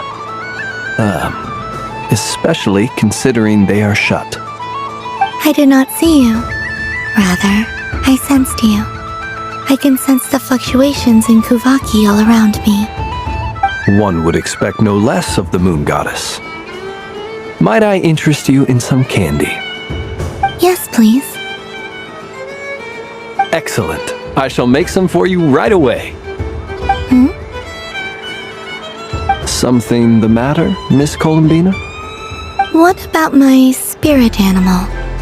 All the other children carrying sugar sculptures are talking about it. Wait, is she taking the test seriously? Ah, my apologies. How could I neglect that? You are quite right, Miss Columbina. Every one of us has a magical creature living in their heart. Would you permit me to help you find yours? Yes, please. Do you prefer the day or the night? Night. Which of the 4 seasons is your favorite? Winter. Think of a perfect day. What is the weather like? Sunny, rainy, or perhaps cloudy? Rainy in the morning, sunny at night. What kind of answer is that? Forests, lakes, and open seas. Which do you prefer of these? I like them all. Imagine you opened your very own shop. What would you sell there? Moonlight, I think. Wow! Paimon would totally shop there. It wouldn't cost anything. You'd just need to visit. Aha! I believe I know what your spirit animal is. Here, for you. Oh, it's a Kohenki! Indeed.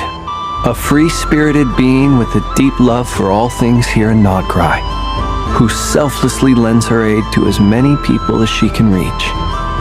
It is the perfect fit for you, Miss Columbina. Thank you. It would be my honor. But you shall have to forgive me. We have known each other for quite some time. I doubt there is any answer I could give that would come as a surprise to you. So instead, would you accept this sugar sculpture as a token of our friendship? It's a lantern. Hey, why don't you two go enjoy your candy over there? Paimon wants to try out this spirit animal thing too. Right, Flint's? Come on, play ball. I'll get this drawing done. But I want to hear Paimon's answers. But it'll probably take ages. Paimon's a complex soul. And we don't want your candy to melt while you wait, huh? Oh. Okay then.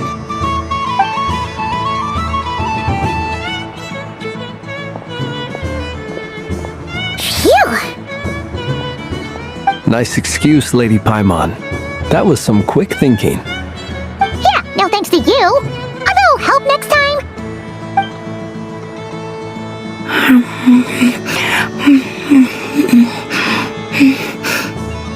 It's sweet.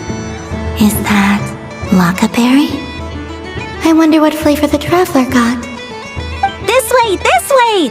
It's the candy-selling lantern! I'm coming! Of course. traveler. Maybe we can share?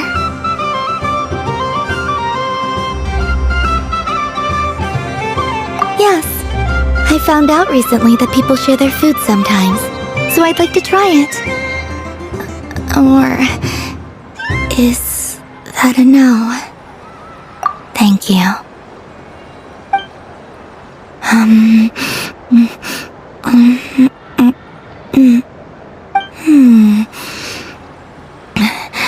Yours is a little more sour than mine. Here, you try it. Are you sure? Amazing. My sugar sculpture has shrunk, yet my heart is filled with feelings of sweetness. I will remember this feeling. Sure.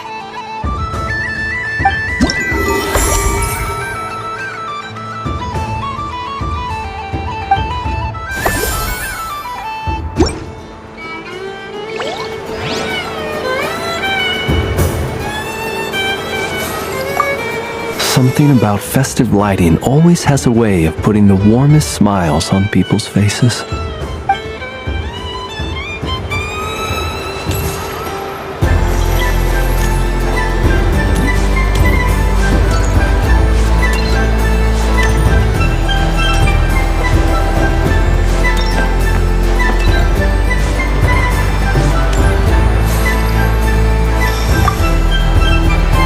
Done being a do-gooder yet? Thanks for coming here with me, Hat Guy. Are there any games you'd like to play? It's your turn to pick. I'll come with you.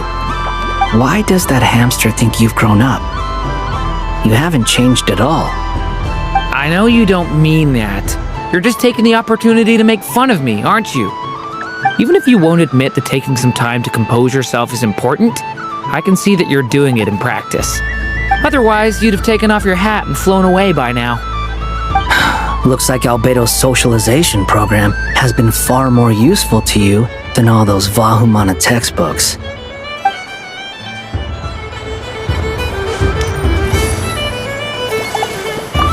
Happy Moon Prayer Night, adventurers. May you have a lovely evening.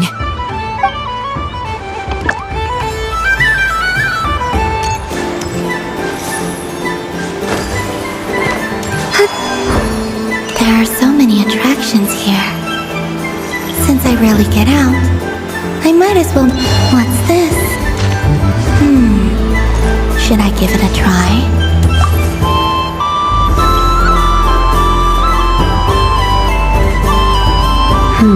I don't have enough data.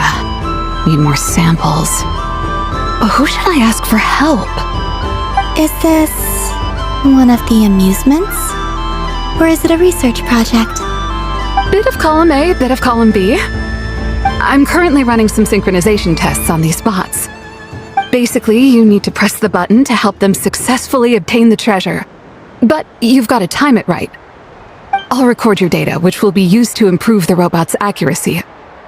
But, ma'am, I mean, Moon Goddess, don't you think you should take your eye mask off first? There's no need. I will be all right. Okay then. Whatever you're comfortable with. Great. Then let's begin.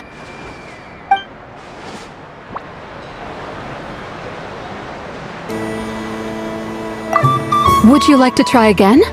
I'll record your data, which will be used to improve the robot's accuracy.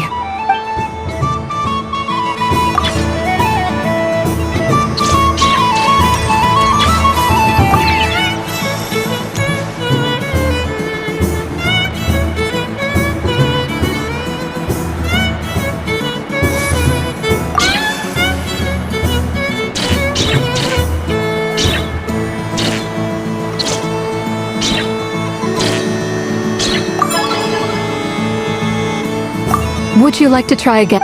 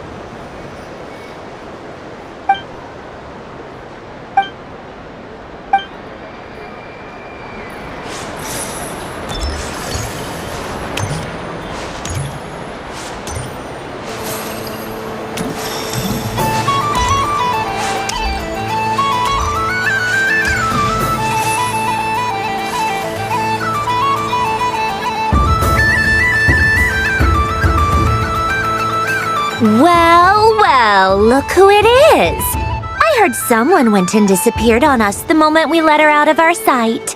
They looked all over for you. Frankly, I didn't think you'd be back for Moon Prayer Night. Were you worried about me, Sandrone? You'd like that, wouldn't you? Do you even hear what you're saying? It seems to me like you disguised yourself with festive headgear, just so that you could come see me on Moon Prayer Night and make sure I'm okay. You didn't even bring Polonia with you. You? I thought you couldn't see! I cannot. But I sense the confusion of those around us rippling through the Kuvaki currents. Based on what I know about you, let me guess what you're wearing. Is it cat ears? Shut up! I'm only here to protect the Fatui's interest in this territory. Running into you was pure bad luck. Really? But you were the one who asked Arlecchino to help everyone find my name. Columbina! Ugh! Just one more word, and I'll unscrew your vocal cords. It's Columbina hyposelenia now. Tell someone who cares. I've missed you, Sandrone. The whole time I was gone, I was thinking. I hope I get a chance to say some ugly words to you. Is that supposed to be a joke? Anyway, let's go play that game. What? You mean that frostfin whale? Yes. It's some kind of game where you get bitten if you step on the wrong tooth. Seems like fun. Who in their right mind would wanna? Because you're not a scaredy cat. Fine! You wanna play? Let's play. Don't complain when I kick your sorry butt. Lovely. You old geezer! I'm gonna beat the pants off you! Just you watch! I almost forgot. Sandrone? What is it now? You'd better not lose, or I'm going to beat your head in. What? Allow me to demonstrate since I'm feeling so nice. You just step on the teeth, like this.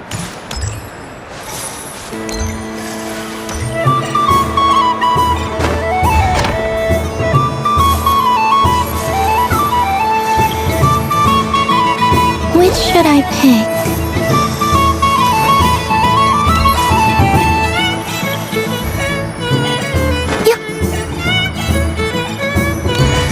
Your turn, Sandrone.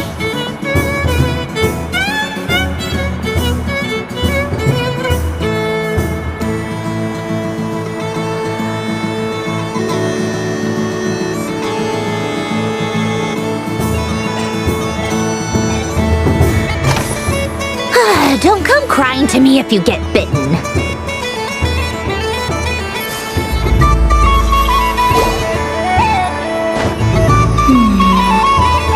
I'm getting a bad feeling from this one. Sensing Kuvaki doesn't count as cheating, right? I want to switch. There are less and less teeth remaining.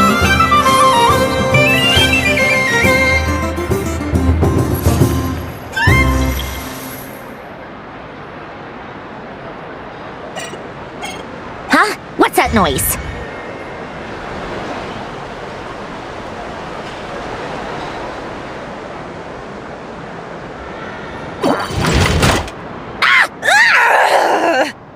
I think you might have picked a bad tooth, Sandrone. Shut it! Do you need any help? It seems like you're stuck. No! It's just a blasted toy! How is its grip this strong? Stop laughing! All right. Well, you lost. So just like I promised. Hey! What are you doing? Are you seriously? Why, you... Oh, just you wait! Rematch! Are you alright, Sandrone? That was quite a strong bite. Are your clockwork parts?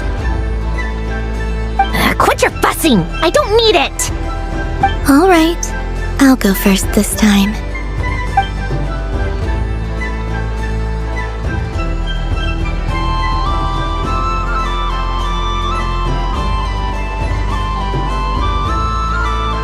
I see it now. She can sense which teeth are rigged.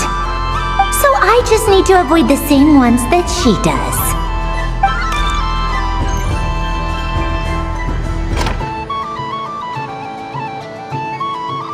This one... Seems fine. She avoided that one then? Now I've got you. All right, my turn.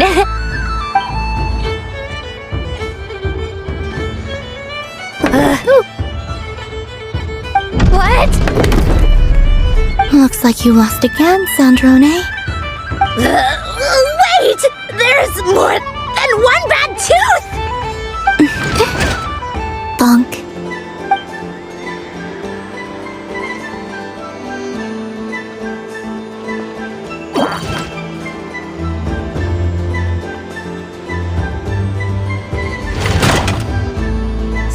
Stupid game! What idiot came up with this? Are you alright, Sandrone? You said some nasty things just now. Oh, I'm peachy. Should I let you bonk me on the head as well?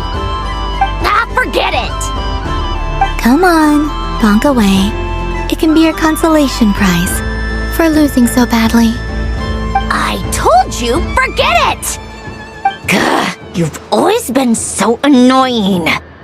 Singing right outside my door, inviting yourself to my tea parties, going AWOL. And now you're off to the moon or something.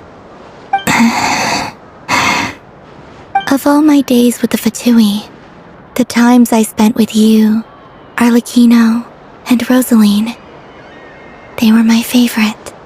I will not forget them, just as I shall not forget this moment. We'll always be friends, no matter where we are, right? Who would want to be your...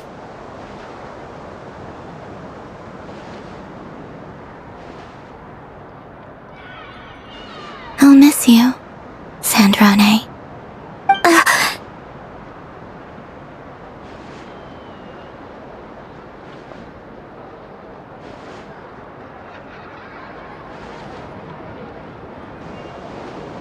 Goodbye, Sandrone.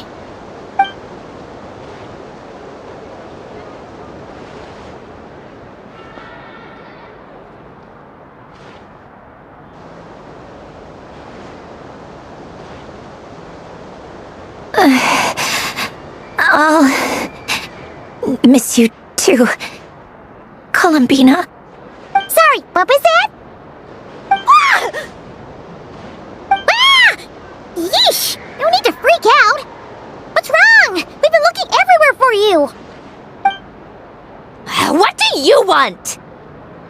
Oh, nice ears. What do you want? This! Huh? It's your turn to draw something. You're one of her friends too, aren't you?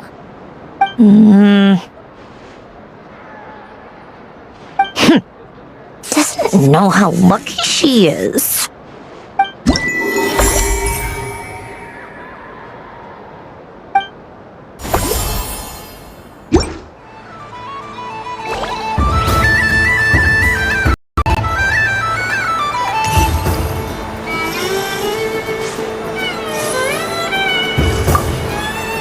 There to see on that moon anyway.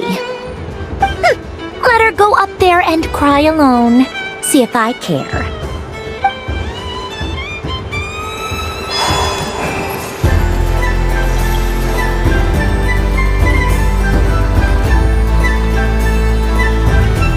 going on over here? It looks like fun.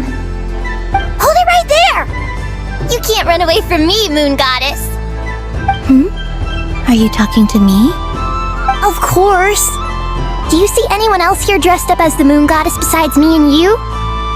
Hey, come on! Call me by my title. Happy Moon Prayer Night, Moon Goddess. And the same to you. Anyway, there's no time to waste. Get ready for the duel of a lifetime. Duel? Meet my partner, Stacko. Come on out, Stacko. Well, don't just stand there. Let's see your partner. Partner?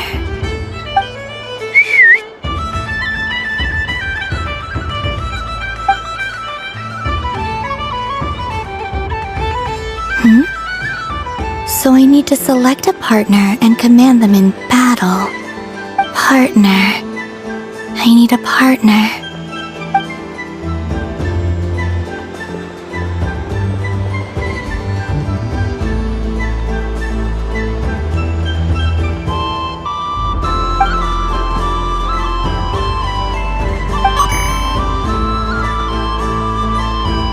Whoa! Am I seeing things? Where'd you get a Kuhenki? They're super rare. That's great. But you can only bring one partner to battle against me and Stacko. No ganging up allowed. They all look so eager to be picked. Which one should I choose?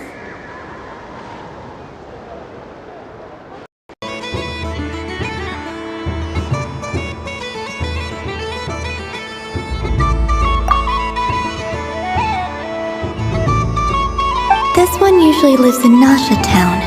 She likes falling asleep to the sound of striking hammers.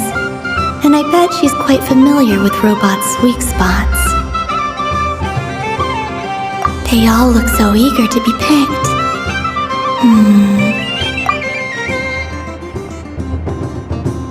This deer came to celebrate the festival with the Frost Moon Scions. It wants to help me with its antlers. They are its pride and joy. They all look so eager to be picked. I'm not sure what this bot is trying to say, but it seems very happy. That bow. Does it want to dress up as the Moon Goddess too? They all look so eager to be picked.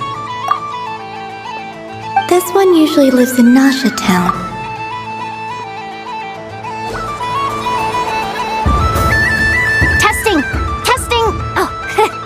This is an emergency broadcast! An exciting battle is about to take place right here at the Nasha Town Special Arena! In this corner, we have the Moon Goddess and her robot partner. And in the other, we have the Moon Goddess and her Kuhenki partner. Only one Moon Goddess can be victorious in this ultimate battle of destiny! But who will it be? There's only one way to find out! Now, without further ado, let the Battle of the Moons begin! I don't care who we're up against. Stacko and I ain't gonna lose!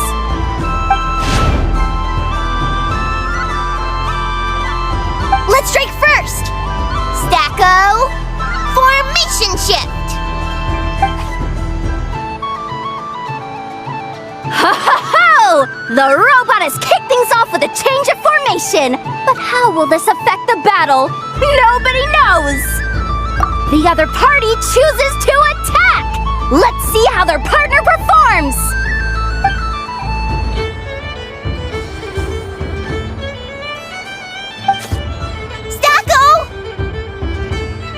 The attack lands!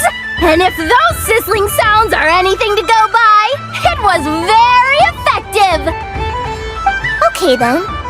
Stacko, maintain formation and enter your empowered state.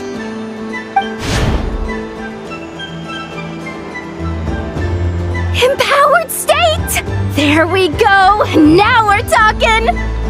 Absorbing the immense Kuvaki present on Moon Prayer Night, this lean, mean machine has greatly increased it. Oh, they chose defense! But Stacko's about to attack with full force! Is it too little too late? The battle is heating up fast! I'm about to start sweating machine oil over here! Go for it, Stacko! Set Kuvaki to maximum! Can their opponents withstand this blow? And what will this moon goddess do? Don't be afraid. Fight however you wish. It's a moon lane! A deft use of a moon lane allows the Kuhenki to dodge the blow, and now it's spiraling around its foe in circles! 1 loop, 2 loops! The robot's screen is bugging out! It's getting dizzy! Stacko! Stacko is down for the count! Our winner is the Moon Goddess! The slightly taller one, I mean. You did your best, Stacko. I'll take you to Ino's for a checkup right away, don't you worry.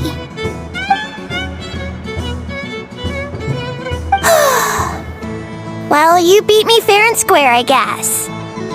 Honestly, I underestimated you. Won't make that mistake again. I think my partner deserves most of the credit. Just you wait. When I'm a little bit older, I'm gonna come back a whole lot stronger. Be ready for a rematch.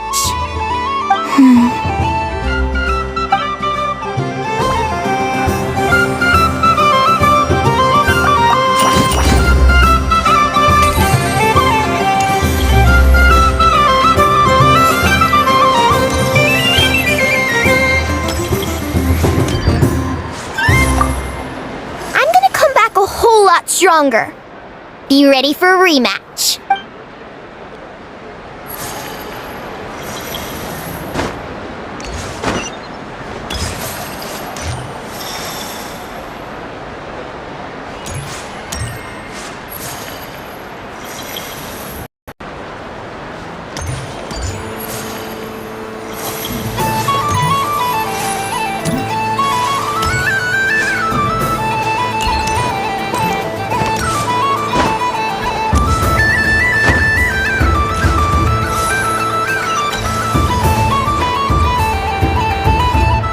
Moon Prayer Candy! Beautiful, tasty Moon Prayer Candy!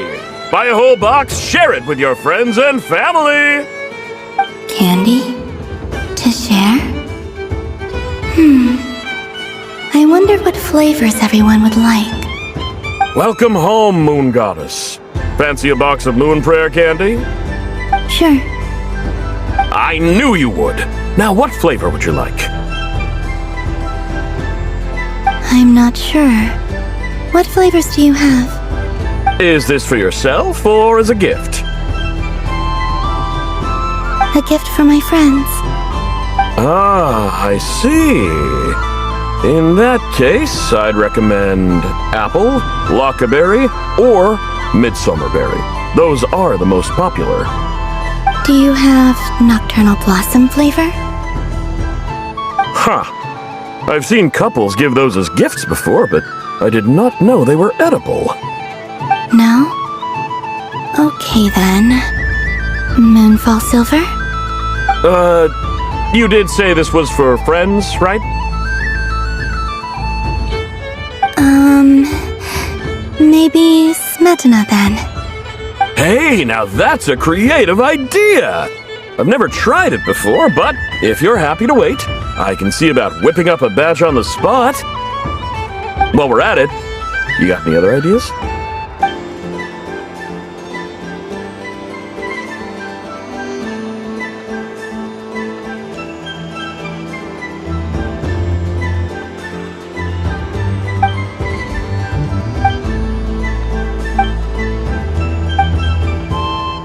Here you go.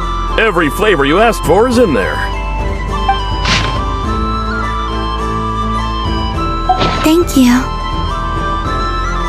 I should be the one thanking you! You brought me a whole bunch of new business. It's like a genuine blessing from the moon goddess. I hope you and your friends have a lovely night.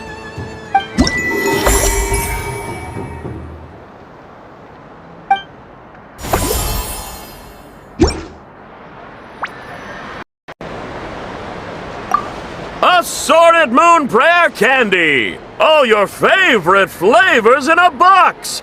Alright, kids, just line up over here.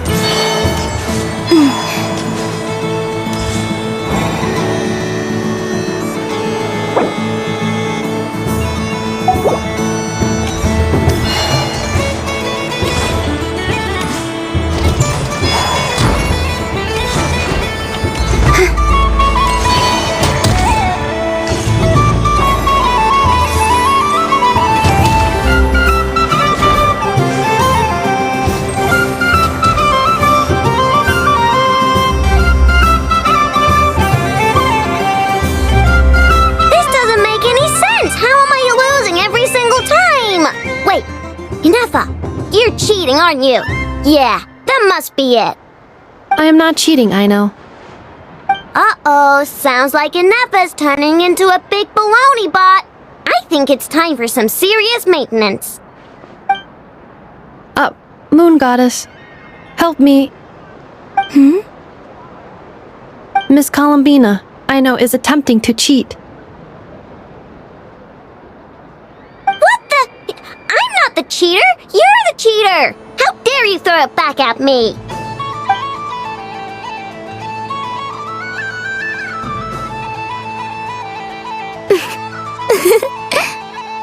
Alright, fine. Let's all laugh at I know. Just you wait till I get home, because I'm gonna make a game bot that can win 100% of the time. Let's see you laugh when I come back and beat your butts. You'll all have your heads covered in stickers when I'm through with you. We came to check everything was okay after all that yelling, but,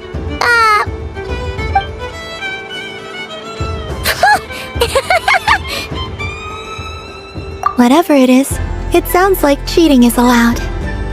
Kuhenki concentration. Each player starts with differently colored kuhenki. Each round, they draw one kuhenki from their opponent. When a player has two kuhenki of the same color, they make a pair and can be discarded. Any that can't form a pair must be kept. The round ends when a player can't form any more kuhenki pairs, and that player gets a sticker.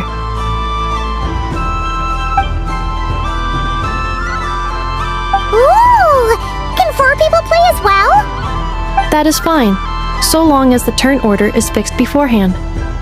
Alrighty then! In that case, the 2 of us will join as one team. Okay, but if you lose, you're both getting stickered.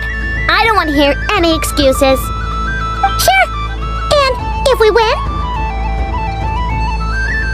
If you win, only one of you gets to sticker someone else.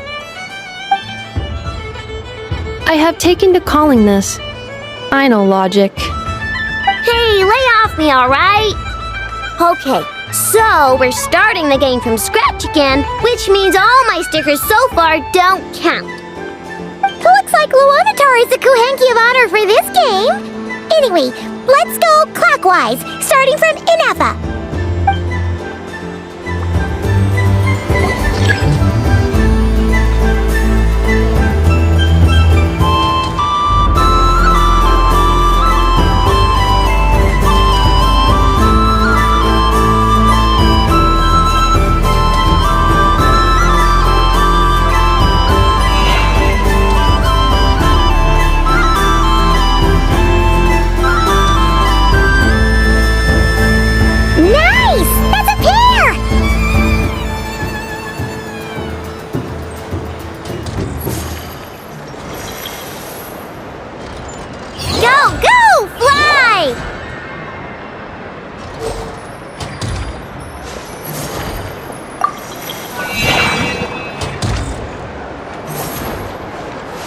go in.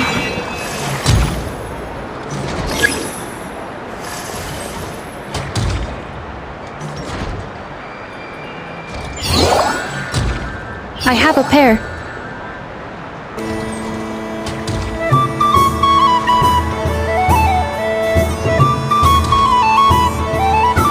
Uh-oh! We gotta pick up the pace!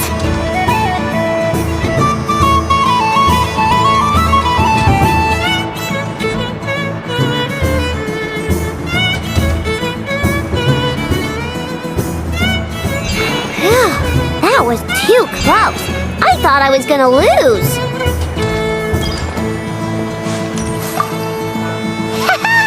Let's see who's gonna be the unlucky one.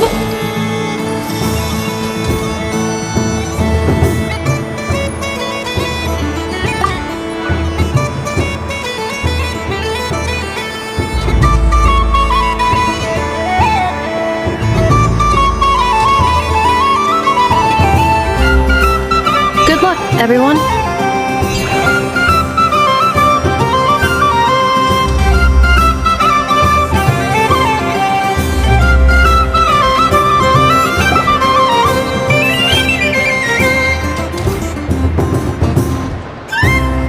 Let me pick a good one. What's it gonna be? You're looking very pleased with yourself there. What happened to being a huge Grumposaurus? I won. Duh.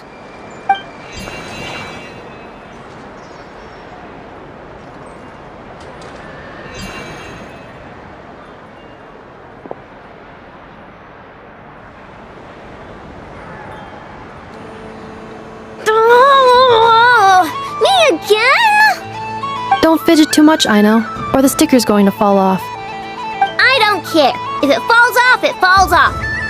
If a pair of Kuhengi get discarded, why not a pair of stickers? Huh? Huh?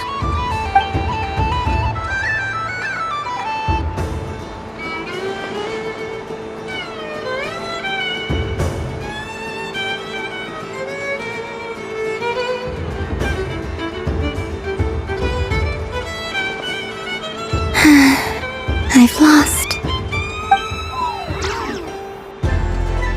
Sticker, sticker, sticker!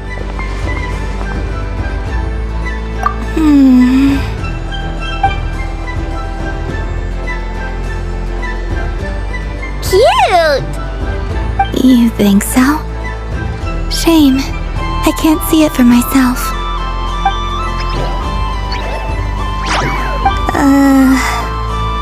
What did Luanatar say? She said it looks so cute that she wants me to lose a few more rounds.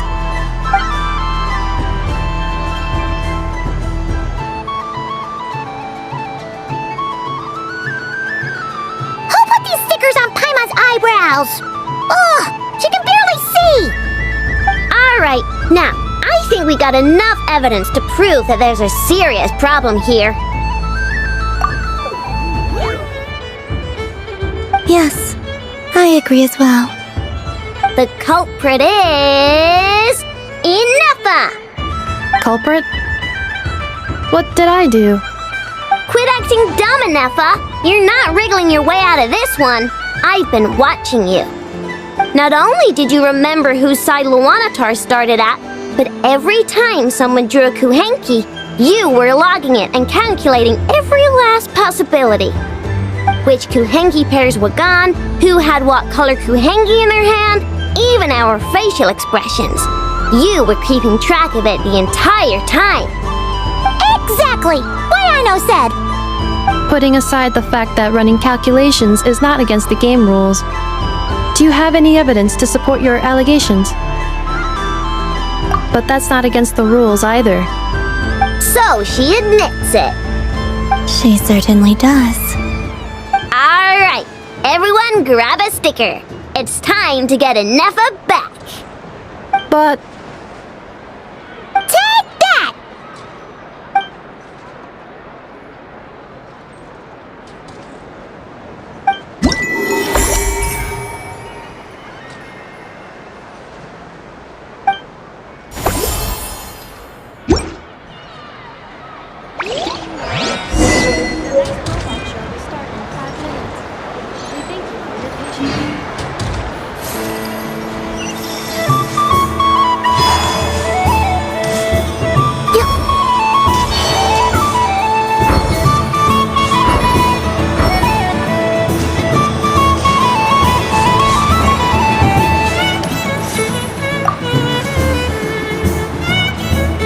Traveler, Hey there, Columbina! Are you done checking out the festive amusements already? Are you sure you don't want to look around some more? You might not get another opportunity like this for a while. right now, what I'd like to do is...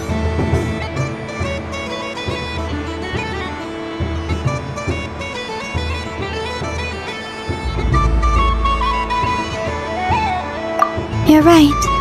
I'm not ready for this night to end just yet. Yeah, that's the spirit! Take your time, Columbina. The most important thing is to have no regrets. I'll be right here if you need us. Okay. Thank you.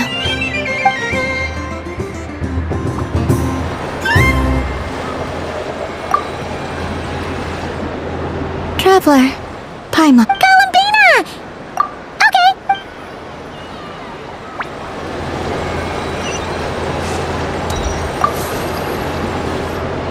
Traveler. Columbina! Finished with the festival already? Oh, candy for us? Thanks a bunch, Columbina. Don't mind if we do. Whoa, this one's intense. But it's so tasty. What about you, Traveler? How does yours taste? Oh, sounds good. Paimon's drooling now. Are there any more Smetana candies in the box? Yes, I believe so. Okay, gotcha. Let's see.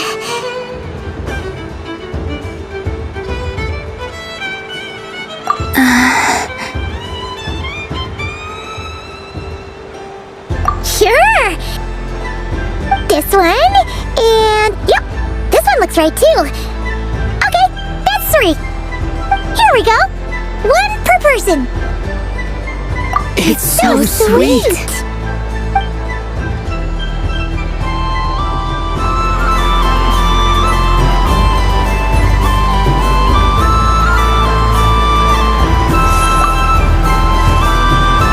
Traveler. Columbina! Finished with the festival already? Really? You're sure you don't want to have a little more fun out there?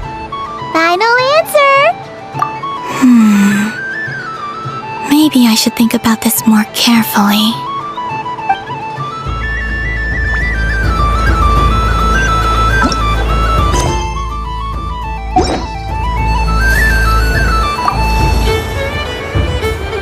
Traveler, Paimon. Columbina!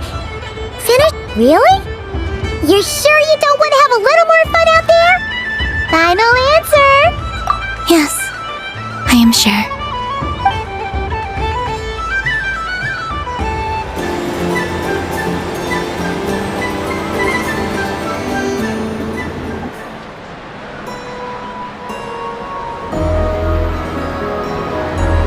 This was the most fun I've ever had on a moon prayer night.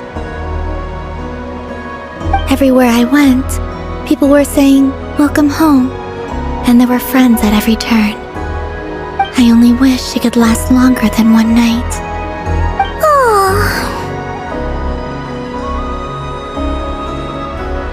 Yes, you're right.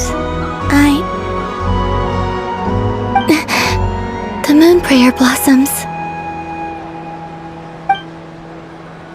Ooh, look! Look! Moon prayer night has come.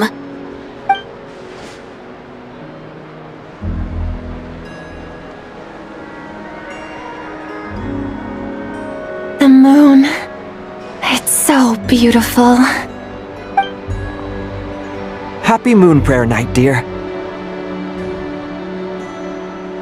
Happy Moon Prayer Night.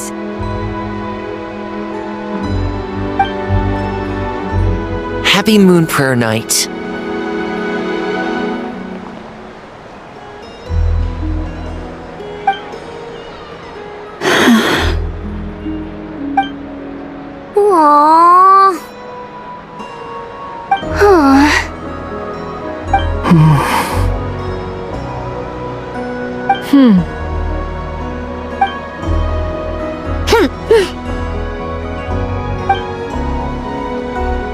Time flies when you're having fun.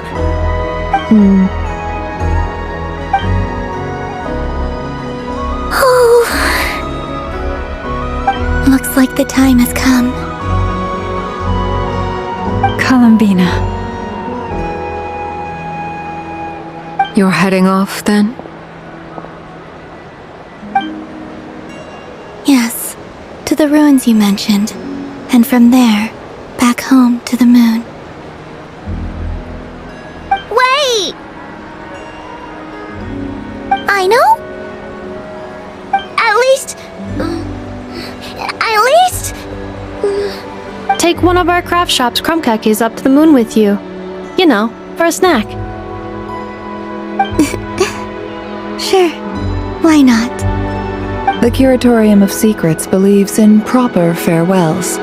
No story should be left without a satisfactory endnote. Never. Farewells are an important affair for the Ratniki, too. We never know when we might meet again. Haha! And here I thought grand farewells wouldn't suit tonight's mood. But I suppose friendly passion is not to be stopped, eh?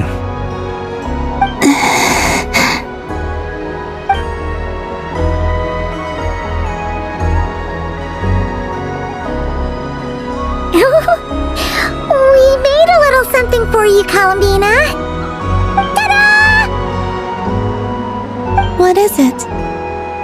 A Moon Prayer Night greeting card with drawings by all of your friends.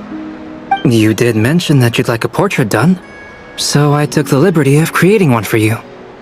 I, meanwhile, did the portrait of Mr. Albedo, and Mr. Varka did the same for me. I mean, I think my work was pretty true to life, don't you think? The picture of Ashru was my doing. The two of you seem to get along rather well. Oh, wait, was I the only one who did a full-body picture? That's so embarrassing. I did pictures of me and Anefa. I did my own portrait and one for Hat Guy. Plus, there's the two mages, Arlecchino and Sandrone. So, if you ever miss us, just flip the card open and we'll all be right there with you. I don't know what to say. Thank you so much, everyone. This whole Moon Prayer Night was more than I could have ever asked for. It is the greatest gift I have ever received. Lama, I figured it out. Figured what out? Remember how the Frost Moon Scions used to use milk as invisible ink to write hidden messages? That was a very long time ago. Oh, are you saying? Yes. When I miss you all, I shall use moonlight in the same way to write words that only you can see upon the moon itself. Wow, that sounds lovely. Quite. But how will we see them? Simply open your windows on nights when the moon shines bright, and the moonlight will naturally flow towards the words I have written. That sounds most fitting indeed. Very true to form. I'll try to write them in places that won't disturb your sleep. I, for one, would sleep all the better for having read one of your messages before settling down for the night. Exactly. So don't worry about disturbing anyone's sleep. Just promise you'll write to let us know you're okay, alright? All right. I promise.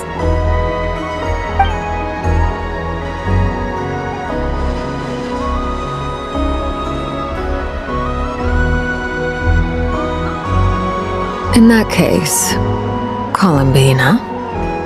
I'm ready. Very well. Let's go.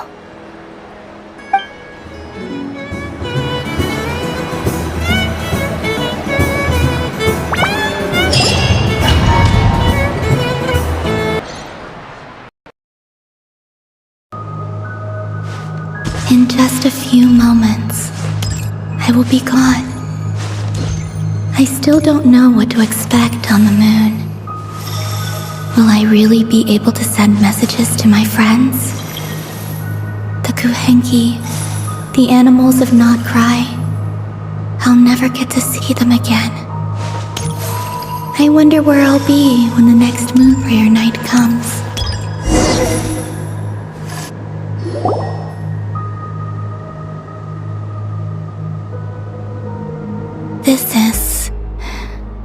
This is where the people of Hyperborea used to communicate with the moons.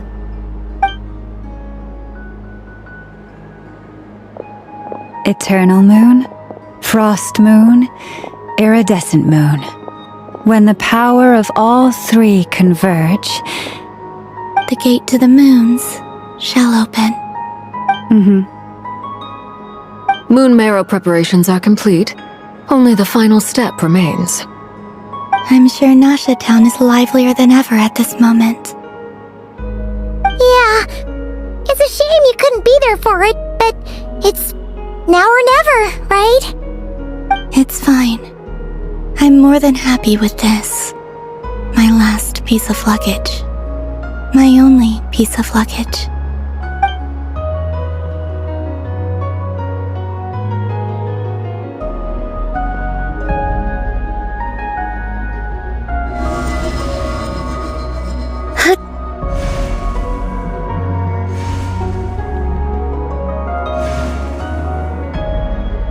I can already feel the moon calling to me.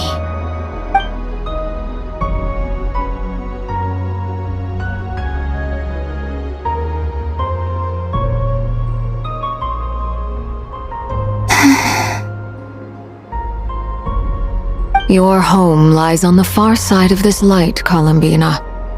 From now on, we will at last have a reason to pray to the true moon. Columbina. Yes? I'm listening. Be sure to come back and see us when you get the chance.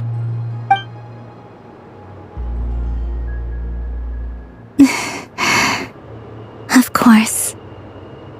But if that chance doesn't come, then remember that you have friends on this planet. People who will miss Columbina. Yes, I will. Thank you for everything you've done for me. And remember, come night or day, the moonlight shall always connect us. Well then, farewell, my friends.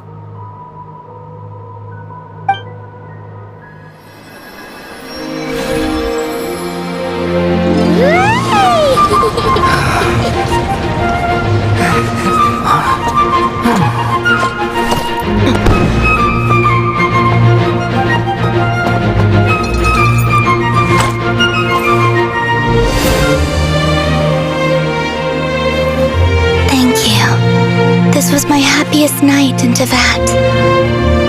Farewell, Columbina.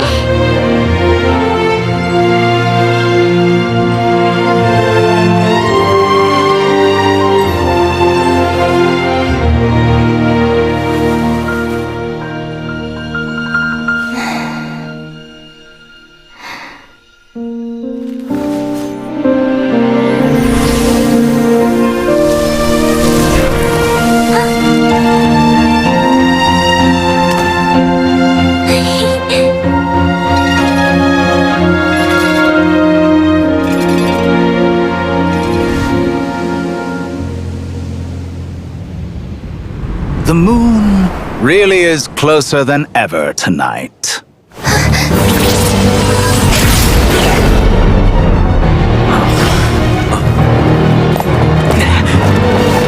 Columbina. All three moons in one place. Time for one final experiment. Reason, life, death, time and space. They all believed I would fail.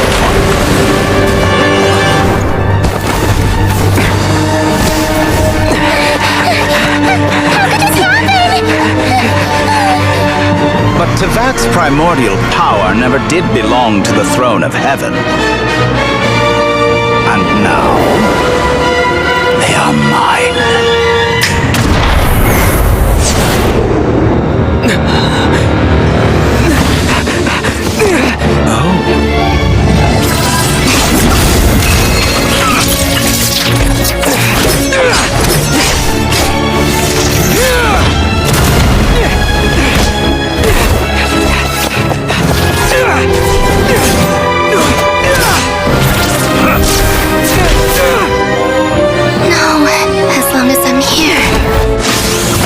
Is free to wield the Three Moons' power.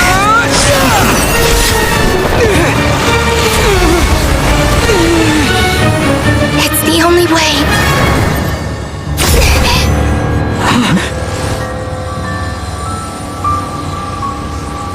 I guess I won't be going home today. Columbina! No!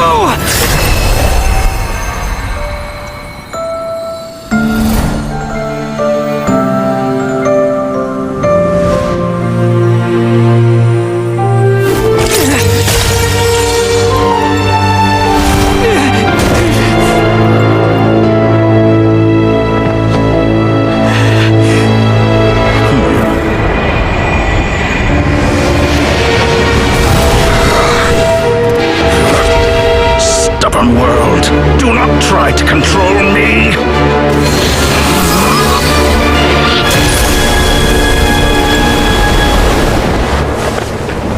Columbina.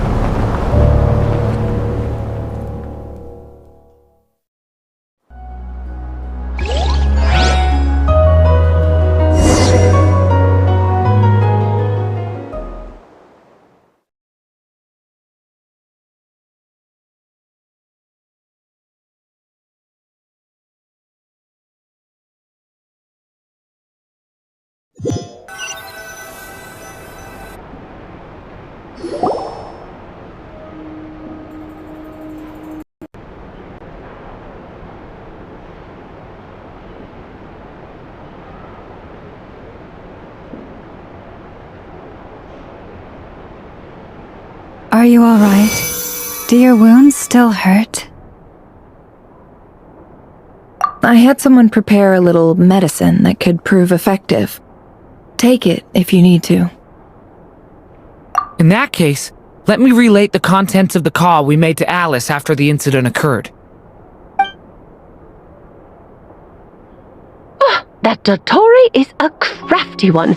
He distracted the Hexen Circle by creating a huge fuss at Tevat's borders.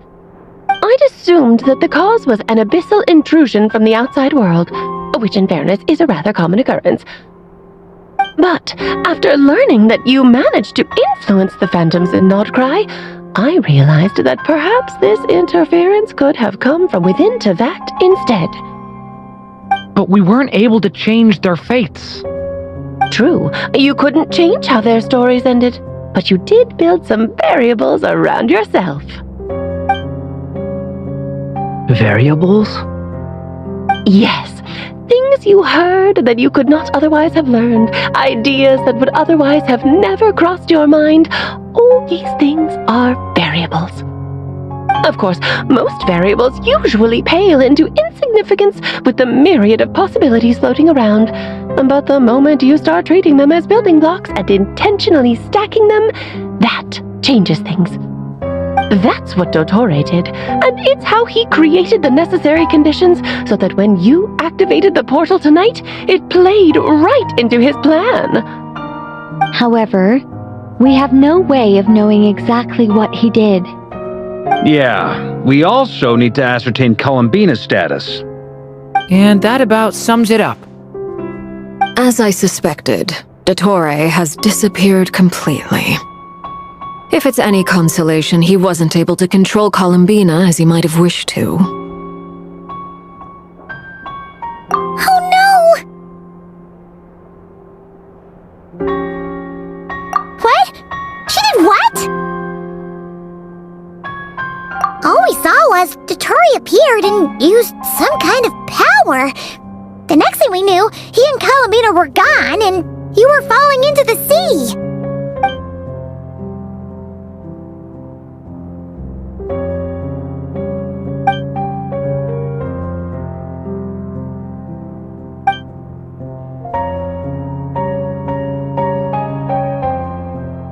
So, Columbina intentionally opened the moon gate and escaped into the same mysterious world as Rarier and Thalindus. Sounds like bad news.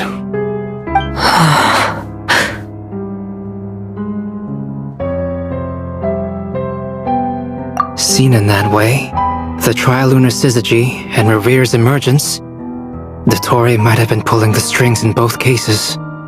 According to Miss Alice, he is attempting to transcend his destiny and finish an experiment that only a god might complete. An utter lunatic. Wait a sec! Where's Hat Guy? Seems like he'd want to be here for this. He took off with the Dodo communication device after we spoke to Alice. He said he had a hunch that he wanted to investigate by himself. The look on his face was terrifying. I've never seen him like that before.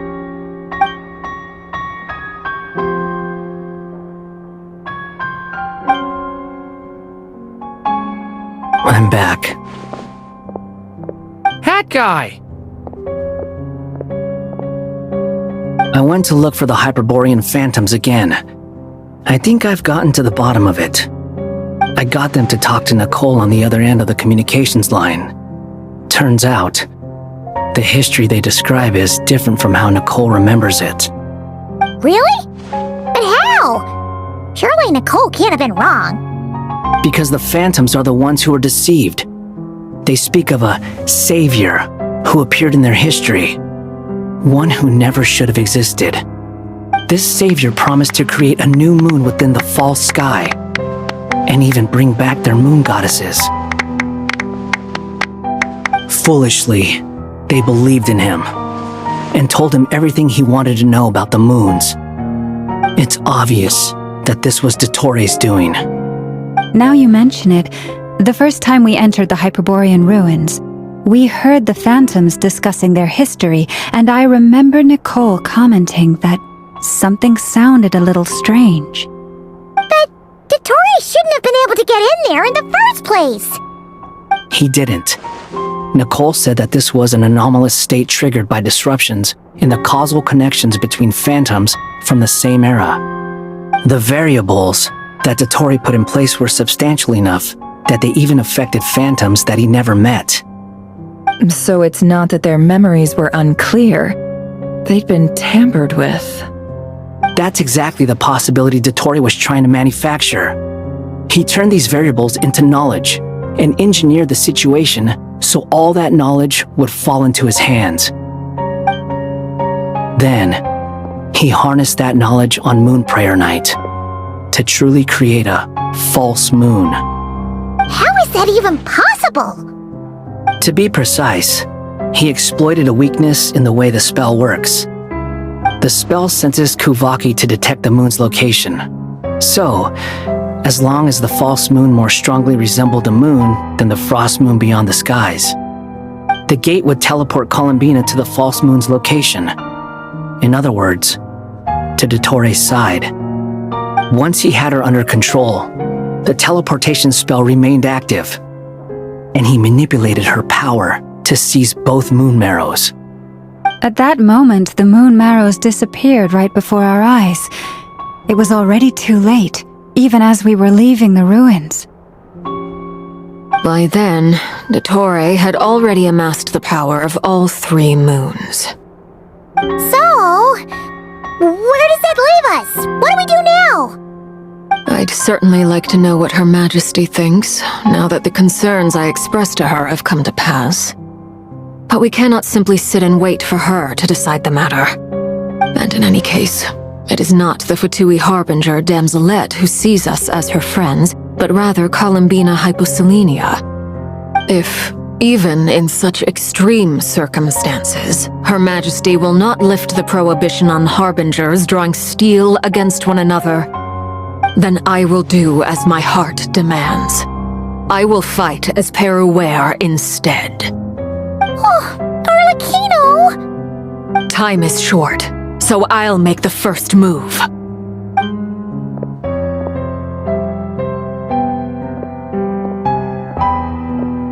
Whew.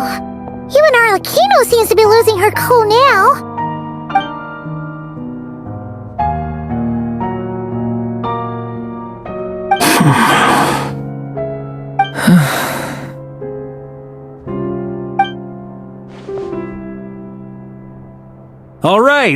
All right. Lose those dejected looks for a moment and let me get a word in. It looks bad, I won't lie. Very bad, in fact.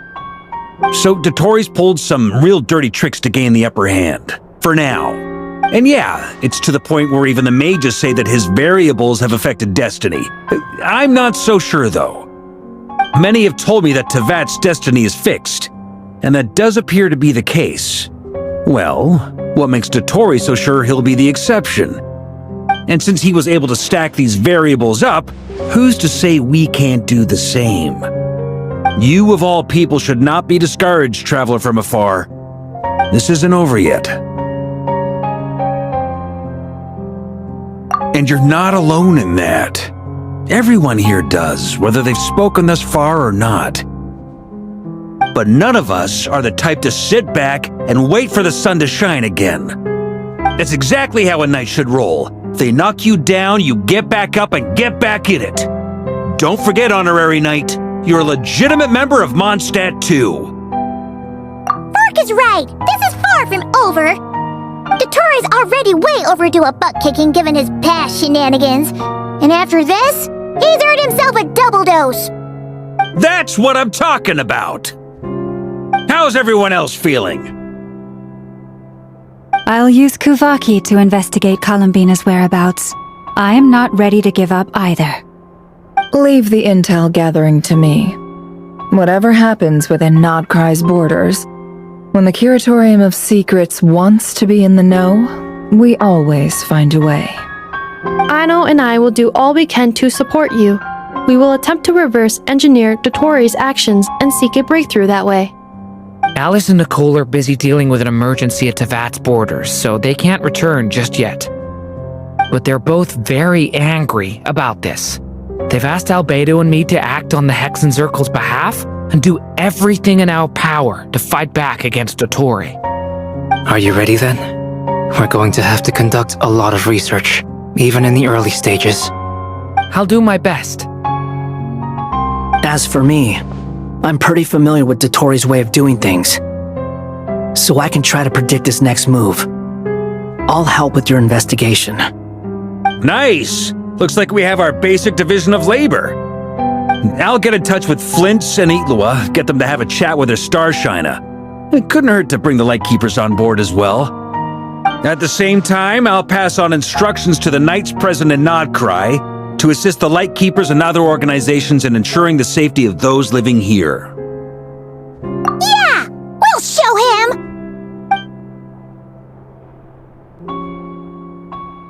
That's it then. Good luck, everyone.